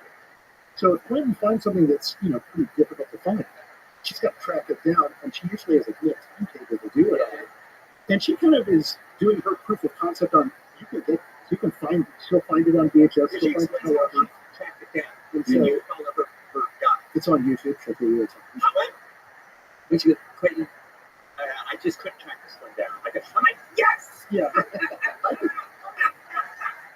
That's the real reason he likes to do the show. That's right. Shit. Yeah. Gotcha. Is everything is everything on YouTube now? A lot of things. A lot of things. Yeah, there's some certain things you can't find on YouTube still. And if it's up there and it's not there, you'll be able to get it somewhere. It's like rock and roll. Right. It's like rock and roll. There was the Gore Vidal film, the transsexual movie with Raquel Welch. Yeah. Oh, we watched that. We didn't do an episode on it, but I had the video of it. We watched it. I was with my Yeah. It's a crazy movie. Well, the idea She that fucks the guy in the ass. That's the best fucking scene. When she fucks the guy in the ass, that is the best fucking scene. it's pretty wild. And the idea that I read the movie so much, I read the book afterwards because I thought it was like so cool. I never liked Rex Reed, and I am not gay, but I was actually like, wow, Rex Reed's kind of hot. Well, that's what he was trying to do. That was You did it. You did it. Gore Vidal was trying to turn you gay. That's one of those weird ones. It's difficult to find. I had to buy a DVD to get it. Oh, I like the light she has that keep building up to it. Which yeah, she could have finally show When it looks like the moment of truth has finally arrived. I think Raquel Welch is fantastic. Did you ever see those debates that Gore Vidal did with William F. Buckley? Oh, yeah. Those are legendary. Yeah. Yeah. But this is, you used to Gore go. Vidal always wins. Oh yeah. Well, he was right and he was better. Yeah, he's right, he's better. Yeah, he was So right. they can't go without fighting with fucking Norman Mailer. Yeah. Oh no, just they get on they get them on like the Dick Cavett show together. Every time they get like a Ponzi Vassar, the other one they have like a mini. I'm sure they got dinner after. Just you used to be able to have those kind of conversations on television, which is really fascinating. Yeah. It's like now they exist in podcasts, and like the Siskel and Ebert thing that I was talking about is like you can't manufacture friendship. And you can't manufacture a real interest. You can't be a guy who was a local news reporter who auditioned for the role of the guy who reviews movies. You know what I'm saying? Yeah. It's like this thing that you guys have is what this is the whole new media movement is based on authenticity, right? And this like the whole thing is you want people to not be able to find these movies. You want to just review movies that you want to review, and that's the beautiful thing about it. It's like the perfect show in that regard. Like for a film review show, a film discussion show, it's the perfect show. And also, when a customer used to come in with the store, they had basically three requirements. I want something that's new. That was always the first one. That's good that I haven't seen yet. And I was like, well, if you haven't seen it yet, it's new to you. So that takes care of two of those. And no, we don't have that new one, but let's show you something interesting. And so it was always a matter of, Well, the thing is, one of the things that and there's a lot of movie shows out there on the podcast and they talk about stuff. And the idea isn't for me to just say, oh, we're better than others. We're not coming from that. But I'll tell you what bugs me about a lot of the other shows is the fact that the people are sincere. They're completely sincere. But their film knowledge is fucking abysmal. They really don't know what the fuck they're talking about. And especially when they're trying to talk about movies from like the 70s or something. Well, they were usually born in the 80s. So they don't know what something was like when it opened up. And they don't really have any context. Right. They definitely don't have context. That's what they don't know. They don't have context. They just know whatever they've learned along the way. And so they just yank stuff out of their ass and say stuff that's just wrong a lot. They just misinformation a lot. Mm-hmm. We actually fact check our shit. All right, and we re-record it. All right, to make sure that we just don't yank shit out of it. And there is a little bit of yanking stuff out of your ass, but when I'm not sure about it, we look it up, and then if I'm wrong, let me change it. Well, then also there's the fact that You can count on what we're saying, that we're telling you the true fucking shit. We're giving you. I consider it as a film expert that I would be. My shit wouldn't be worth listening to if I don't tell you the truth. Right. If I don't give you factual information that you can count on.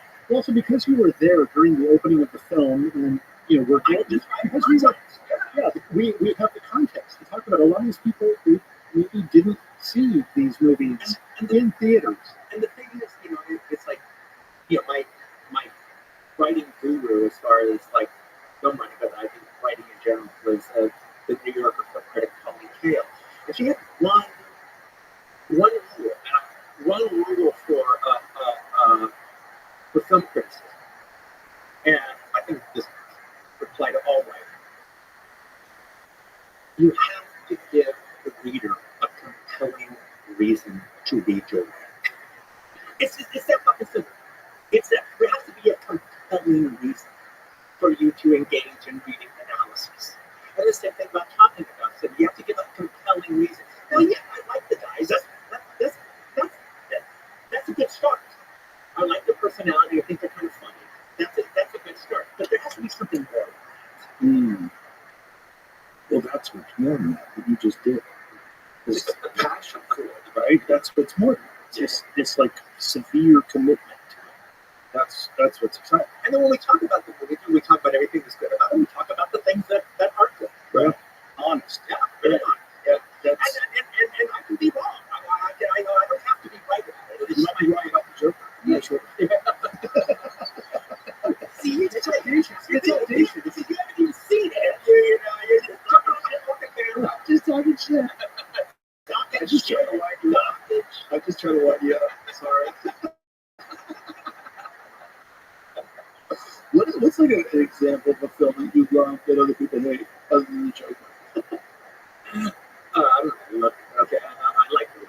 There's a so as a matter of fact, but this I have so many. But when I was younger, particularly,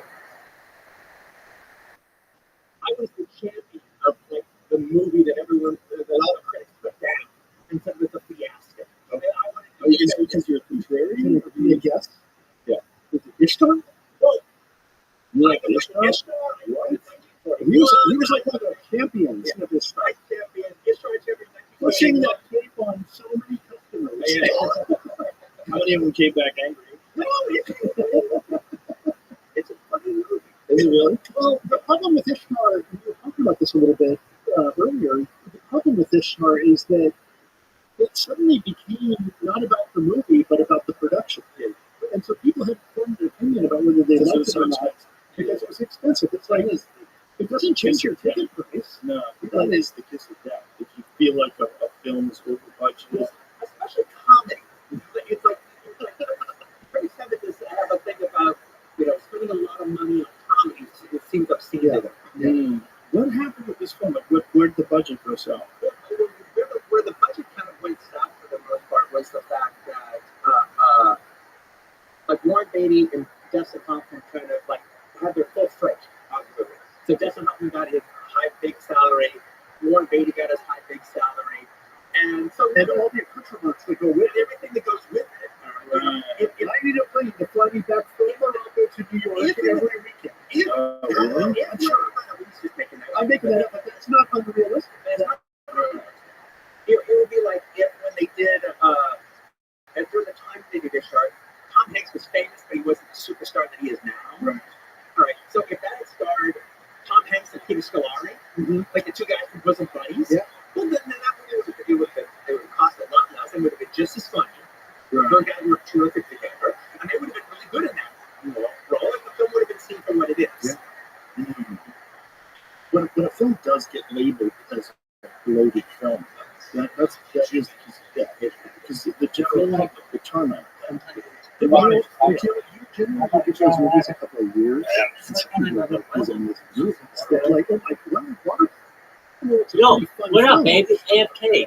I had a great You're time amazing. watching it. I love The you. first laser disc I Oh. ever bought. Hi. Here's what I say. Kevin Costner. I don't know if you're gonna see this, I never saw the poster. but if I you like the can, idea of the poster. I remember man, this do being I have a the Discord? poster. You got idea that I never saw the poster, but I actually like that. Hello? How are you? I think that's one of the best Yeah, movies but made. Kevin Costner is fucking awesome. I love that video. But you're right. But I've only watched it once. But now that's just something that I've never seen it. But Yeah. I wouldn't mind seeing it. Not much of it. Films that are so bad they're great. Like go to rabbi.me/, I mean, discord.me/, discord.me/. I'm not so bad. Oh, dude, you're Okay, real sucks. the sex scene in the pool. Yeah, that's a little ridiculous. But yes, the sex scene in the film is a little ridiculous, but actually, it's going for a Hollywood movie. That's it's going there. It's actually interesting. But what I really like, And you want to see what it looks like? that's so fucking cool. When she beats the shit out of the guy at the end, and the guy fucked over her girlfriend and like beat up his girlfriend, and she does these spinning roundhouse kicks and beats the fucking shit out of the guy. When you click on it, Let's fucking go. it takes you here. What I love about Showgirls is Yes, Showgirls were made for under $1 million, go straight to video, star Robert Davi, and just be this little exploitation movie. And here was an example of that being made for $60 million with all of his own directing, doing whatever he wants, making it as big as possible. Releasing it NC-17. It's basically the same as one of those sub-$1 million exploitation films. It still has Robert Davi in it. He's still playing the same character he normally play. And so it's this opportunity to see one of those weird little, exploitation movies made in this grand fashion, in this huge fashion. It's exciting. This is sit on a special shelf in my heart. But I really liked it when I saw it. I saw the thing. And listen, really, like, pushes Gina Gershon down the stairs. Is it Gina Gershon? She pushes down the stairs. Like everything about that movie is awesome. I think it's great. I love the film. I love the film. I brought it up to all the. I had a dinner once with Carol and the producers of the film. I started going off on it. They all sat there at the dinner watching me go crazy over their film, and then at the end of it, one of the producers said, "Well, yeah, that's all nice to hear. Really, that movie was just about us doing a lot of cocaine." That's exactly what I was going to say. I'm so glad you said that, because I always described that movie as a cocaine movie, and I was just Discord if you have a camera. It's amazing. Dogs, join my Discord. Because it seems like they thought it was great while they're doing it, but it's like, what are you doing? It's one of those things where you think it's great because you're on coke. I have a place in my heart for Send me those big movies like that. And me, That's not the one I would make my case on, but I still like it. That's not my case. That's not my test. are you? Isn't that sort of an example of what happened when the 80s were cocaine? The world shifted from a psychedelic thing from the 60s and 70s to a cocaine thing in the 80s, and you get movies like that. Yeah, you get a little bit more edgy, a little less trippy. I'm just going to take it. It's ridiculous. See, the beginning, it's pretty good. I believe it. God, I just sent you a message. You got my Discord. Then check out my YouTube to see all my different It's just watching the Wolf of Berkeley kids, all right, and it makes me a movie like this, flopping up and down. I'm getting my money's worth. Well, that was huge, because it was from Saved by the Bell. Yeah, but actually, I'm not thinking about it from his point of view. I'm thinking about the water hitting her face. I believe from her point of view, that's the unrealistic part. That's true. True. Cocaine movies are fun, though. There's a quite a few of those that were just like, what Well, is if you this? come in and chill and talk to me, Like, how much coke was going around in the 80s? feel free. If not, we'll watch it. When it was actually cooked, too. It was actually real cocaine. It was like proper But look, cocaine. there was this. It's actually really interesting because it's like one of those things where Remember that customer who used to come in and he would bring in like a rock of cocaine? Oh, yeah. Drop a rock of cocaine. And oh, it's very the size of, totally. The size of a coffee mug.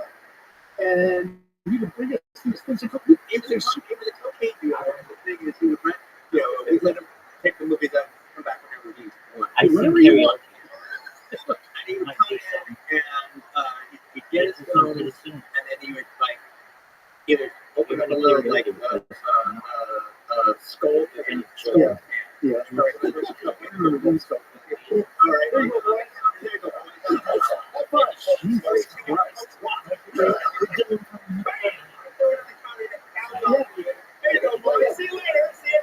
Like a baseball. Like a baseball, and you take a calendar and like just going in For the first time, we were minimum wage kids. For the first time, we actually had fuck you Coke. We actually had access to Coke in a way that we could never afford. For about a few months, because those relationships don't last that long. Okay, relationships don't last. But for a few months, where's the fucking, where's the power? That's something cool. There was a party once that he came to, and he brought a rock, a cookie, and a live hamburger. 1, 2, 3, 4, 5. He used to go to Yeah, and it was like, okay, it's a dangerous combination. Usually with that was a fun guy. His name was Tuttle, and we always described excess as Tuttle. We're gonna get a situation. Dude, I'm so tunneled.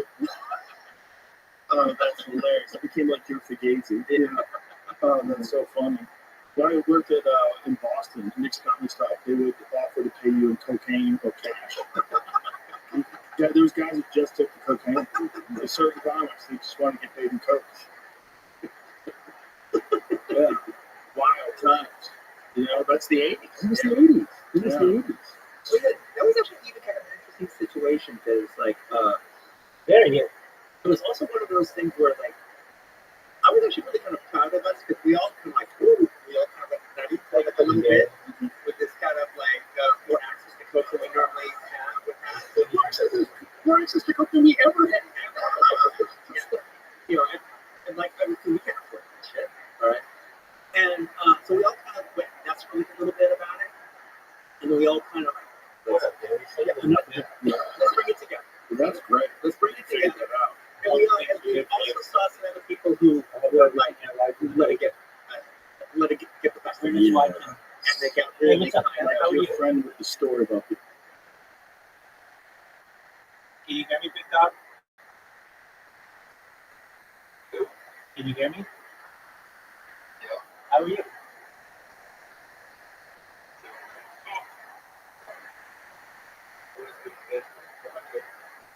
Oh, wait. How'd you break your trip, man?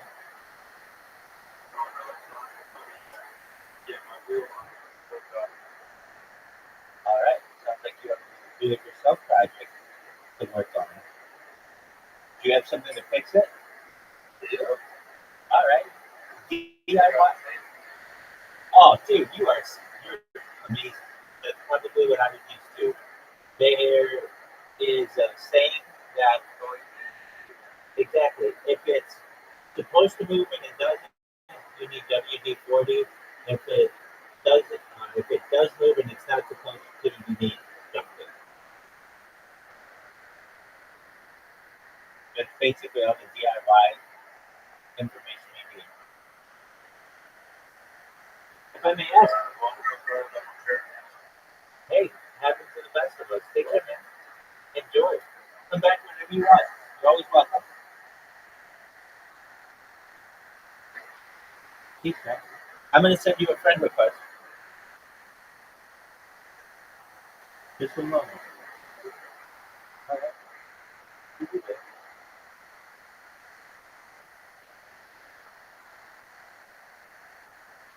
All right. I'll be good. Yeah, Same sort of thing. The same sort of thing. You go, oh, I know where this is going. And so we all like, okay, let's pull back. Let's get control of this. And we all did. We all collectively, we all kind of just got our shit together and put it in the river. Right. Didn't mean we didn't do it, but we just it was we control. Contrary We'll to stay your with goals. yeah.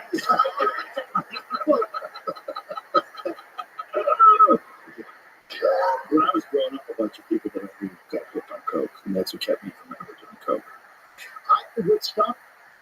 I had children, And suddenly it was like, oh my God, like I have to be on call 24/7. Right. Or you can't be out cooked up. Yeah, like that's not gonna last, and That gets in the way of it gets in the way. mushroom And trips. pretty soon, my Saturday mornings became more important than Friday nights. Pretty soon. But my thing about Priorities change. Yeah. I wanted to have access, or I didn't. Oh, I wasn't that interested.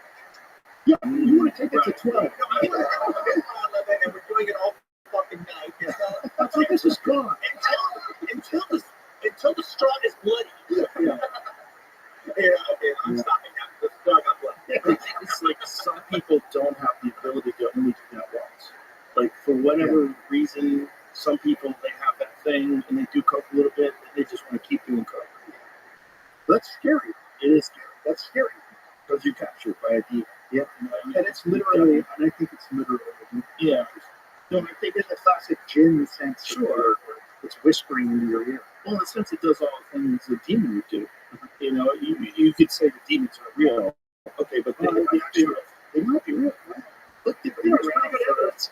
I think there's pretty good evidence. There's a lot of we live in legitimate evil in the world. You know, and Mhm. where is that coming from? What's that energy? What begets that? What is the reason why people are willing to mass murder? Like what is it? People are willing to launch missiles in the cities. What is that? Where's that coming from? There's got to be like that would be evil if you defined it in the classic sense of the word. You know, when an invading army comes to a village and attacks people, that's not demonic. That's not evil. You're lighting children on fire and throwing them on thatched roofs. That's not demonic. Seems pretty demonic. Like a demon would do that. Whether the physical demon exists is almost like not even important. It's like demonic behavior is 100% documented. What would Jesus do? Yeah, right. Just ask yourself. But it's like everybody wants to be smart. He's going to raise a fist. Everybody wants to be smart, and you want to be secular, and you never want to say that you believe in something that's superstitious or ridiculous.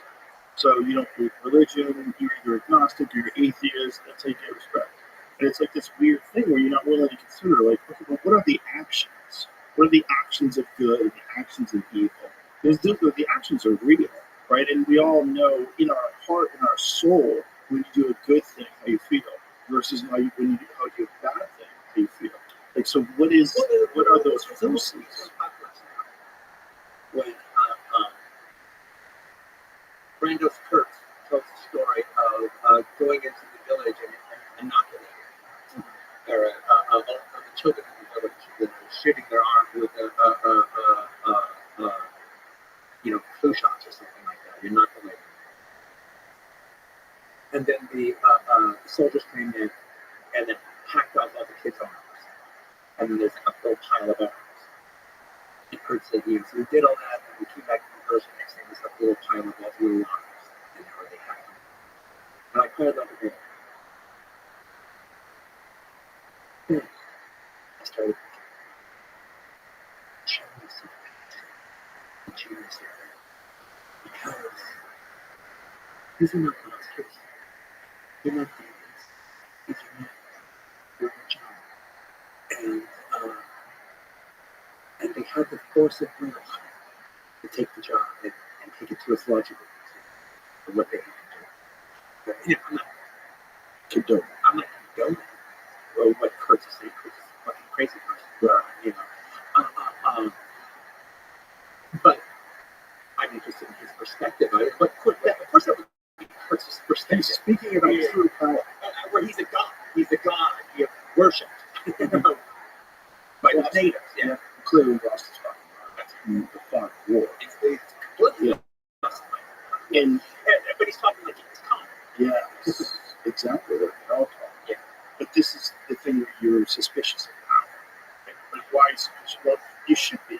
Because you see where it ultimately leads. It ultimately leads to a curse, or it ultimately leads to the way to really be in control of people. Like you have to use violence. You can only use words so long. strong men hold civilizations together. That's just a fact of things. Both of us have become friends over the years with John Millings. Yeah. He wrote a book. And, John is the kind of guy who's like, conquerors! Conquerors! And he wrote a script about Genghis Khan. And that I worked on with him to help turn it into a series. My daughter and I helped him after he had a stroke. And, you look at his Genghis Khan script, and he's realistically talking about these horrific atrocities that just, sewing people up in felt and lighting them on fire and throwing them in the river. Just however you can kill somebody, he figured out a way to do it better. And but at the same time, he invented paper money, he invented the Silk Road, he trade the East, pulled that whole region of the world together under one empire. And over the course of it, you start out as almost like Conan the warrior, Conan the conqueror, Conan the king. Eventually, you're a king by your own hand, and eventually you start realizing. John Lewis also wrote and directed Conan. And so he rightly recognizes that it's strong men who conquer, but also who hold together and maintain order. And there's a balance between force and strength and compassion as well. Too much compassion. The country is falling apart. Yeah. Too much introspection. Countries fall apart. Right. And when things are too good, When things are too good. things are too easy, we think they're supposed to be easy. I understand how they became easy and it keeps them easy. Yeah. And that's kind of what I'm Weird times right now. As if we got, we're in the Eminem movie. Well, it does feel a little like we're in kind of neo-feudalistic times. Where, Yeah. There's highwaymen that you have to contend with when you go out. And everything's a little more fragile. Well, there's also this new which is the in social media. There's this new thing that has overcome our minds. And it's affecting everyone in this very bizarre way. And it's making people more tribal, more inclined towards echo chambers, Generally, more that's pretty cheap. against opposing beliefs and views. Pretty slow So what you computer were saying or about like being able to sit and have a conversation with someone who completely disagree, but not take it personally. Yeah. Just disagree. I sacrificed We've lost one that. good computer It's a for society 14 of To engage with other Yes. people, to disagree with them, and to know that that's just that. And we can still have dinner together.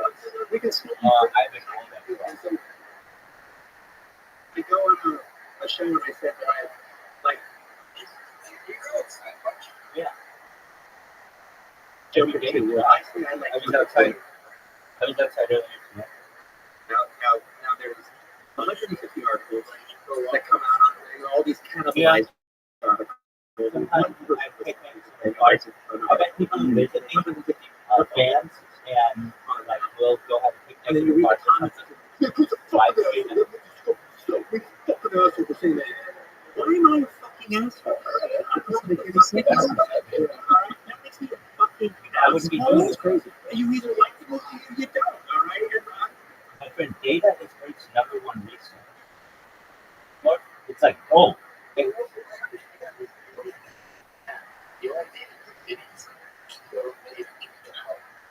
it's a time capsule for society. People will be able to essentially see what every single day was like. From now until whenever I'm intended, which I never want to do, I want to keep it home forever. And it's essentially like a new Bible. I mean, there are stories in this, there's entertainment, there's really knowledge that really isn't being discussed today. Like things like anti-gravity, antimatter, de-extinction, life extension technology, mind uploading technology, all that good stuff. No one's talking about that. No, it's not. It's not. It's not very well documented. A lot of this is hypothetical technology.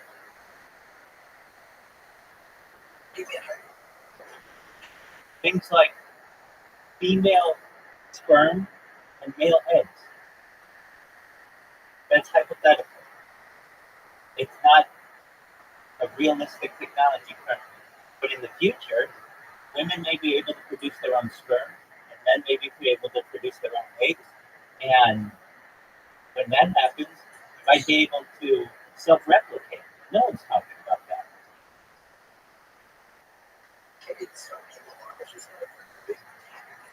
Name one person right now who's talking about female sperm and male eggs.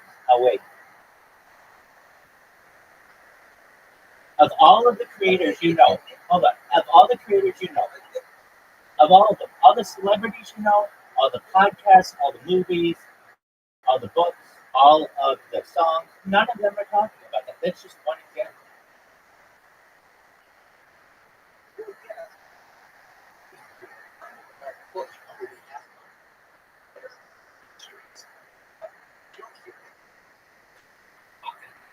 Yeah, and it's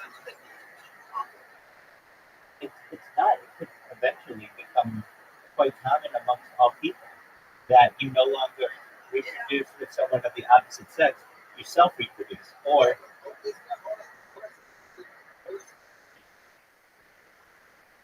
not many people are researching female sperm.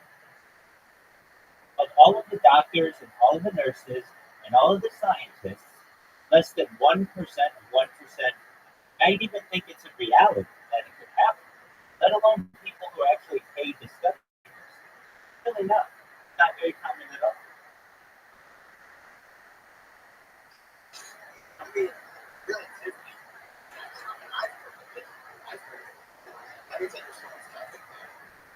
Who do you know who's talked about it, aside from me?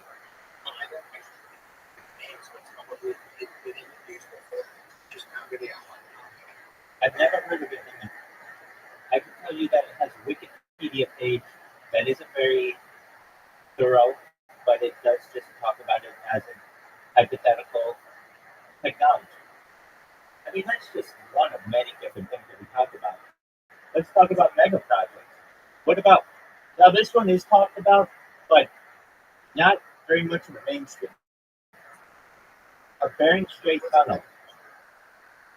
A mega project is generally considered a project that goes above what are general terms for projects into needing international cooperation in order to be completed. So arguably, like the digging of the English Channel over 100 years ago, or the Panama Canal, those are so like super projects, really, really big. Another one would be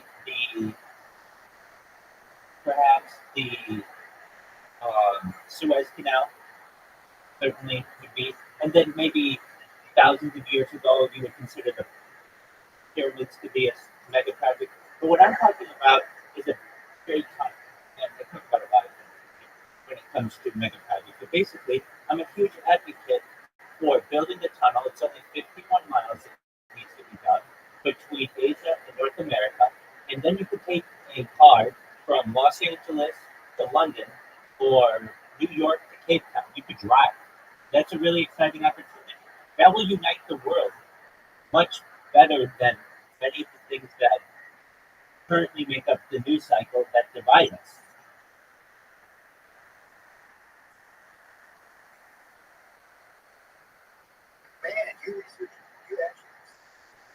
Oh, I talked not only that, but I talked on it at length. I mean, I don't want to say I'm an expert in the Bering Strait tunnel, but I know more than the top 1% of people here. Do I invest in stock? I have, yeah.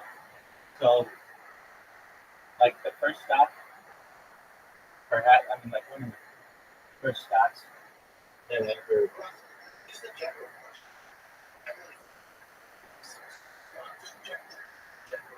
Yeah, yeah, but I'm more about returns.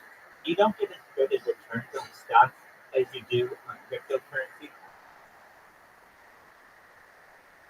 So basically, like, you can. I'm sponsored by a cryptocurrency, absolutely. Right here, it's worth $300 million. It's called Harry Potter Obama Sonic 10 Unit. If you're like, oh, is that why you're wearing like Sonic the Hedgehog pajamas? Yeah, but it's a very serious cryptocurrency, and it's worth $300 million. These pillows that you see that are like cartoon characters, when I started, well, they're NFTs. When I started, they were worth like nothing. Like months ago, they were worth $800. They're worth $8,000 now.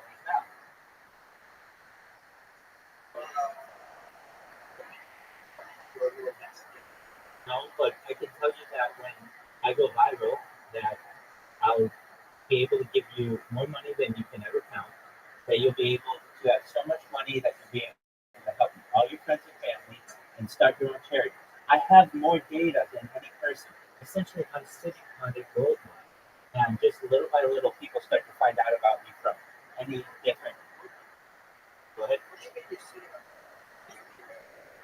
Data, according to the Economist magazine, data, specifically human data, is our number one resource, more valuable than food, water, gold, hair, petroleum, platinum, diamonds, and I have more human data archived on the internet than any person else.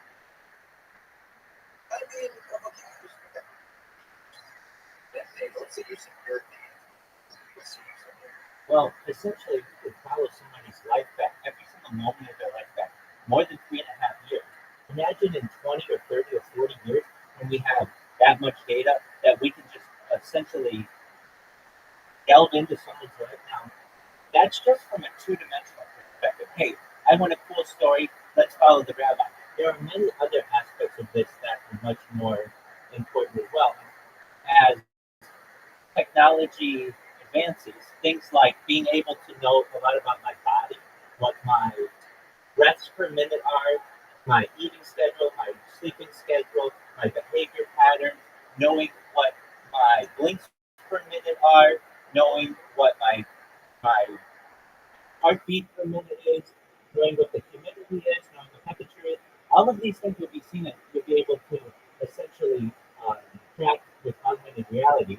Additionally, it will be studied from an academic perspective. Basically, we have one example of a person with more data than any other person, and we can study that. We can perhaps in the future remove different layers of my skin. You could be able to see my exo, you'll be able to see my epidermis, my skin layers. You'll be able to see my muscular structure, and then eventually you'll be able to remove aspects of my cranial cavity and see what my brain looks like, and then eventually actually see what I'm thinking. Okay.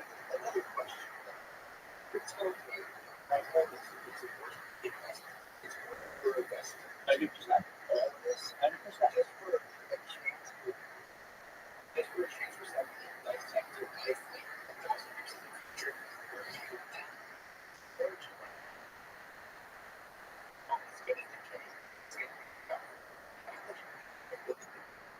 Oh yeah, I know.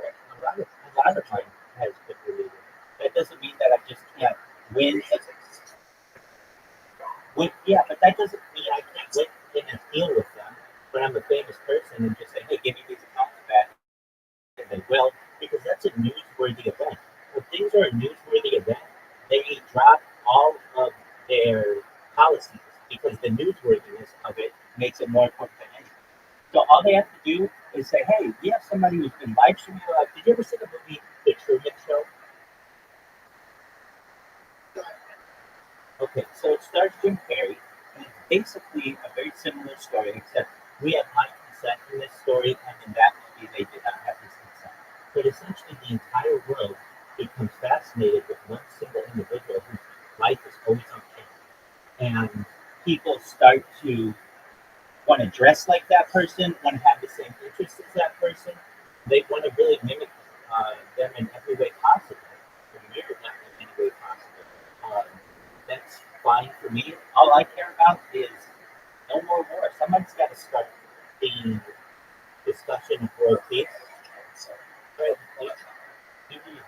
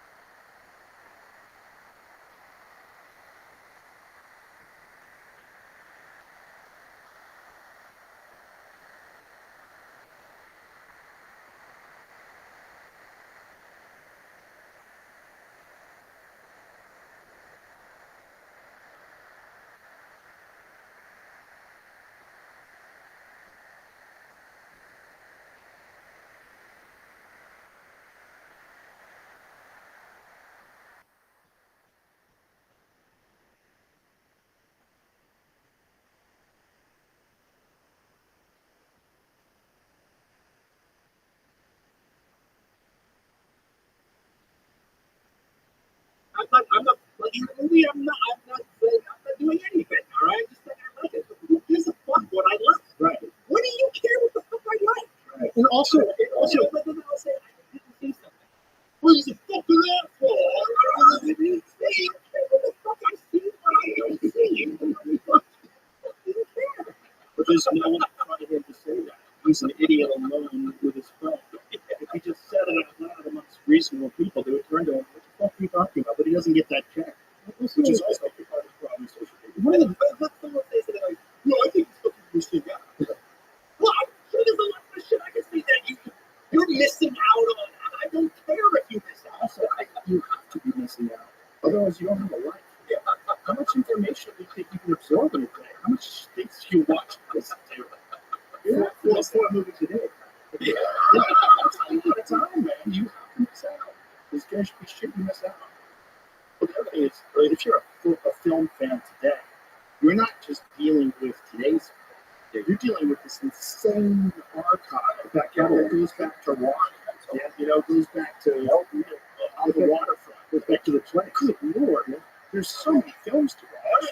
I saw that was like very meaningful talk this year. Is I really like the story of Projects, the French foreign agent story. I like French foreign agents. But that's a really cool story, and I really like the whole story of the three brothers. Just chill, man. We're watching I was familiar with Gary Cooper book in 1939. But I never seen the silence. And it started. And I Well, watched like the live silence. 24/7, And I was like 8 months. like, story. Oh, like I think my first account was made like 3 years ago. And we have a little micro cinema in the theater I have, one of the theaters I have in Los Angeles, with Vista. And so it's a little Yeah, I mean, I barely use social media until I started. $16. Not a lot. Video archives. Yeah, it's like video archive. The video archive finished up. It's like literally, it's like the brick and mortar version of video archive. It's just like a little Paris. Yeah, no, I mean, I worked a corporate job, so I wasn't into For film. And the thing is, that we showed last week we showed the sound version of Bojack. And 38. and I wasn't there at that meeting, but I asked the guy who was our manager, their manager. I said, Yeah, that's an age. I would have really loved to have been there for that screen. And he goes, what? It was so Okay. the end of it, and it is good. No, it was like when he was talking, it was emotion. You could hear a pin drop, and then it was over, and really was still kind of in this collective emotional state. They just all kind of left the theater. They just seen some emotion, and they all kind of just moved. I'm a certified project management in this professional. emotional So state. I launched apps on the App Store and Google Play. That's amazing. And I mean, I think one of the most magical things about movies is that it can speak You to wanna tell me what I did? You You wanna tell me what I did? opportunity in your life. So you might see a movie and not like it. But people might see Joker 2 today and not really care for it in 5 years from now. Why are you changing the answer to the question that given? How about you just shut the fuck up and let me answer the question? You asked me like 50 fucking questions. I'm answering them, but before I can even tell you what I've done, what my profession is, what my career is, you're already. Okay. So then why did you ask me? Did you think it was going to change?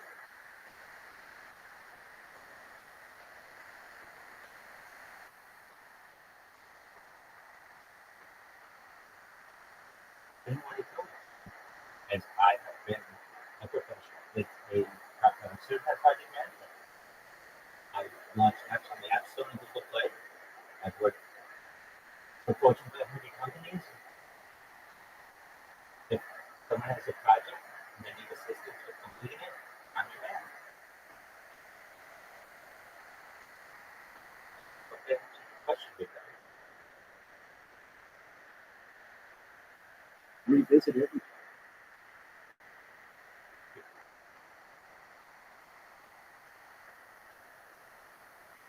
Apologies, I'm having trouble hearing you. Can you repeat that? Yeah, go ahead. Go ahead.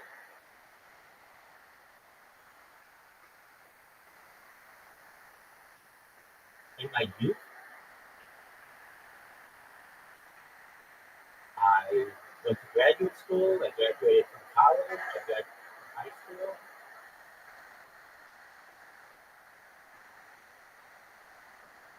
But Doug, yeah, I mean, that's what people do. I don't think you understand what it is to be an adult.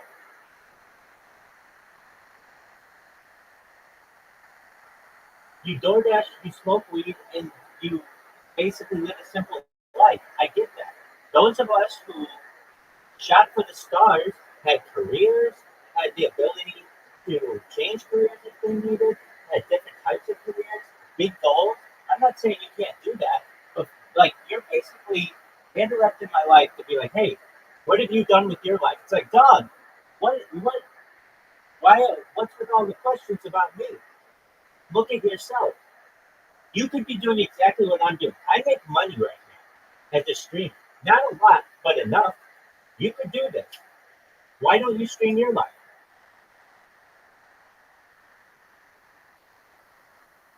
There you go. I understand. And that's a legitimate statement. I respect that. A lot of people do. I'll tell you before I started this, I like privacy as well. But I recognize the power of data and essentially, while it is a gamble, it may be the most valuable gamble I've ever had. I mean, I would literally be doing the exact same thing in my normal life. I would be watching a podcast, just chilling in my bed, surfing the internet. And that's exactly what I do, but I just live stream.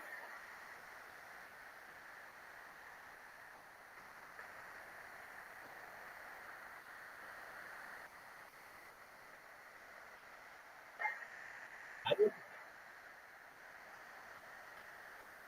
And your curiosity is not a bad thing at all. It's just, it's frustrating when you're like, hey, what do you do for a living?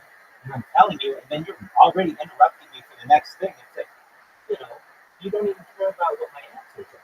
You're just literally seeing how many questions you can ask me in a minute.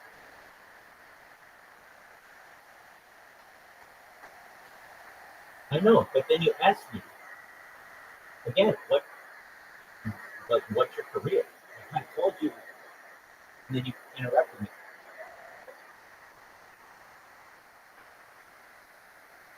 Okay, that's a different question. I mean, I got an education. I got an education, and essentially went to the corporate world. That's what you do. And I moved up the corporate ladder. I got promotions, and then I got certifications. I continued my education, improved continuing education programs, and really developed as much of a knowledge base as possible.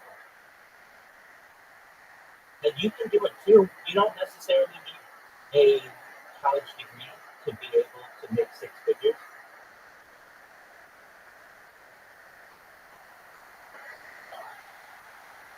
Okay. Hey, that's very respectful. And I understand that. I shouldn't say respectful. Pardon me. Respectable. And I think that that's a very good thing. Hey, if you don't want to get into the hustle and bustle of the corporate world, I get it. But if you want to make money and you want to make a lot of money, I know you don't, but literally doing nothing, cryptocurrency is a perfect place to do it. I mean, well, here's the thing. Like, let's say, okay, you do DoorDash, which is cool. Hey, there you go. Welcome back. How you doing, Tim? I'm So, hey, this is a person who's in cryptocurrency. Ask Muncher, what are some good, you're in tons of crypto, Bob. You have your own.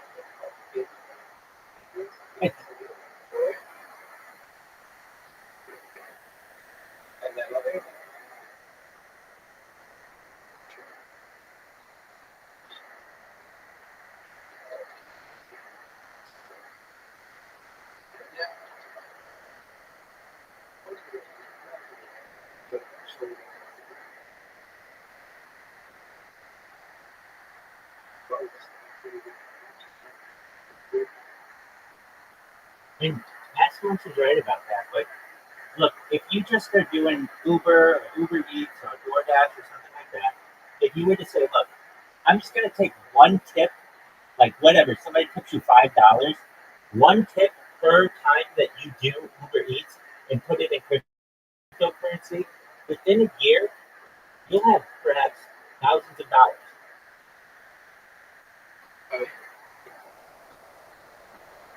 Like, I'm not even talking.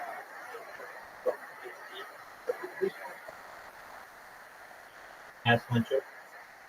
No, ask Muncher. Ask. No, no, no. I'll tell you. Ask Muncher. Ask Muncher.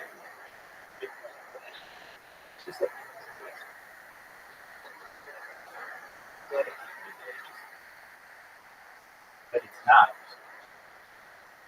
That's okay. It shows that you don't.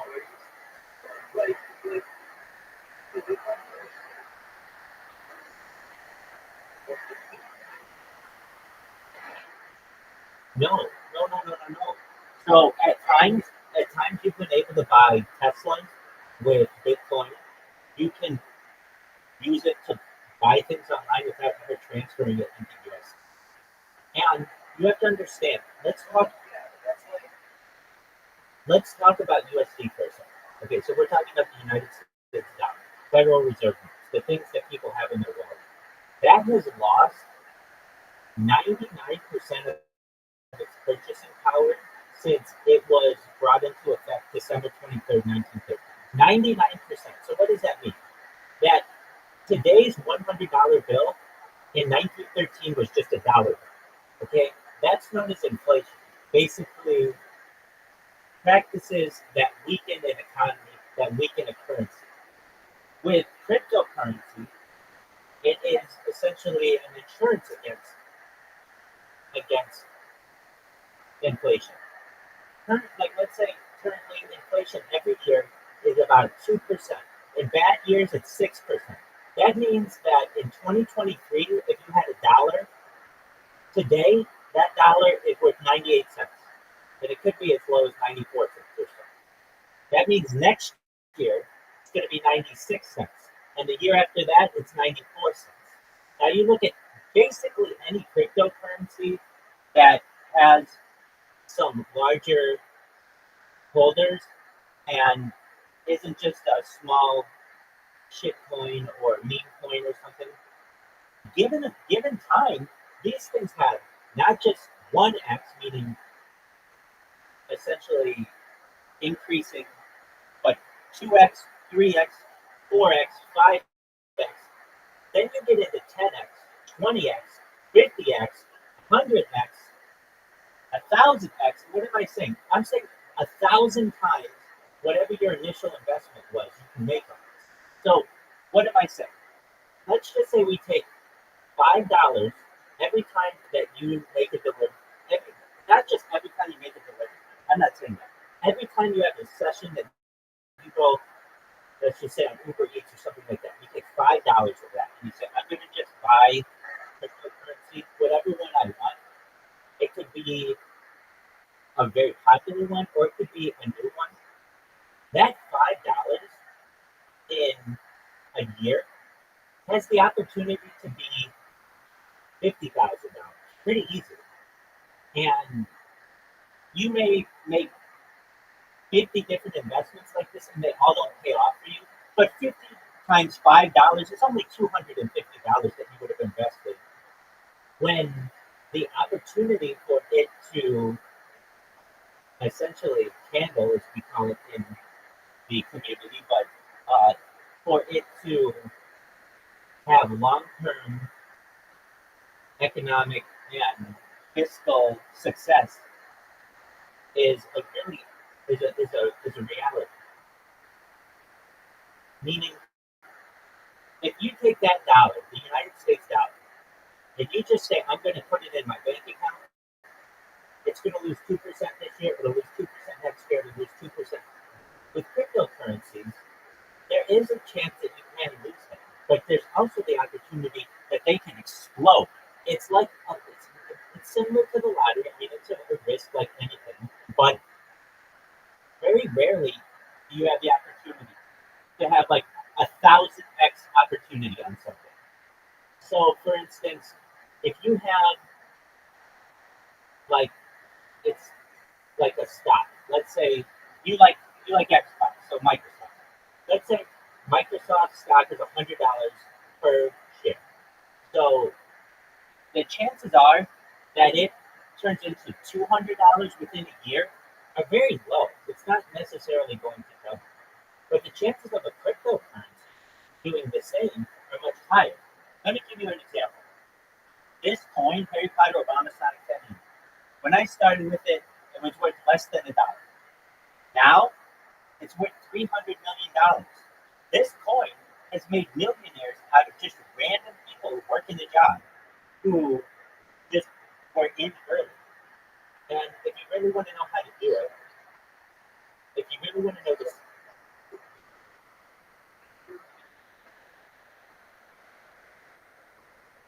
I mean, there's that. I mean, any kind of investment is a risk, so you can consider it.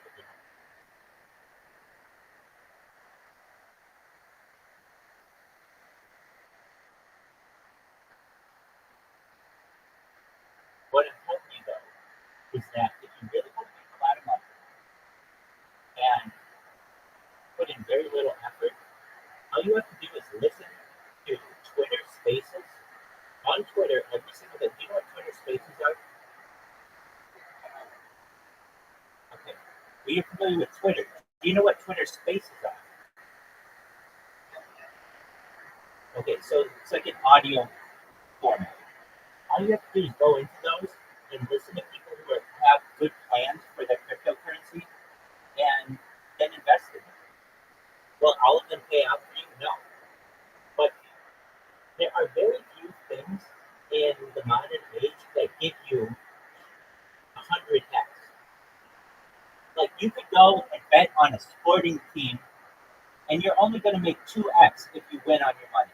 Maybe if you parlay it or do something crazy, you might get 4x or 8x, but there's a very good chance that you're going to lose that money. In cryptocurrency, it's basically not a huge risk. Take $5 or $10, and you get 1,000,000 coins. I mean, like for $5, you can buy 1,000,000 coins. And if that coin gets to be worth $1, then you've got $1,000,000, and you bought it with $5.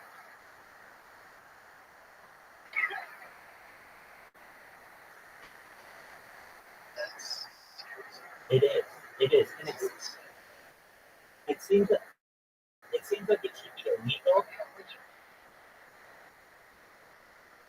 It seems like it should be illegal. No, that's exactly how it works.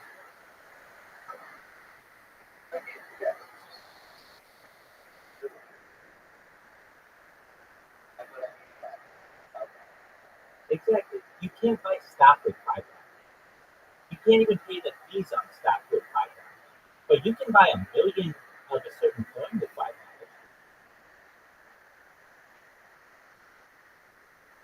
The barrier to entry is very, very low. So, like, I'm serious. Sometimes people are going to give you a $5 tip. If you just say, every time I do a delivery, I'm going to buy cryptocurrency, it will grow up. I can tell you that I don't buy cryptocurrency. I mean, I bought Bitcoin in the past. I've owned a Bitcoin. But at least as I've done this project, people just want to give to me. They donate. And they donate cryptocurrency. And that cryptocurrency goes from being worth dollars to hundreds of dollars to thousands of dollars. And I don't have to do anything. It just sits there and grows.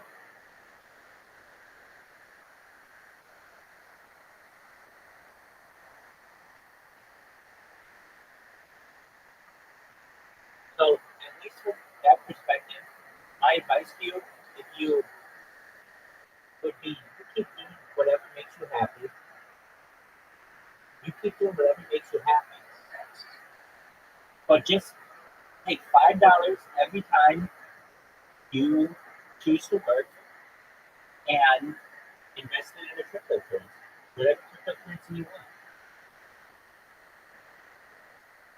And if you're like, look, I don't know what cryptocurrency to buy, I would tell you get on Twitter Spaces and just listen to some people on their projects. There will be people who just give you their cryptocurrency as well. They just want more holders for the cryptocurrency. So they'll just be like, hey, we're doing what's called an airdrop. And all you have to do is link your wallet and you'll get free tokens.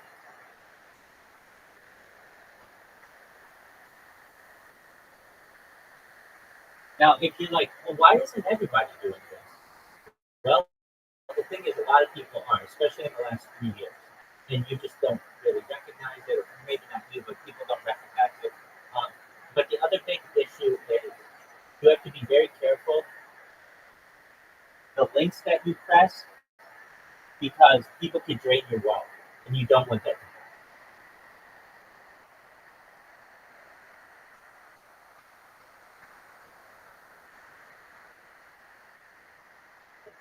happen.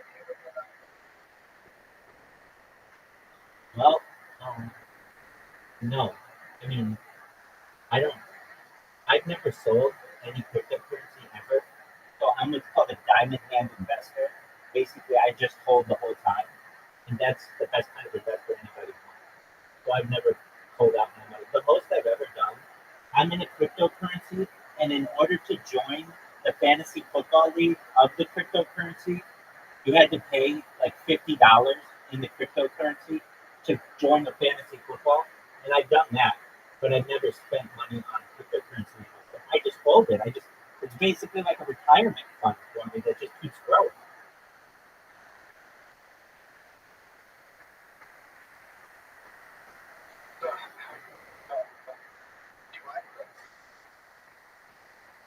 Um,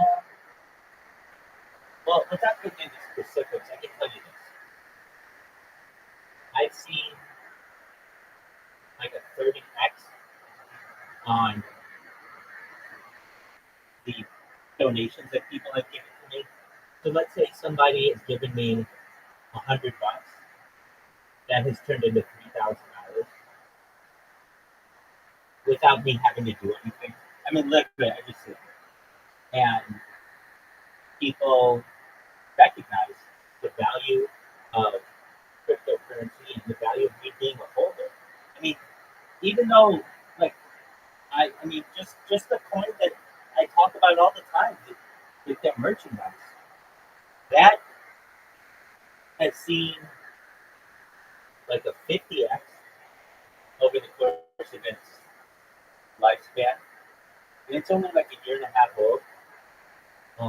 So basically, you can think that if I had $1,000 invested, it's now worth $30,000. If I had $100,000 invested, it's now worth $3 million.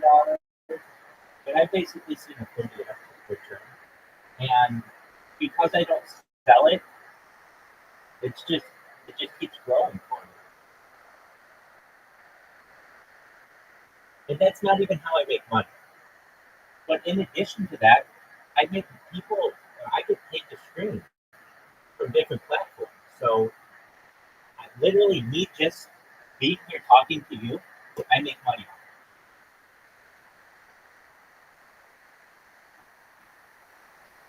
Rumble.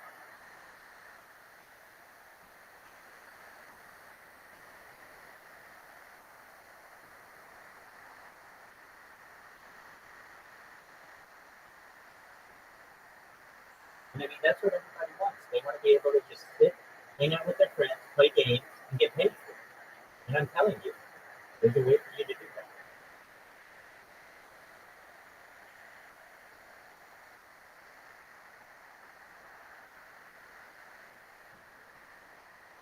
I hope that answers your question. If you don't mind, I'm going to continue the podcast. Feel free to ask more questions if you have them. Please do. Honestly, if you really want to make a lot of money, you just stay here. And why? because you're going to become a celebrity just by being in here. You're with the person who has more data anywhere. You know how many people I randomly gave to come into this Discord today? Like 10, 15? Do they all stay? No, but some do. The person who's in here, her name is Alfranca. She's from Poland. She likes what I do. She likes that I sing karaoke. She likes that I have a positive message. And, you know, even though it's nighttime in Poland, she's just chilling it. And I get lots of random people who do that. And frankly, all it's going to take is just one person to be like, wait, you stream your life all the time? That's the stupidest thing I've ever heard. I'm going to tell all my friends about it. And then they do, and all their friends are like, oh, let's go make fun of this person. And then they recognize, wow, that's a lot of data. That's a lot of social media. And literally, you can't go through it. With any other influencer, like, let's say, Kim Kardashian or Aiden Ross, you go to their Instagram and you scroll all the way to the bottom, you've seen it all. You go to YouTube, you just type in their name, and you'll basically watch all their videos within perhaps 20 or 30 hours. They don't have that much content. With mine, just with one of my streams, it's 3.5 years of content. Now, I've got at least 8 different streams going at any given time, and I'm making content throughout all of that, so my content builds on itself. It becomes almost an unlimited amount. It is limited, but it's more content by far than any person has in human existence. I mean, I just personally have been on camera, publicly, live streaming on the internet, more than any other person ever.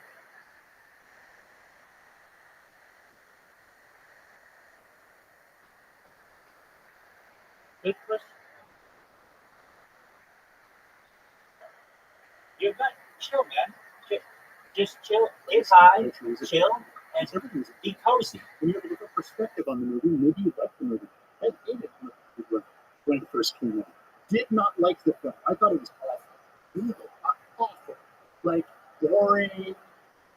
I'm glad you're here. Like, muddled. Like, everything was wrong. And suddenly I'm seeing Kubrick shots in the end from... I have a question.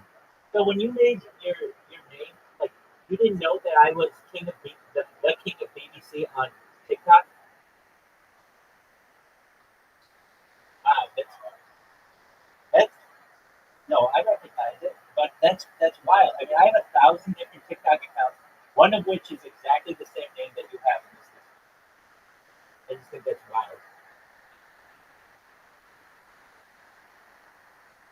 The Shining, like, Roger was like, you called Blake Trout. I was really hard. I was a really angry young guy. And He's about shit. He's a completely different guy. Yeah. Right? Now he's like bent over backwards to be nice about it. I go, who the fuck is this guy? almost my life. I now look at and having been a filmmaker and knowing the struggle that goes into getting something on screen.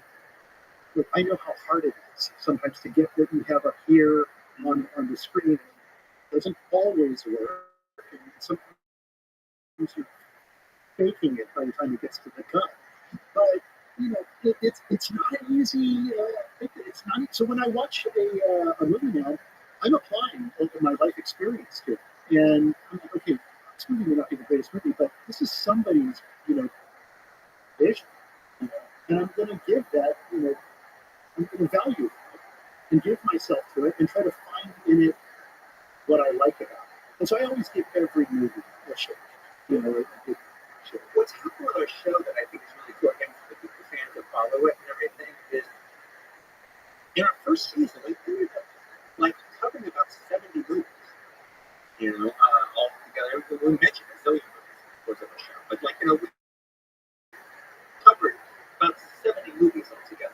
And between 3 movies that we did over the course of about 26 episodes. And we kind of created new classics, at least amongst the people who follow the show. Because they followed it and they liked it. They watch some old Mexican horror movie like Demon. Hey, that was pretty cool. Demon is amazing. And then everybody put it down and tried to look at anything about it. It would all be shitty reviews about it and everything. Then we talked about it with passion. And then we gave the right context in which to appreciate it. It's killer hand I think the people appreciated it under that right context. Like, because the movie is old and because maybe it's a movie that Kind you're of limited in what I play. super.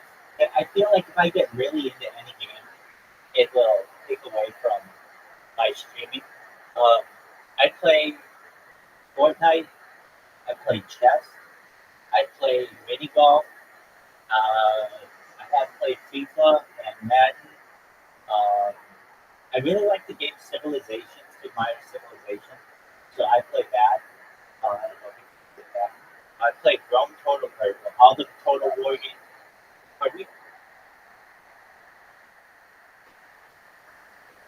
Excellent. What else do I play? There's some Fortnite and I said Fortnite, like Roblox and Minecraft.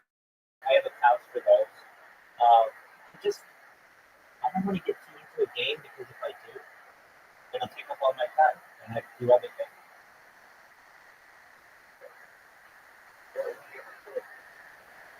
I think so. Is it a good game?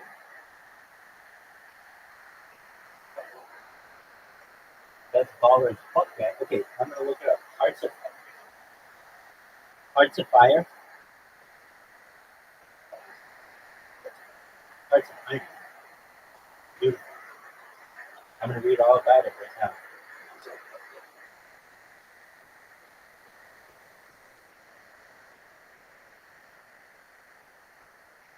That looks baller as fuck, man.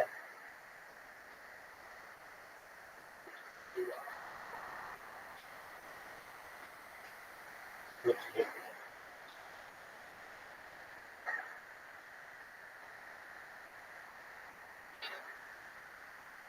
Are you saying that? I mean, Germany was never communist. I got you. I got you. That's what I was wondering. Is it an alternate history? Very cool. Amazing. That's really neat. I'll have to check it out.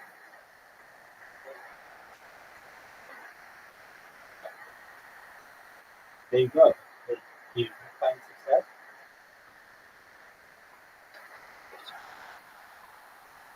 Okay. Oh wow. Okay.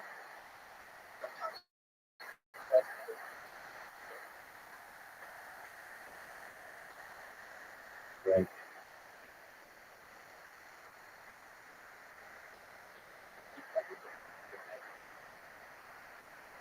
Wow.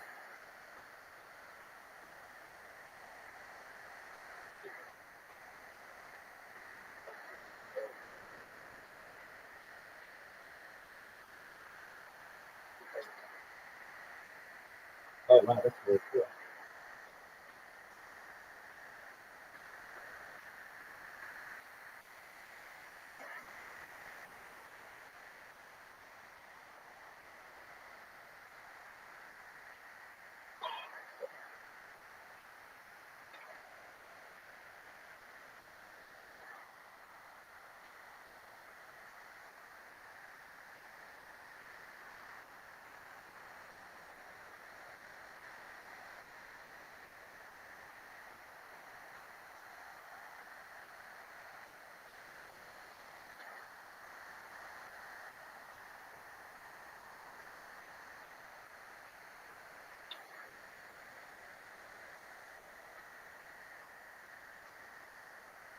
Clean or perfect.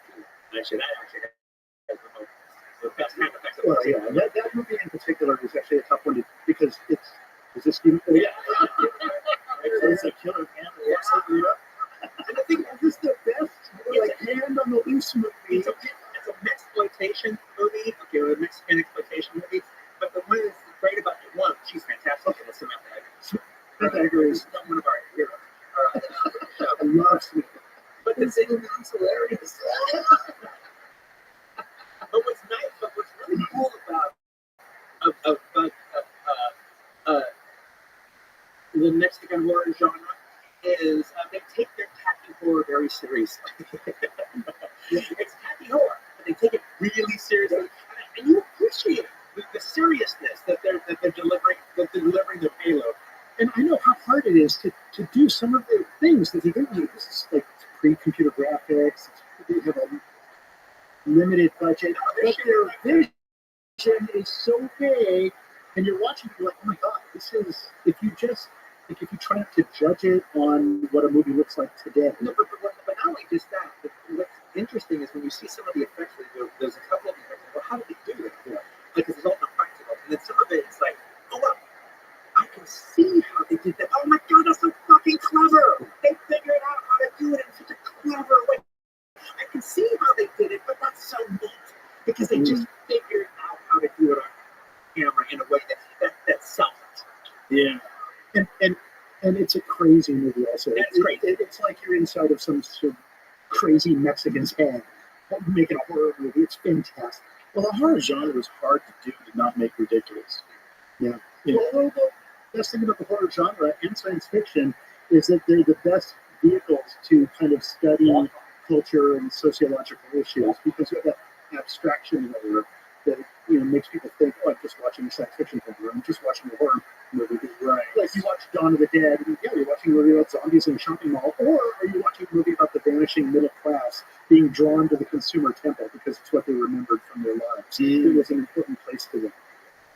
Like literally quoting the movie. I'm actually quoting my liner notes that I wrote for the DVD. Let's not go back to it. Okay. The coffee's making me think of No worries. We can keep going. Okay. So, when you first got into this, like, did you have like a film that you aspired to create something like? Like when you first did you say, like, you know, like It's a composite. comedians are like, I want to be the next thing. Yeah, it was a composite. It was a composite. I have like a kind of a top three filmmaker. You know, when you're a young filmmaker and when you're a young child, you look to your parents to learn how to behave. When you're a child, you look to them.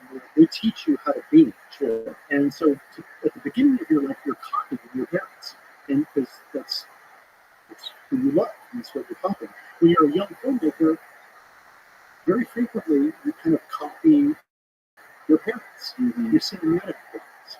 And so, in my case, many filmmakers, like for instance Stanley Kubrick, who's one of my favorite filmmakers, who I'm always thinking about his zero-point perspective, his reverse tracking shots. I just love the intention of his shots and how he assembles his movies. I like everything about his work.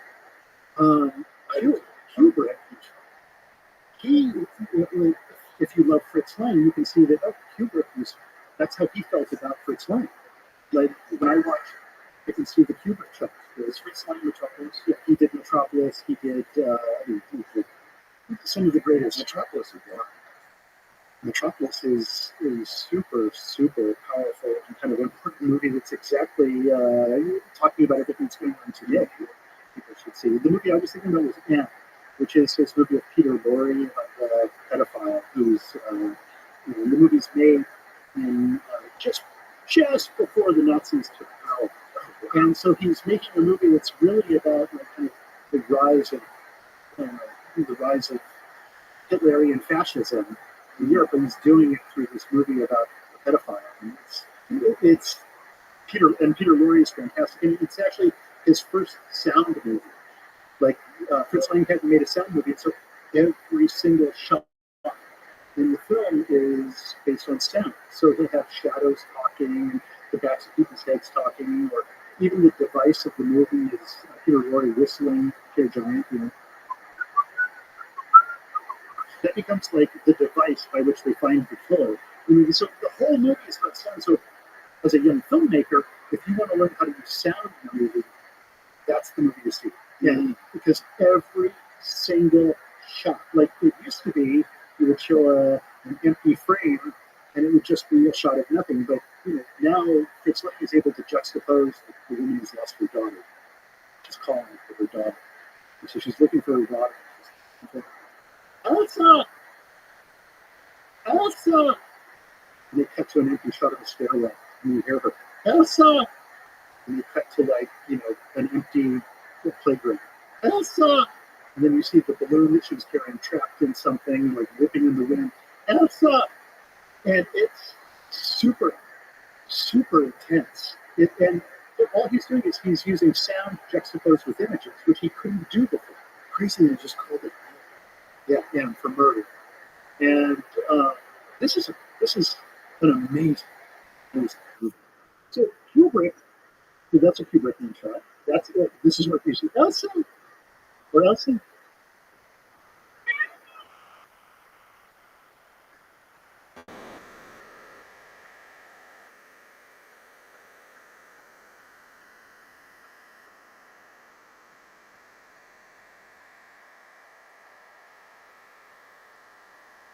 I seem to remember more Elsas. Right. Yeah, well, it's okay. But anyhow, so Kubrick had his forefathers that he used to watch, or that he used to look to. And so those would be like my grandparents, you know, right? And so there's this like lineage of cinematic grammar and vernacular that gets carried on from filmmaker to filmmaker. And eventually, after you've made enough films, you start walking on your own, and you start coming up with new ideas. But for me, it's Stanley Kubrick, John Borman, he's the guy who directed Excalibur, Open Glory, Point Blank, Hell in the Pacific, a number. He's such a big John Borman. You're a fan of his writing more than his film. Yeah, and John Borman, and then Roman Polanski. I think those three guys for me, and their work, not the guys, but mostly their work. Like, I am a composite. If you watch my movies, I'm a composite of those. These and other people as well. And those were the filmmakers who worked for me. Those were the points. But Kubrick was such an oddball. Like, his films are so different. And he was a weird guy, too. He did like complex mathematics in his spare time.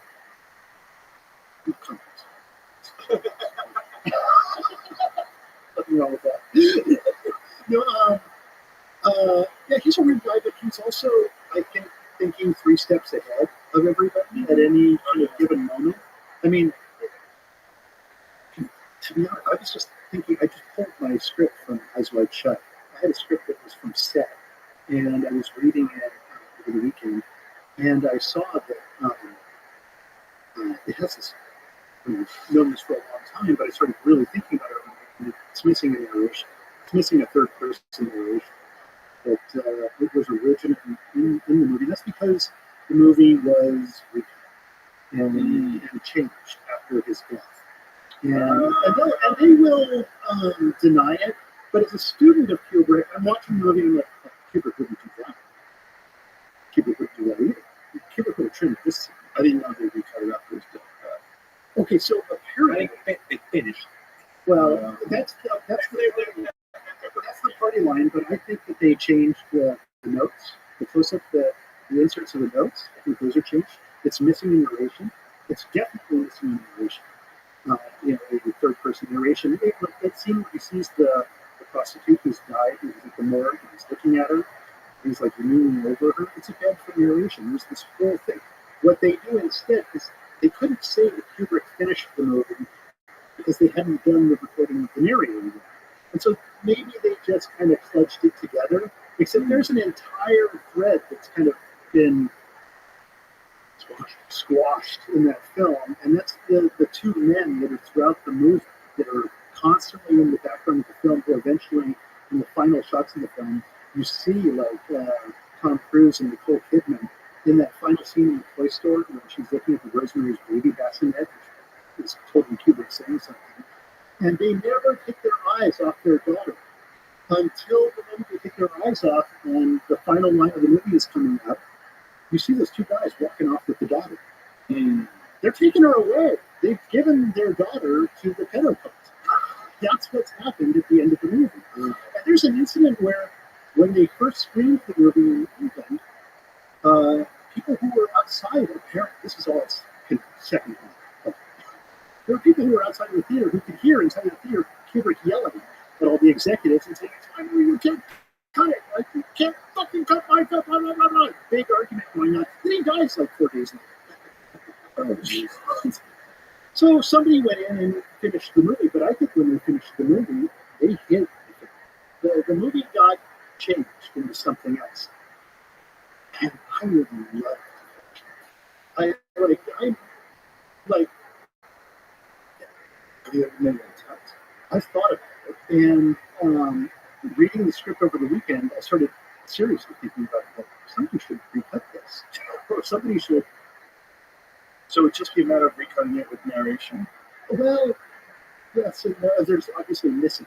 There would be missing things have been removed. And is that acceptable? Not unless you crack it open and there's no way. They would never. But all through the time. Now we have AI. Well, I know. That's what's the matter?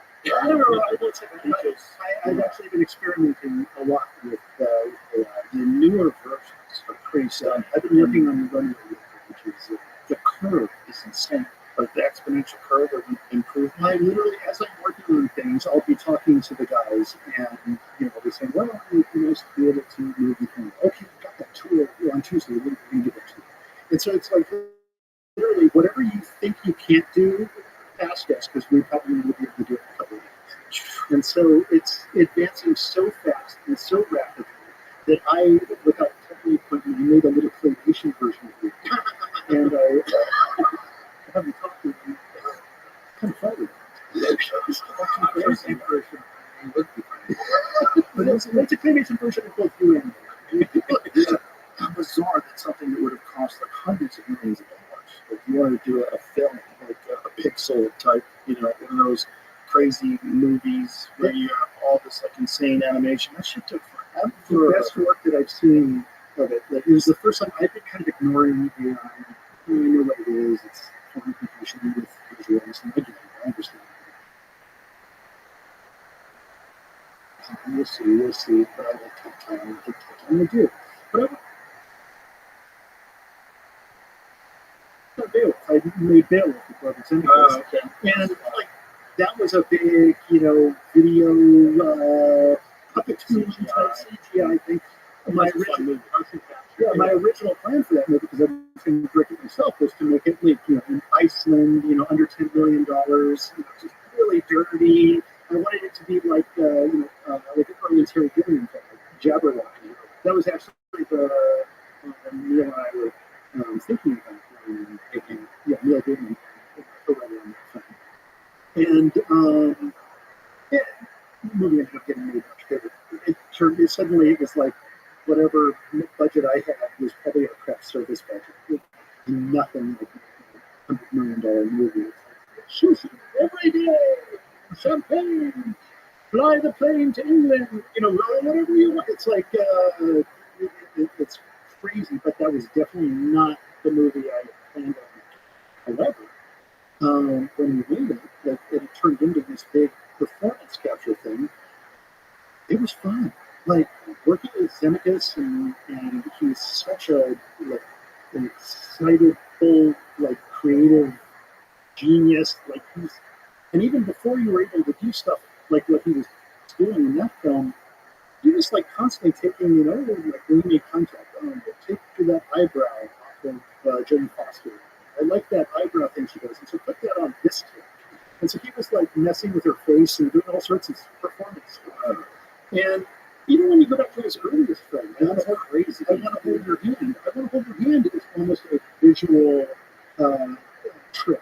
Having the Beatles there but not be there, and not using computer graphics. I think he's just a really super inventive guy, and it was so much fun making the movie with him because we were inventing technology. That was 2010. Jamie, movie came pull out. up Beowulf. Let's watch them now. Well, So I want to remember what it looks like. It looks probably like a video game cutscene like this. That's what's crazy, right? I thought about taking Beowulf and putting it into my system, and then just using over. That's fucking good. That's fucking good. By the way, you can do easily. Yeah. Easily. I thought about fixing The Beowulf. Oh, jeez. Yeah, I mean, it looks like a video game cutscene at this point. Yeah. But it was kind of cool because everybody looked like that, not just the monster. Yeah. That was kind of cool about it. I mean, the difference is that this was actual performances, and so we could take Ray Winstone and have him. Ray Winstone doesn't look like that. He looks a little heftier. And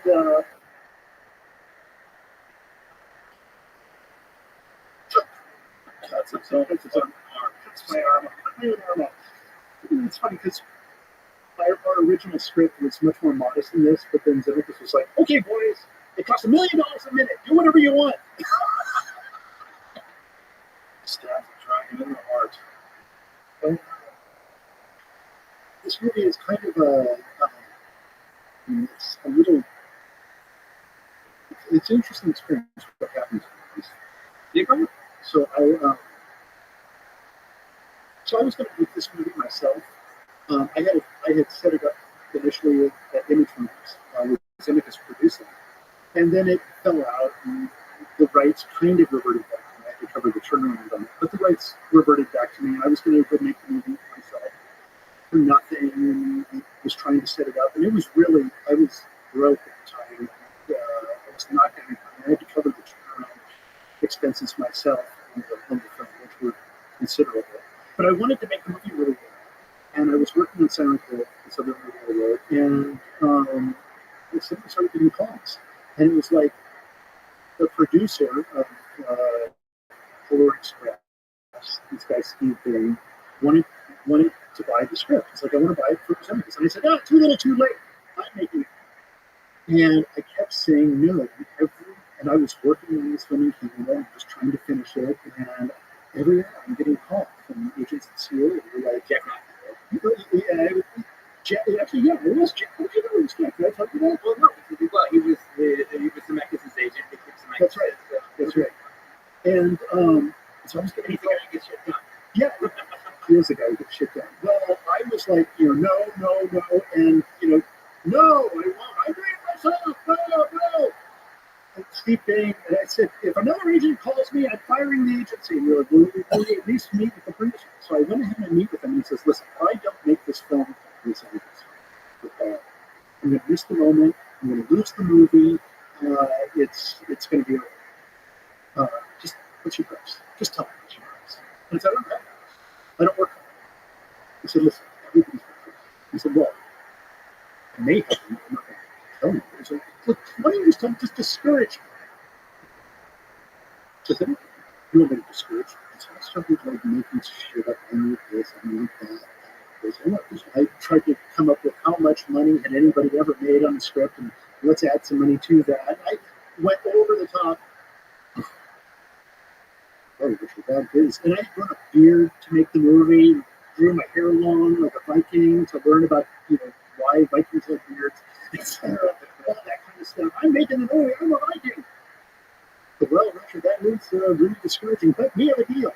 and I was like, well, okay, I'd start driving home. I'd never done anything. I'd never done something for money before. I'd always done it for passion, and then the money came. This is the first time in my life that I'd ever made a choice that was kind of money. This titanic amount of money, I understand growth. And I went home and tried. Then the check came, and I think guys tears like mine. And Zemeckis invited me into the process, which was really great of him. He really wanted me and Neil to be at his side and collaborate with him. And it was a fabulous experience. But to be honest, I was like, who am I? What does it all mean? I just gave away something I wanted to do my entire life. I've always been chasing this John Boyne film, Excalibur. I think it's one of the most beautiful movies ever made, like the Arthurian legends. And if you watch Beowulf and Excalibur, they're very similar. Thematic. And so I was like, who am I? What does it all mean? I don't even know if I want to make a movie anymore. Like, what do I have to tell now that I just completely sold out? And then I was at a dinner, and big dinner, and I was driving home that night, and I was giving somebody who was at the dinner with my wife was in the backseat of the car, and I told my daughter I was going to be home by midnight. We lived in the dark. And so I was speeding. I have a ring. And I'm speeding to get there. Without getting into the details of what happened, I lost control of the car. There was another vehicle that led the scene. I lost control of the vehicle. I think my tire blew, but I was going into a ditch, and I knew I was going into this deep ditch because it was right near my house. There were rocks and stuff. And if I go in there, down, so I turned into the, turned away from it to try to, the car spun out, and I ended up on the other side of the street where I knew there was like a cow pasture. That's the worst thing that could happen there. And I got a telephone pole. And I hit the telephone pole. My passenger took the impact, and my wife was thrown from the car. When I came to, all I could hear was the horn, and the hearing started glass in my mouth, and I'm injured as well. I climb out of the car, and it's dark. It's really dark. But somebody's already arrived, an ex-DA in Ventura County, who did all the drunk driving laws and put those on the books. And he was the first person on the scene. It was right near the fire department. They showed up shortly afterwards. But when I jumped out of the car, I came running around to see what happened and saw my wife on the asphalt. She'd been thrown from the vehicle. And I threw myself onto, onto my knees on the pavement, and I found myself in that moment asking for the one thing that mattered, which was his life. She was dead, and I just, in that moment, I dug down, I begged her to come back to life, and I just said, I will give anything for life, just in any form, I'll take it. And in that moment, she came back to life. It was like the life came back into her. Okay, it was a completely fucked up scene. The passenger was dying in the car, and they're dead. The police are suddenly there, and it's an army job. And suddenly, suddenly I found myself in jail.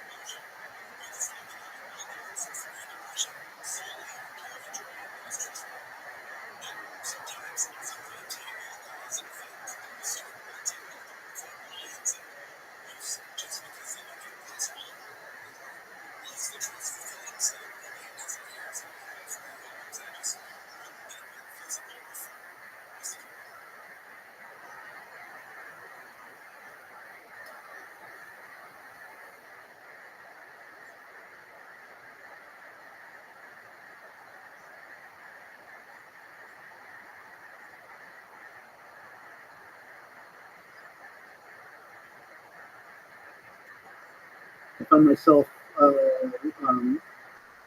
guilty of manslaughter, and something that is absolutely irreversible happening, which is, someone lost their life at my hand.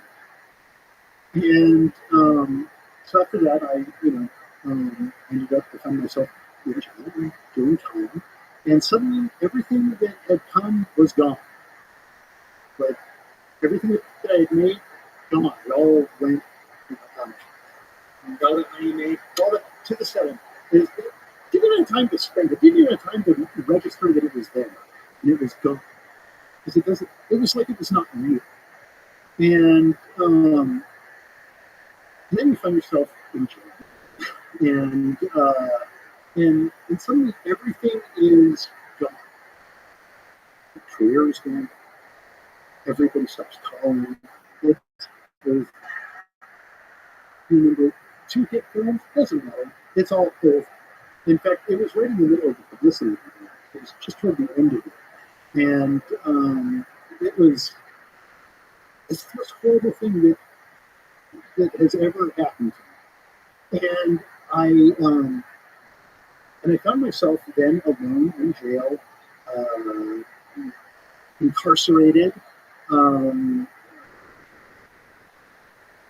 alone with my remorse and regret, and really getting existential things. Really coming to appreciate,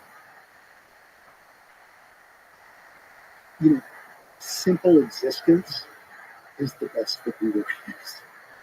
It's people don't appreciate what we have. You don't appreciate it until it's gone, and it can go first of all, we live in bodies and my wife is horribly injured, and it has been a decade to not just rebuild our lives, but to for her to come back to health. What it did though, is because I would do anything to reverse that, to reverse what happened. I would give anything to do. And I don't say this lightly, but having said that, I'm kind of grateful as well. Because I was like asleep walking through life. And it wasn't until that happened that I completely, it changed how I see everything. It was like my third eye. I don't view anything the same. Once you've been incarcerated and you've been deprived of everything, and you have a lot of time to think and be existential, you come out of that, at least I came out of that experience, and I looked at a tree and I was like, it's the most beautiful thing I've ever seen in my life. I hope I never not feel this appreciation for a cloud. To be able, when you're in prison, to be able to pet a cat, for example. It's so simple. It's such a nothing thing. You think, hey, to be able to pet an animal is like a gift. The simplest things are gifts. When I was in jail, it was also a little bit like a comedy. You have people walking in circles, and everybody's trying to control the outside. And so you start really seeing human behavior up front. I mean, when I was in jail, they're literally, during the Academy Awards, it's on the TV in the tent, and I'm watching him win for Jenga. I'm like, so while Quentin is at the height of things, I'm pretty much watching through bars. Yeah. And not only that, but Rick Shapiro, who produced the Rules of Attraction for me, my producer, came and visited me with Robin Wright in the days that followed. He won for Zero Dark 30. And so I'm there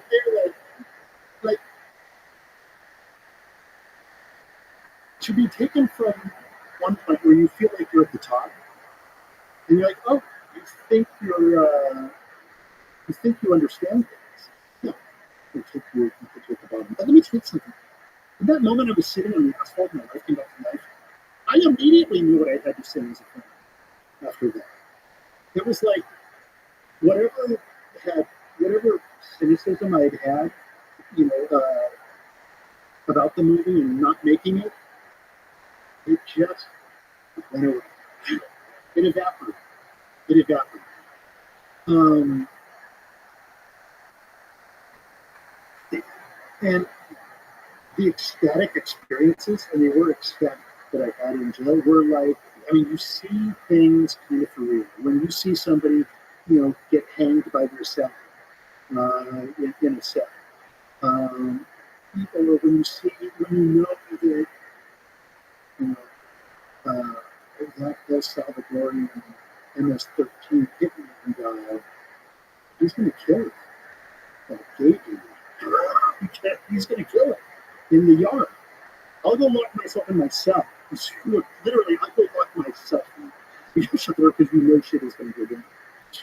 And so, like that was like every day. It's just something it's like, you know, and also you really know who stands with you after something horrible happens. And like John Langley, our customer from Video Archives, ended up being like I said, when I was in jail, he loaned me money. Yeah.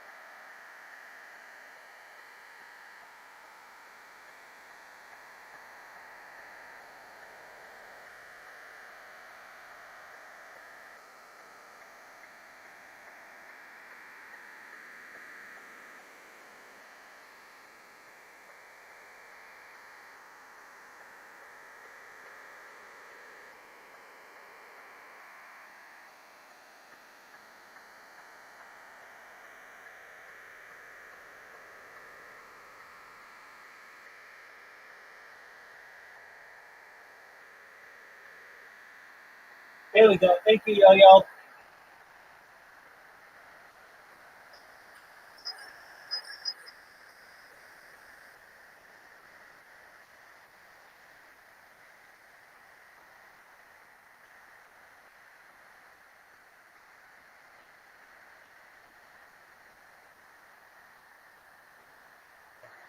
shit.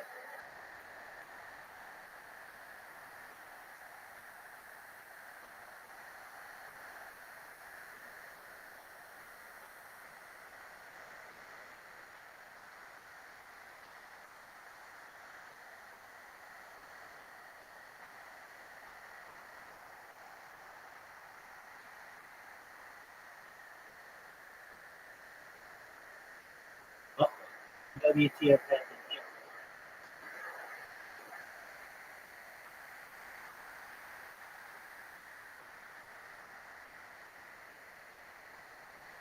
Yo, dog.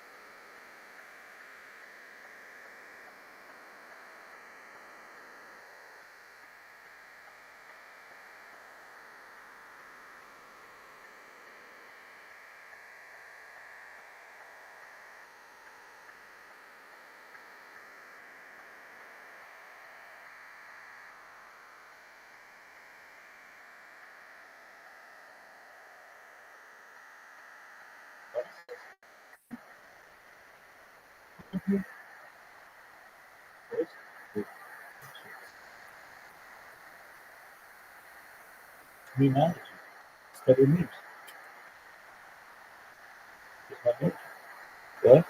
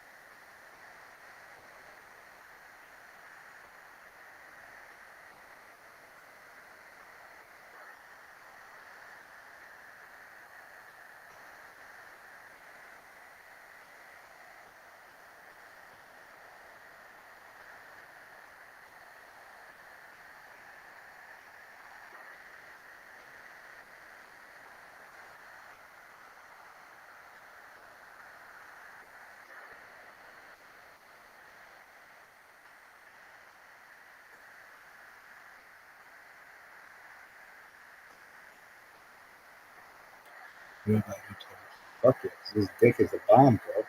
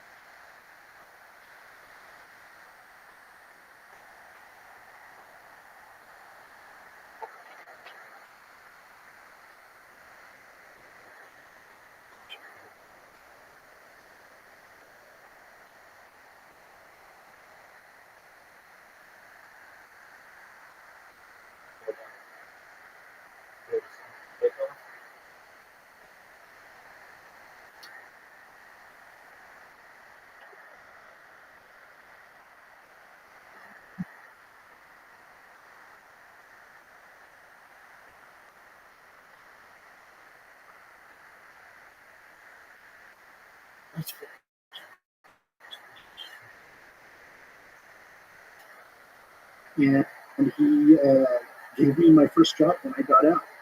That was her husband who did that. And so, like, I value her husband. and, and especially John, his family, the Maggie. Like, it really is. I talk about John, really Maggie. And she was really the champion. And so, anyhow, you know, what it taught me, actually, because I was a filmmaker, up my own ass most of the time, but what it kind of taught me was, be compassionate to other people, because you might not know it, but they might be going through shit in their lives. That's really something health related, which is almost out of your control. But, people are suffering, and people are struggling. And I used to be a lot more cavalier about people and kind of fuck with people and be forced with people and not really care as much. Now I'm acutely aware of people and what they may be going through. It's just I think this is the best way to wrap this up. Perfect. Gentlemen, thank you very much. This is an awesome conversation. This is Really appreciate it. 3.5 hours. thing just flew by. Thank you. Oh my gosh, I actually thought, oh, but this is wrapping it up quick. No, 3 hours and 15 minutes at least. There it is, the Video Archives podcast on Patreon. Patreon.com/video. If you just look at videoarchivespodcast.com, thank you.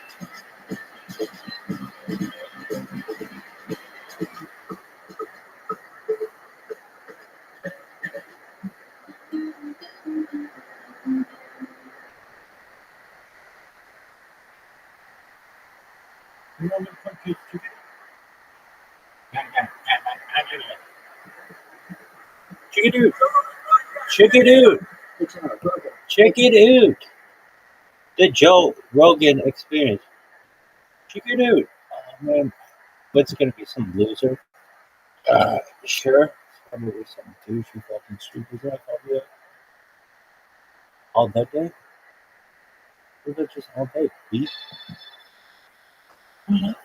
Bitches.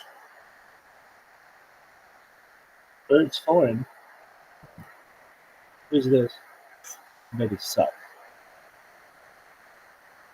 Who's Rick Strassman? Yeah, he sucks.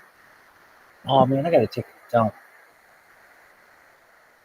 Perhaps. What do you think? It's hard to judge color. I don't really see colors. Good job, Logan. Let's do it. Oh wait, what the fuck is this?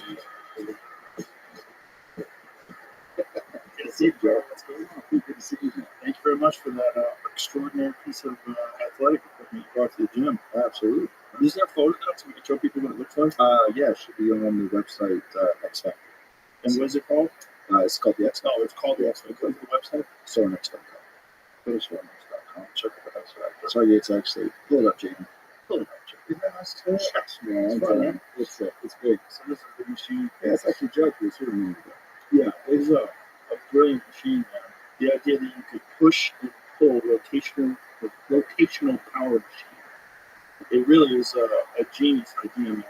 And for things like striking sports, that's huge. Like the ability to push and pull at the same time while stabilizing the core. I mean, that is undoubtedly going to help people. Like, you're definitely going to be able to deliver more power in strikes. Right, because you take the ground force and then be able to put it through, obviously, the core. So that's all three planes of motion, all obviously go through the core, and then puts it into your feet or your arms. It's just so unusual that you can do something like that. I mean, I guess you kind of can do something like that with cables, with the cable machine, but that seems better. Yeah, because you have a little bit of a balance component as well. But you're right, if you're blocking, let's say you're a right hand, you're blocking on that left leg, you're stabilizing out the right hand.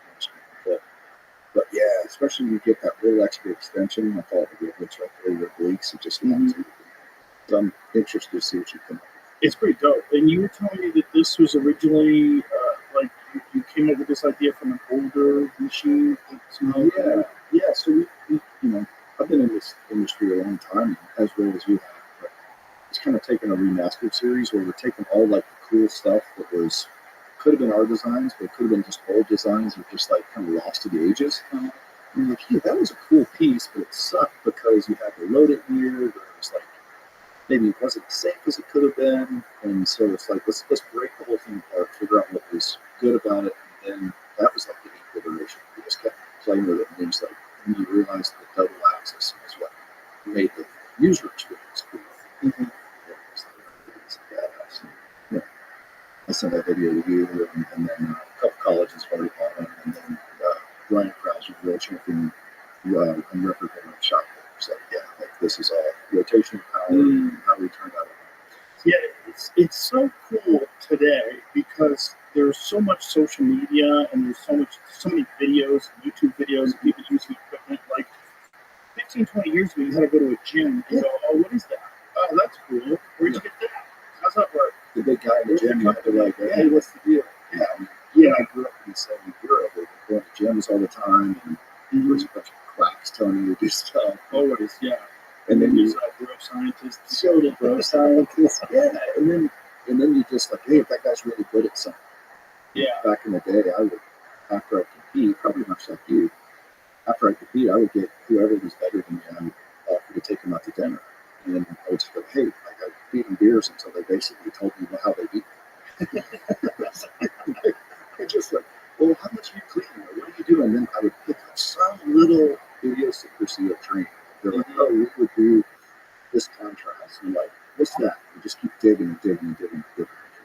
Well, I remember when I was competing, they would tell you to not lift weights, which is so hilarious. They used to say that. They used to say it will slow you down, and then you'll become tight. Yeah. And I remember thinking, like, why don't you just stretch it tight? Yeah, so the horsepower makes the car slow. It didn't make any sense to me. It's like they thought that the only exercise you should do is martial arts itself. Just hit the bag, train. Now, when do you think that? Well, Bruce Lee would do. I mean, he did some exercise. Yeah, Yeah. He had some lifting that was always pretty light. But what would you say was when that changed? I think it was around Holyfield. I think it was Mackie Shillstone trained Evander Holyfield when he went up to heavyweight. And I remember myself at the time, so this was in the 90s, I remember thinking, what is he doing? Right? He's going to fuck himself up. Doesn't he know that his coaches already figured it out? Right. And then all of a sudden, Evander got trapped. Dude, he was trapped. He dealt it out. He got jacked. And he became a legitimate heavyweight. Also, pretty sure there was some Mexican supplements involved. Yeah, he might have gone across It's the 90s. The 90s were a good time. I think it's a strong possibility that there was some help. Because also, like, I never heard of anybody tested positive for steroids back then. No. And I know for a fact that some of those guys were steroids. I would not disagree. I know people who know people, and I know I would fucking put it all on black. Because up until 91, steroids weren't even illegal as a controlled substance. Do you know who caused it to be illegal? Joe Biden. No shit. Yep, and a motherfucker. It was all him. Yeah, Derek from More Plates, More Dates was telling us about it. Right. Like, that motherfucker. He did. That should be a loan for yourself. Well, I guess the idea is that people could abuse it, right? But here's the deal, folks. You can abuse almost everything. Sure. This is my argument against online gambling. There's a lot of people that think online gambling should be banned because so many people are losing money on online gambling. Shut the fuck up. Do you know how easy it is to not online gamble? It's so easy. You know how easy it is? I've never online gambled. It makes two of us. That's how easy it is. I'm not online gambling. I probably forget my password to get into the thing, but like, I'm not discounting the fact that gambling is addictive. I personally know gambling addicts. One of my best friends, Dana White, is a fucking gambling addict. He happens to be insanely wealthy, so he can get away with it. But I grew up in pool halls. I know what gambling is. I get it. I'm not one. So it's possible to, like, fucking have some self-control and discipline and willpower. The weird thing, I've never done crack either. Crazy. Crack is everywhere. It's a scourge of humanity. I've never done crack. It's really weird. I've never been seen crack. I've seen it. Yeah, I saw cocaine once in my entire life, which is wild. Based on, I know a lot of people, and it's like, they just think I would just say no to that because I grew up in the East, just say no generation. But I didn't think it was like a real thing Since I was in high school. I've never, which is kind of crazy because I know so many people who do coke.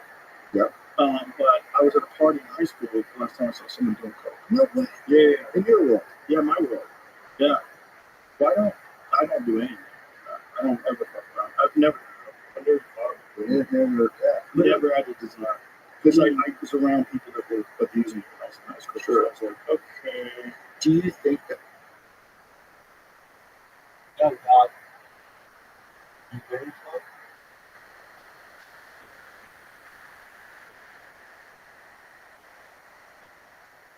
That's a fucking machine. It's the fucking good Joe Rogan.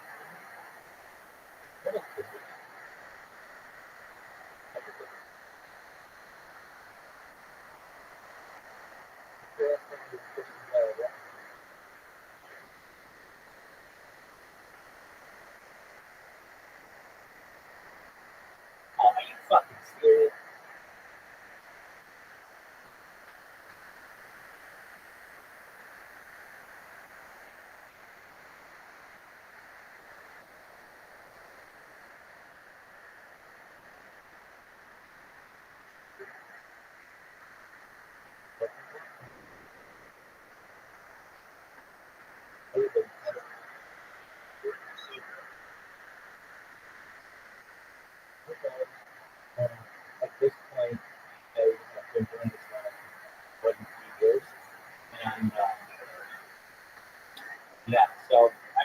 sex tapes out there.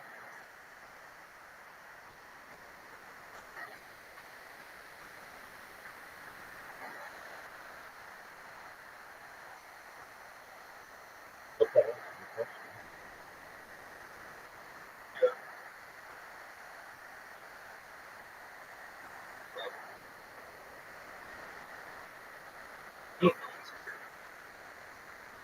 No, I know people like the recording. I don't know if perhaps I was paid the fucking guy's wife.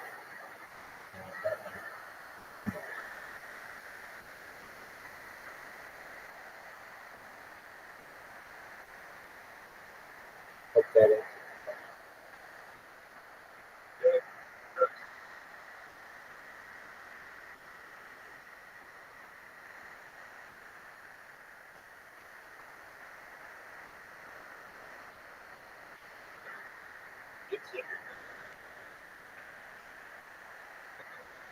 Awesome.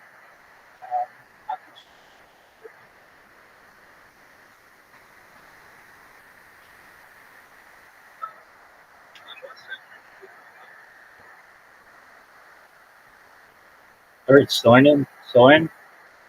No, I didn't pick the type of I think that's because you're such like a strong personality and like kind of role model. You're like, hey, Joe's not doing that like people. You think they're like respectful of that or just kind of nerdy people? They just know what they want. Yeah, I think so. I'm just not interested in anything that gives me no confidence. I'm not interested in that. I got plenty of that.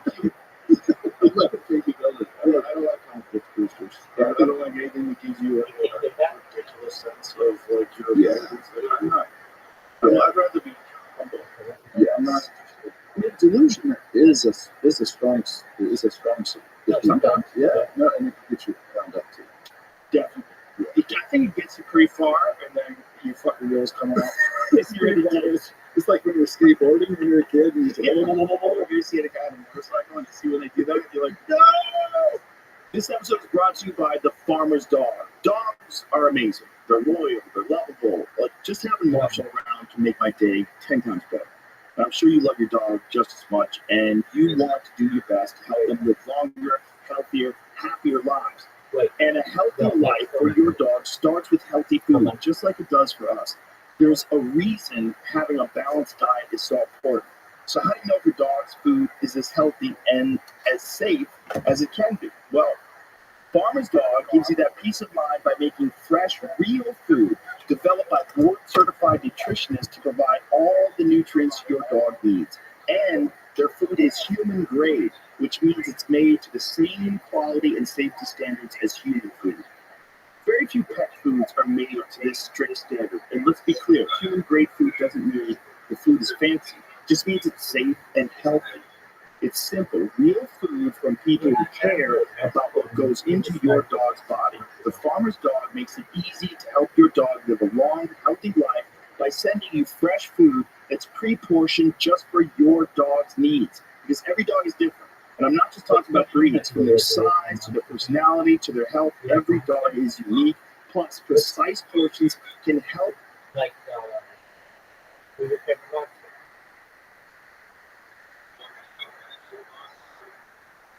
I want to know why isn't it Cookie Monster?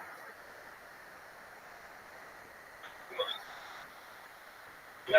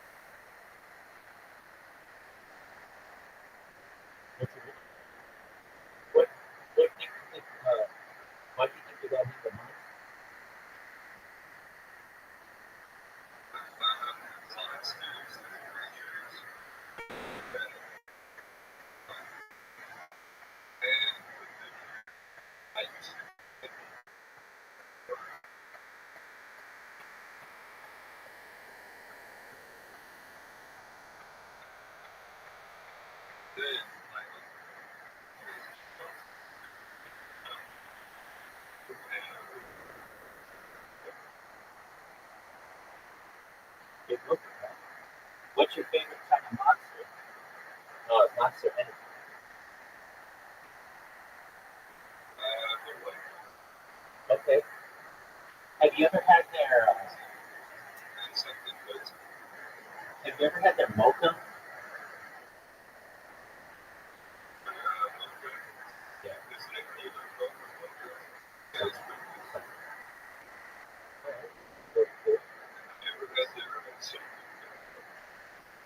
Um, I may have one time I tried three of them at once just to see which one I liked more. But they were all coffee related. It could have been that. They came out with like a coffee line, something like that, right? Yeah. Yeah, Java. Yeah, it was. I actually liked it a lot. It was really good. All right, so how'd you find out about him? Like,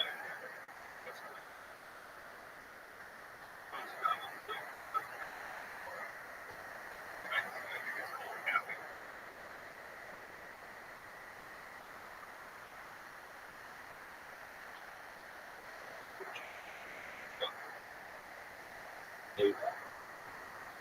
I think that those are the three that I tried. Wow, you know a lot about it.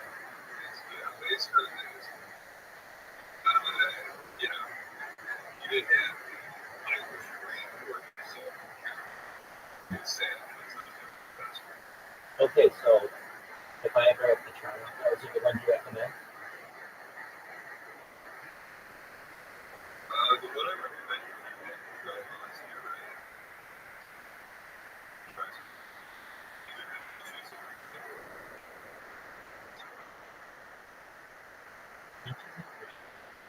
Or orange green chip.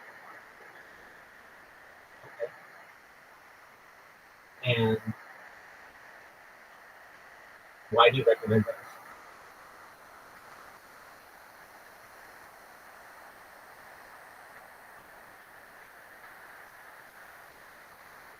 Why do you recommend those? You taste the best? Do they give you the most energy? Okay.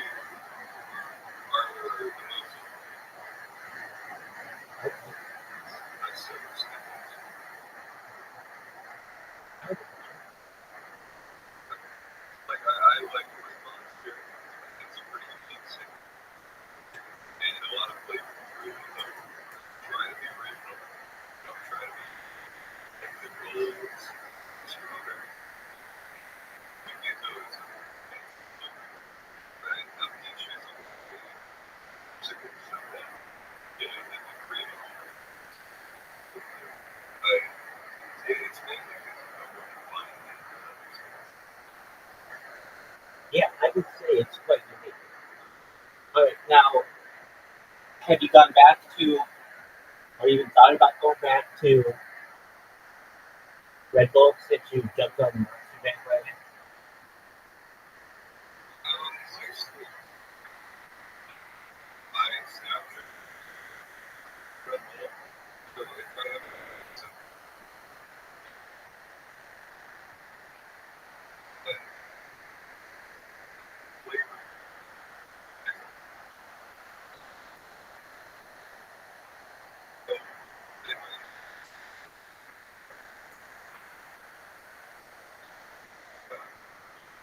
All right. You don't think the original tastes like dog shit?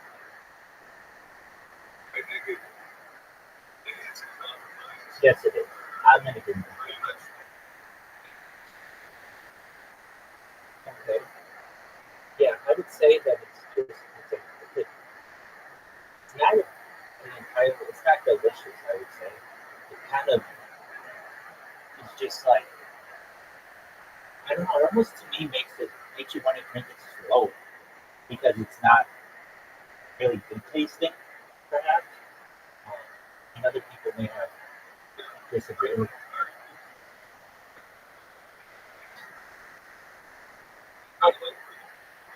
But then I'll tell you, the monster, the three Java ones you named, those all taste great. I mean, great. They're really good. They might have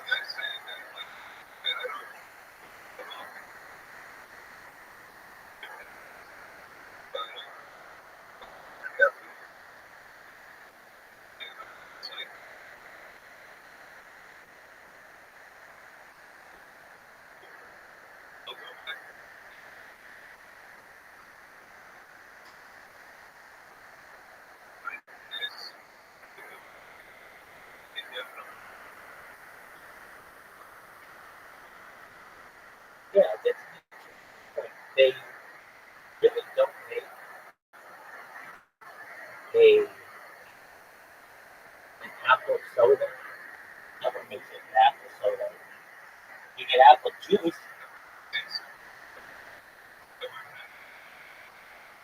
I mean, they have like a Coca-Cola apple or Pepsi apple.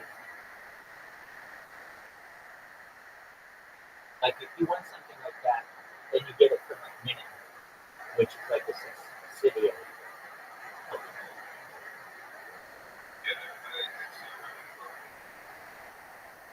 No, exactly. Yeah, exactly. Do you find you get the same buzz out of them that you should, or that you feel like you should?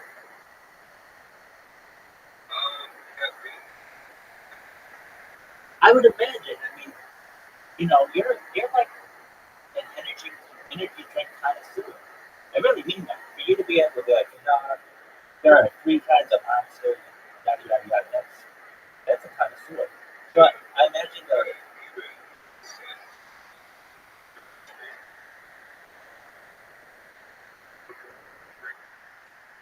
okay.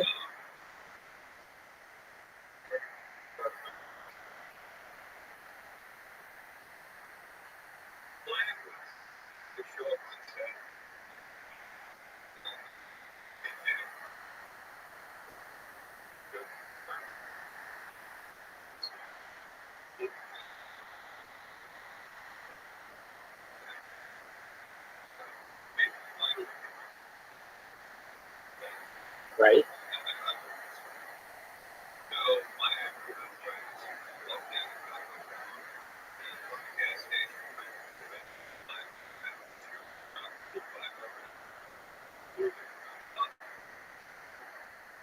Okay. And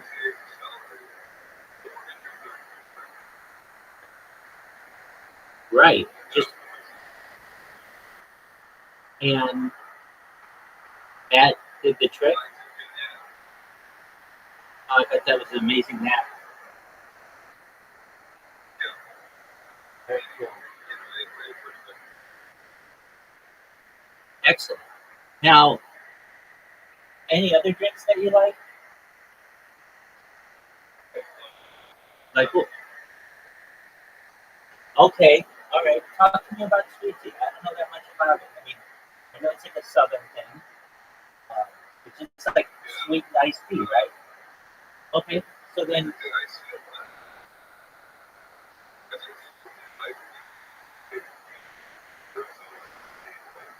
okay,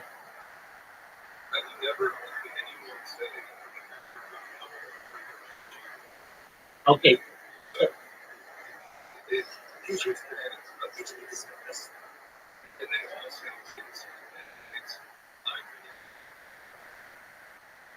oh, that's interesting. Okay, what's the 99 cent one?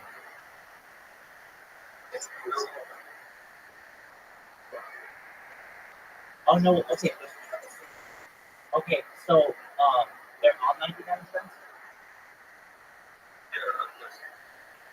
Okay, I mean, I just the reason I don't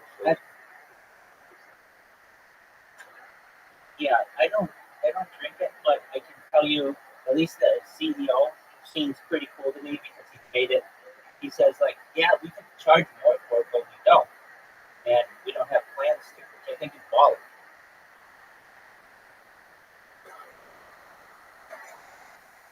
Word, dog. If you wonder what I'm doing, as I stream all the time, I have to reset my streams every once in a while. So that's just what I'm doing right now. But I'm more than happy to talk with you, speak with you. If I may ask, how did you find out about it? Well, shout out to your friend. Is your friend on Discord? Okay, very cool. Well, do you mind if I tell you a little bit about myself? Excellent. Well, I'm Rabbi Rothschild. I've been live streaming 24/7, 365 for more than 3 years. I stream my life with peace. I don't want more anymore. I like to do what I can to infuse the world peace discussion into the daily conversations that I have with people. I am a very major component in world peace and really having diplomatic relations amongst people of the world. I don't feel it's right for you to put your hands on me without consent or vice versa. I talk about a lot of things with people on here that I've learned to discuss in society. Things like anti-gravity, anti-matter, alien disclosure. Have you seen some of the things that have been happening on the East Coast of the United States recently? In New Jersey. You haven't? Okay. I mean, I respect that. So if you didn't know, in November there was a congressional hearing on UFOs, and then basically for the last 2 weeks in New Jersey, they've had these UFO flaps where people have been seeing like 50 of them at once. Here, just so you're aware what's going on. There's a lady, I think from Fox News, talking about it. Like she saw it herself along with her family.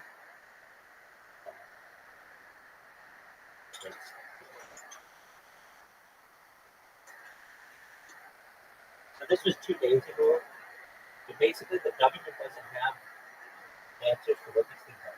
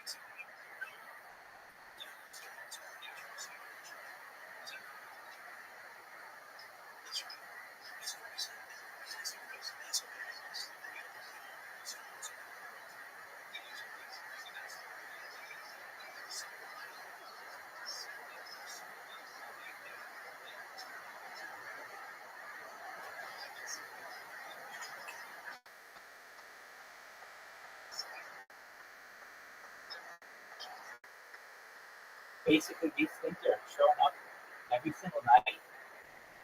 You can go on Twitter or Reddit and just see they're all over the place in the sky, and no one knows what they are.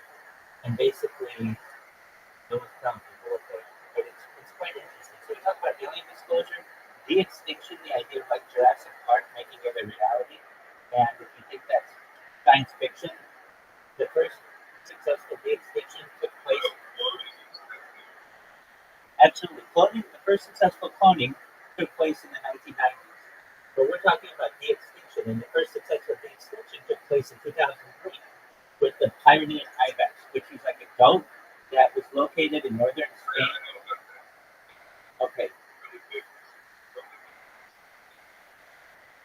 it's Pyrenean, so it was northern Spain, southern France. Yeah, I don't know if you know if we're talking about the same thing. This goat only made it for 7 minutes of viability, but it was seen as a major advancement in the world of de-extinction. Fast forward to the year 2021, a company in Dallas, Texas called Colossal Bioscientific is profit that has made it their goal.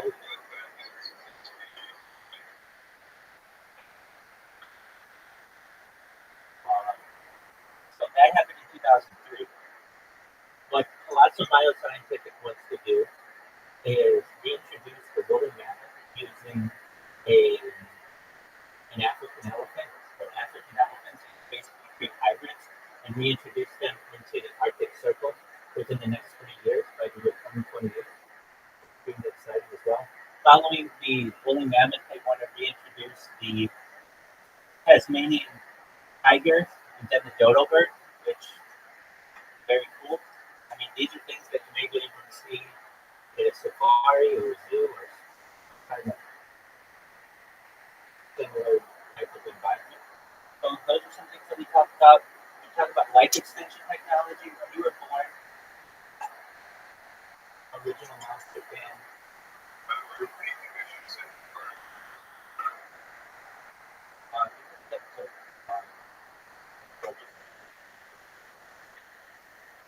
This one.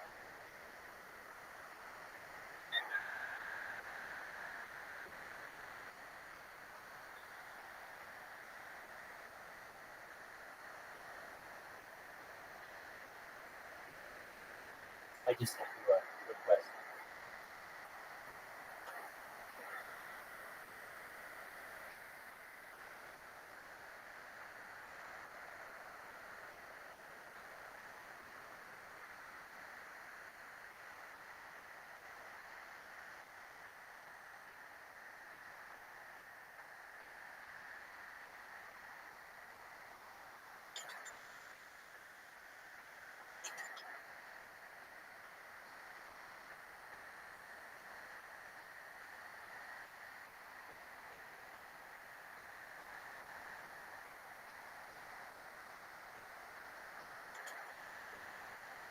What's that, Big Dog?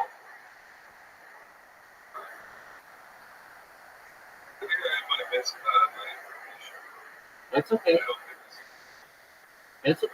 It happens. It's almost more impressive that you're willing to admit that than anything. We all make mistakes. I'll take a look at it in just a second.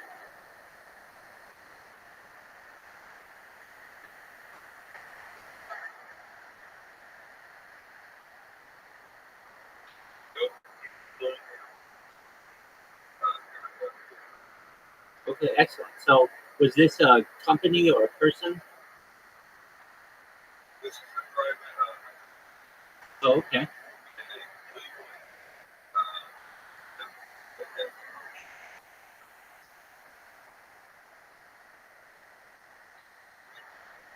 Was it successful? Was it successful?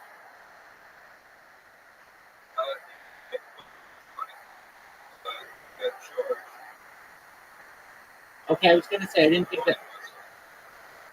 say I didn't think that was legal, so that makes sense.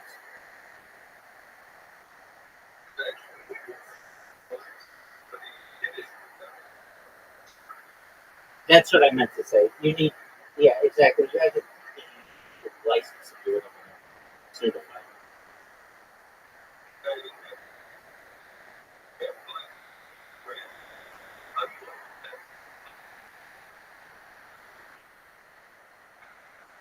Yeah, probably just for one animal.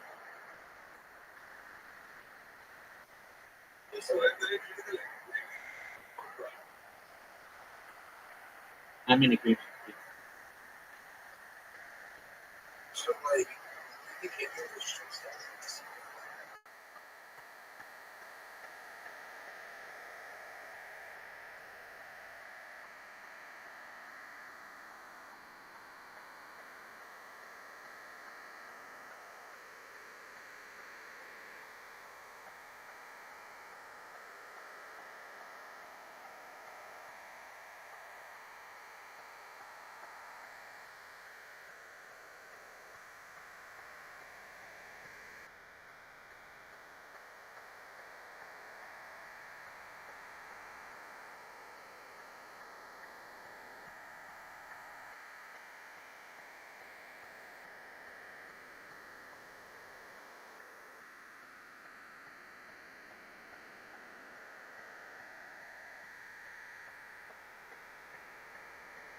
Original Monster fan. Do you like karaoke?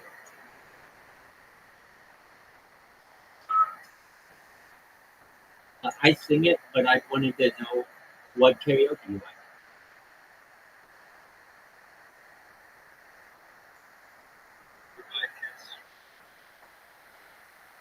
Right. So, what kind of karaoke do you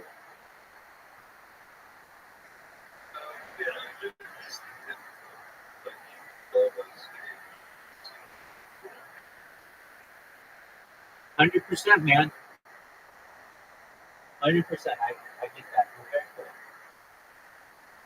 Well, in addition to talking about the extinction of just mentioned and disclosure, we talk about things like life extension technology, things like stem cells and cryonics and human growth hormone and cryogenics, and talk about things like nootropics and ambrosia therapy, where you use the platelets of younger people for the benefit of older people. Basically, when you were born organic monster thing, your life expectancy was probably 80, 100, and 120 were probably seen as nearly impossible. And with some of these utilizations of life extension technology, which 100, 120 may be more reasonable for the common person to have. And, but eventually your body's going to break down. And when that happens, there's another type of technology, called mind uploading technology, where we scan your brain into a computer, like a CAT scan or an MRI, knowing where every atom is in your central nervous system and your peripheral nervous system, to later download into an android, an avatar, a cybernetic being, a cyborg, a clone of yourself, a robot, whatever you want to be. But what it basically comes here is that you have an opportunity to control mortality, which is really exciting.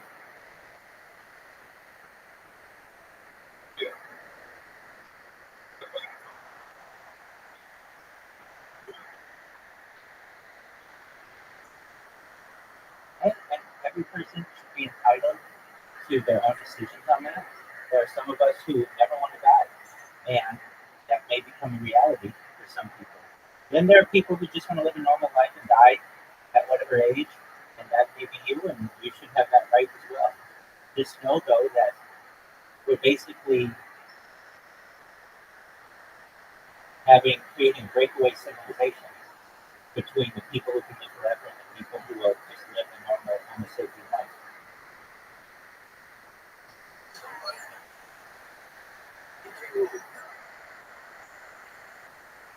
Now, if you aren't serious in here, I would do. You have an obsession with it, quite clear, and that's fine. You need to go look at porn and get off. Hey, each their own. Do whatever you need. But if you're going to interrupt important conversations with immature statements, that's a good question. That's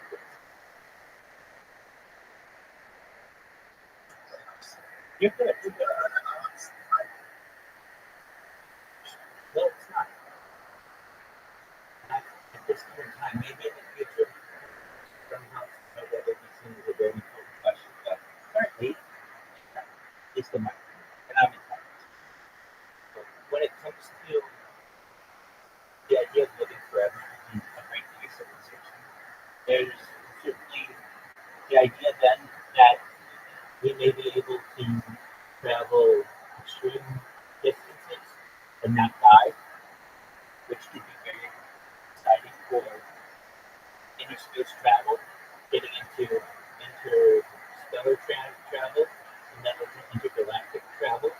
Basically, one of the reasons why I'm such an advocate for world peace is because if we ever want to do any of the cool stuff that we maybe hear about aliens doing, we need peace at home. Basically, if you are a country, you need to have peace at home before you do kinds of colonization. You can't have a civil war and still be doing a lot of colonization because that will make you weak. That will give you a weak country. So essentially,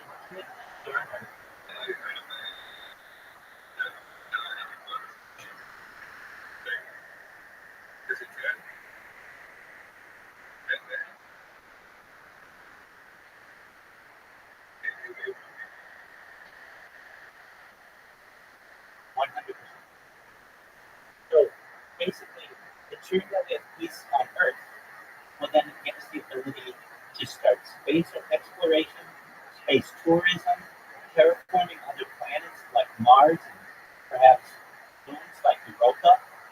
And then from there, we start getting into interstellar travel. The next closest star to our star, Earth, aside from our star, is Alpha Centauri, which is about 4 light years away. So basically,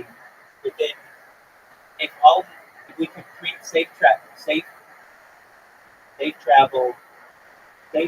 travel, and without even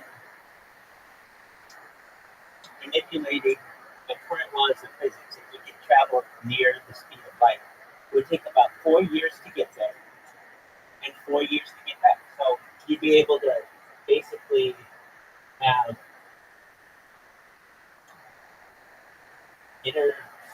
interstellar travel within the next, I don't know about a timetable for that, but within 8 years you'd be able to go there and back, which is really exciting.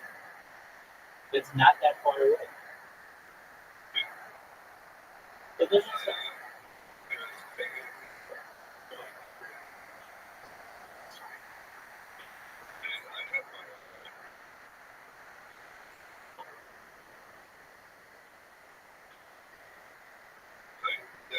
hold on. I get what you're saying. Okay, the speed of sound is different. That's like 800 miles per hour. Speed of light is 100%. Totally agree with that. But there are ways to travel faster than the speed of light. There are things that travel faster than the speed of light. They're known as tachyons. I don't know if you're familiar with these. I'm not an accredited physicist. I'm certainly just an amateur physicist, but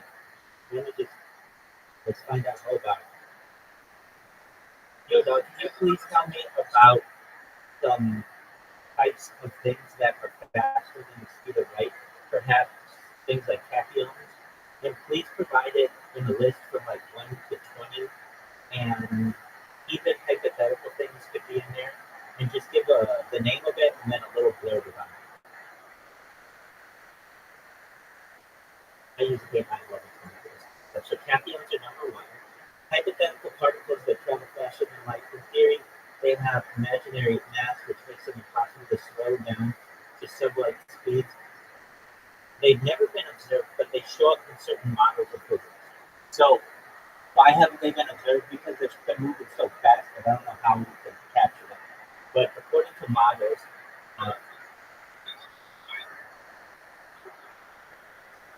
right.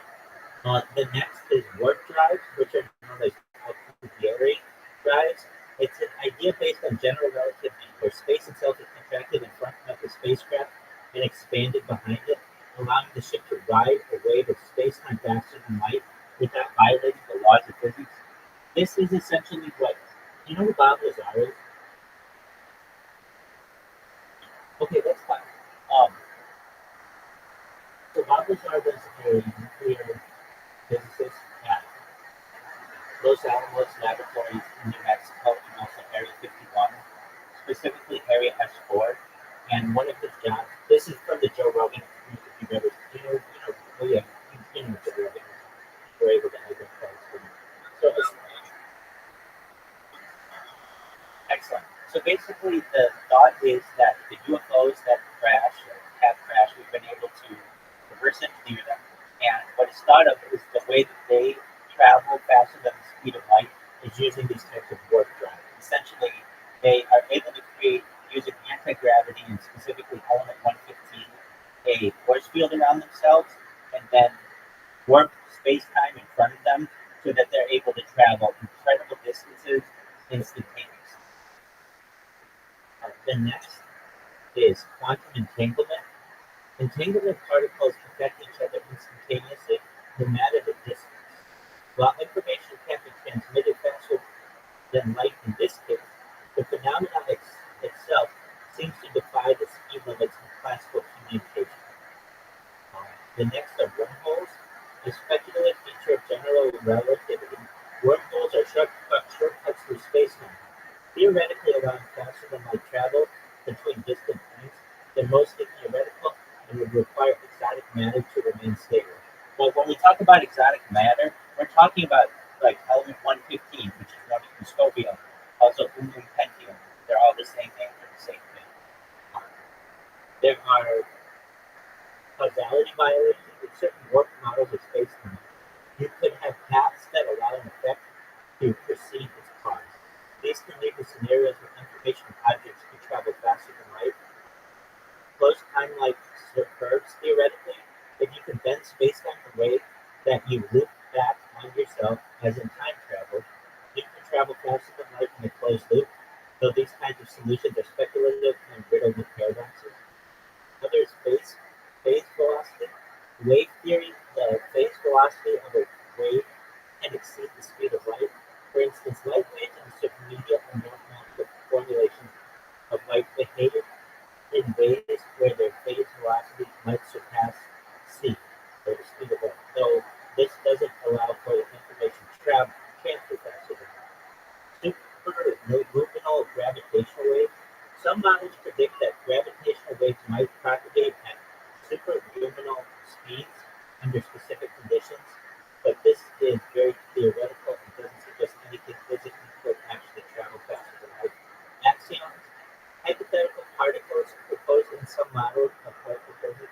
These particles could potentially exist and have extremely low mass, and some variation of their theoretical behavior could suggest superluminal movement.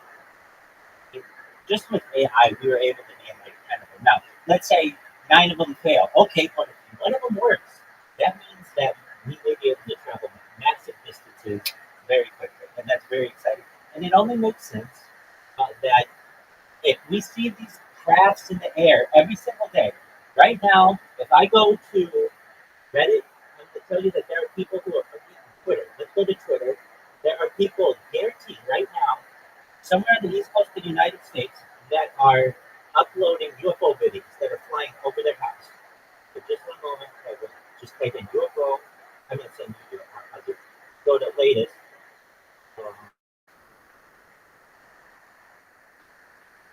Senior White House official allegedly instructs to suppress UFO sightings in New Jersey. That's from BBC News. Not like what's BBC News, I don't know, somebody's some media organization. Another multiple UFO sightings in New Jersey. That was 2 minutes ago. A lot of these are in other languages, so bear with me. I gotta scroll through. Okay, here's one of them. UFO. Oh, are you kidding me? This is crazy. There's a UFO that opens fire on a military installation. Look at this thing. Fire on a military installation. This is the first time I've ever seen anything. The reason why I say that is I've never seen them fire things off. No way. And this, I mean, I realize this makes sense. They were flying over some base, starts with a P in New Jersey, the past few weeks. Okay, so that was posted 4 minutes ago. Now, I'm skeptical of everything that I see on here, so it's like, okay, here's another one. Okay. Okay, this was posted 6 minutes ago.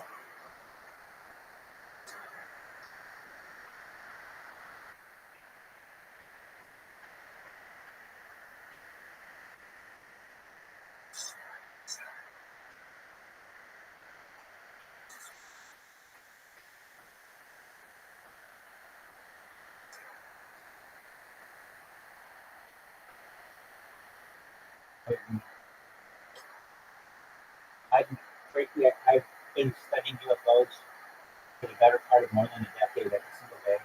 I've never seen this. There's another one firing. Let's. No way, they are really firing. There's one firing with something, and it's a different video than that other one, which tells you like, no, it's just not somebody who's got After Effects. This thing is firing like you'd see in a video. Now, there's a question that's like, here's one in Miami.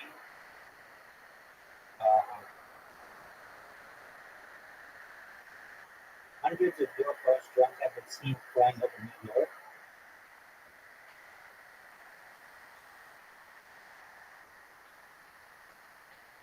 So,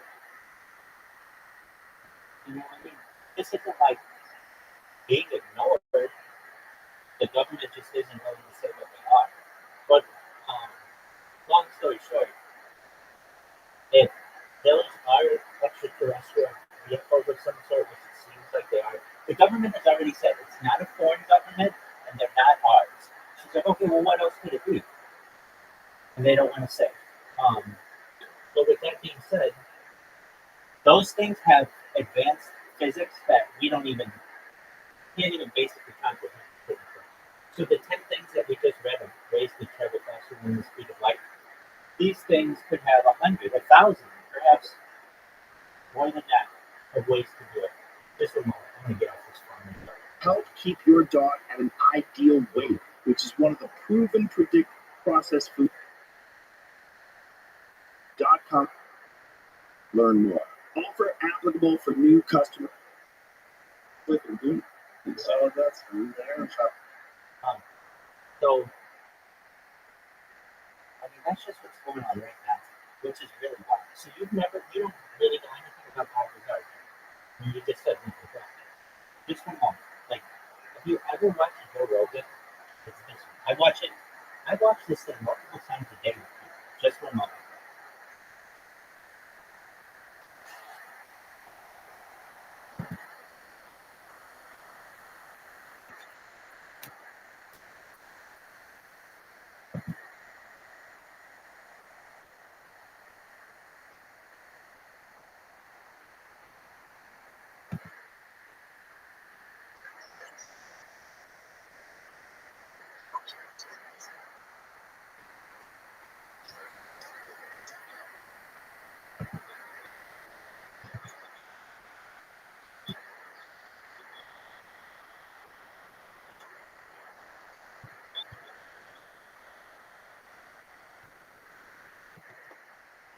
I want to announce some upcoming tour dates. This isn't it. This isn't.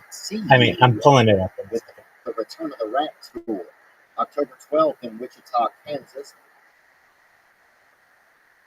Here it is. I mean, this is the most fascinating thing I think that I've ever seen. I mean, I know this story pretty well, but just watch it. It's absolutely phenomenal. Talking about.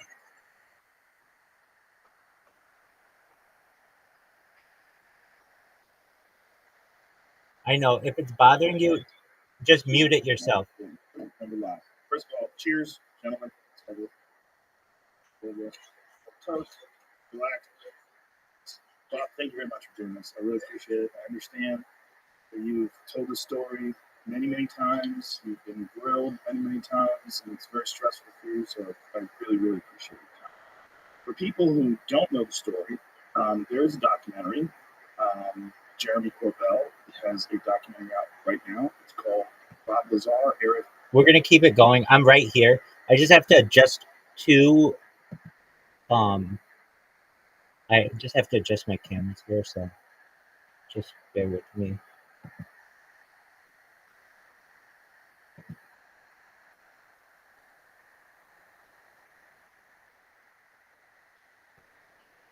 If you've ever wondered what it looks like to start a YouTube stream, though, you'll be able to see it.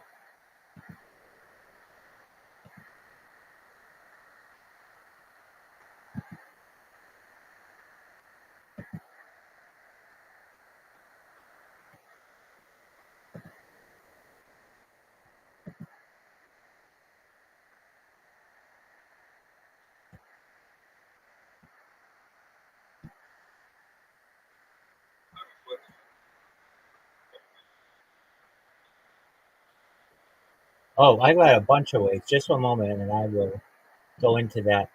Okay, so I'm live in like 12 different 12 different Discord servers right now, simultaneously, with my camera on, including, like, do you know who Aiden Ross is? Yep, I'm the #1 streamer there of all time. So, He's been in my YouTube channel, and he has allowed me to live stream for the last 8 months in his Discord. So if you ever go into his Discord, you can see me, and I'm live in there. And I'm live, like I'm the number one streamer all time in iShowSpeed's Discord. I'm the number one streamer in quite a few different Discords. So people see my account and they're like, "Hey, what is this all about?" They a lot of times just will message me, or they'll click on the Discord and hop in here. And I mean, I only started this Discord server less than 6 months ago, and I've got 1,500 people in here, which I think is very good. And they're I mean, I'm not saying there aren't any bots in here, but they're generally mostly real people who come in and check in and see what's going on. Um, if you see, I mean, I have a huge Discord when it comes to how many channels I have. And if you ever are curious, just click on the chat of each of the channels and you'll see I've got a lot of information in there. And then I also get people in here from a really unique way, which is do you know what Kick is? Kick?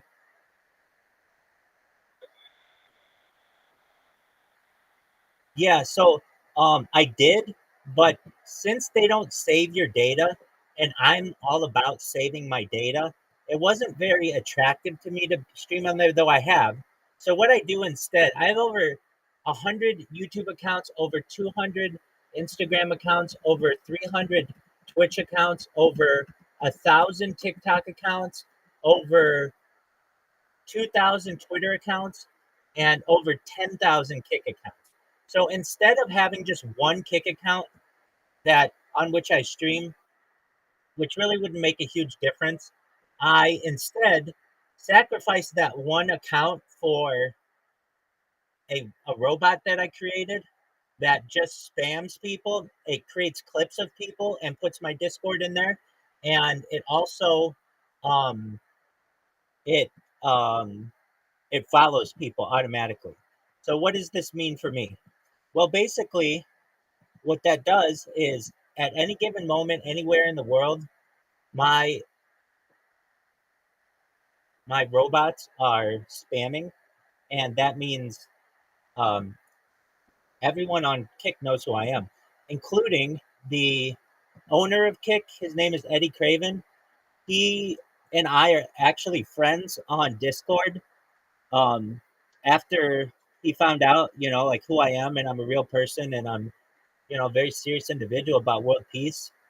And I did an interview with some of the creators on his platform. He accepted my friend request. So we've got that connection. Um, there are other ways that I get people in the Discord as well. The but those are the main two. Also, my streams are many times entitled discord.me/rabbi, which is just like a one link that will get you to me just about any time. And I also I have, let me think if that's all of the ways that I get people in here. Yeah, I mean generally, but like it gets me like 30 new people in here a day at least. And they're real people, which is, the important thing. Anybody can just go out and buy people, but for people to actually be in here, and they're from all over the world. We have a girl who just joined us from Poland, and she's been sleeping in here. She just left like not too long ago. I mean, she just left for like the morning, not too long ago, like maybe less than an hour ago or so. Who else do we have in here? A lot of creators from Kick. So if you ask anyone on Kick who the most famous person is on the platform, there's a very good chance that people will say Rabbi Rothschild. I'm very well known there because all I do is spam people on there. So I'm a celebrity, and I'm not saying that to suck my own dick. These are the words of their own streamers who have said, you are the most famous person. The last Kick stream that I did, they've told me, you're the most famous person on the entire platform, and you don't even stream on the platform, which is quite funny. So those interviews are online and such. But really the main two are the people like I'm live right now in Aiden Ross's Discord, the Socialized Discord, the um, Maya's Playhouse. I'm live in the Block Fruits Discord, and like these are all with my camera on, so all these people can watch me 24/7, and they start to get interested. My favorite Discord, though, the one where I think if I'm going to get famous anywhere, I really mean this, is a Discord that is um it is the apologies. If I'm gonna get live or if I'm gonna get famous on any Discord from any Discord, it's one called the Camp. It has over 200,000 members in it, and they know who I am.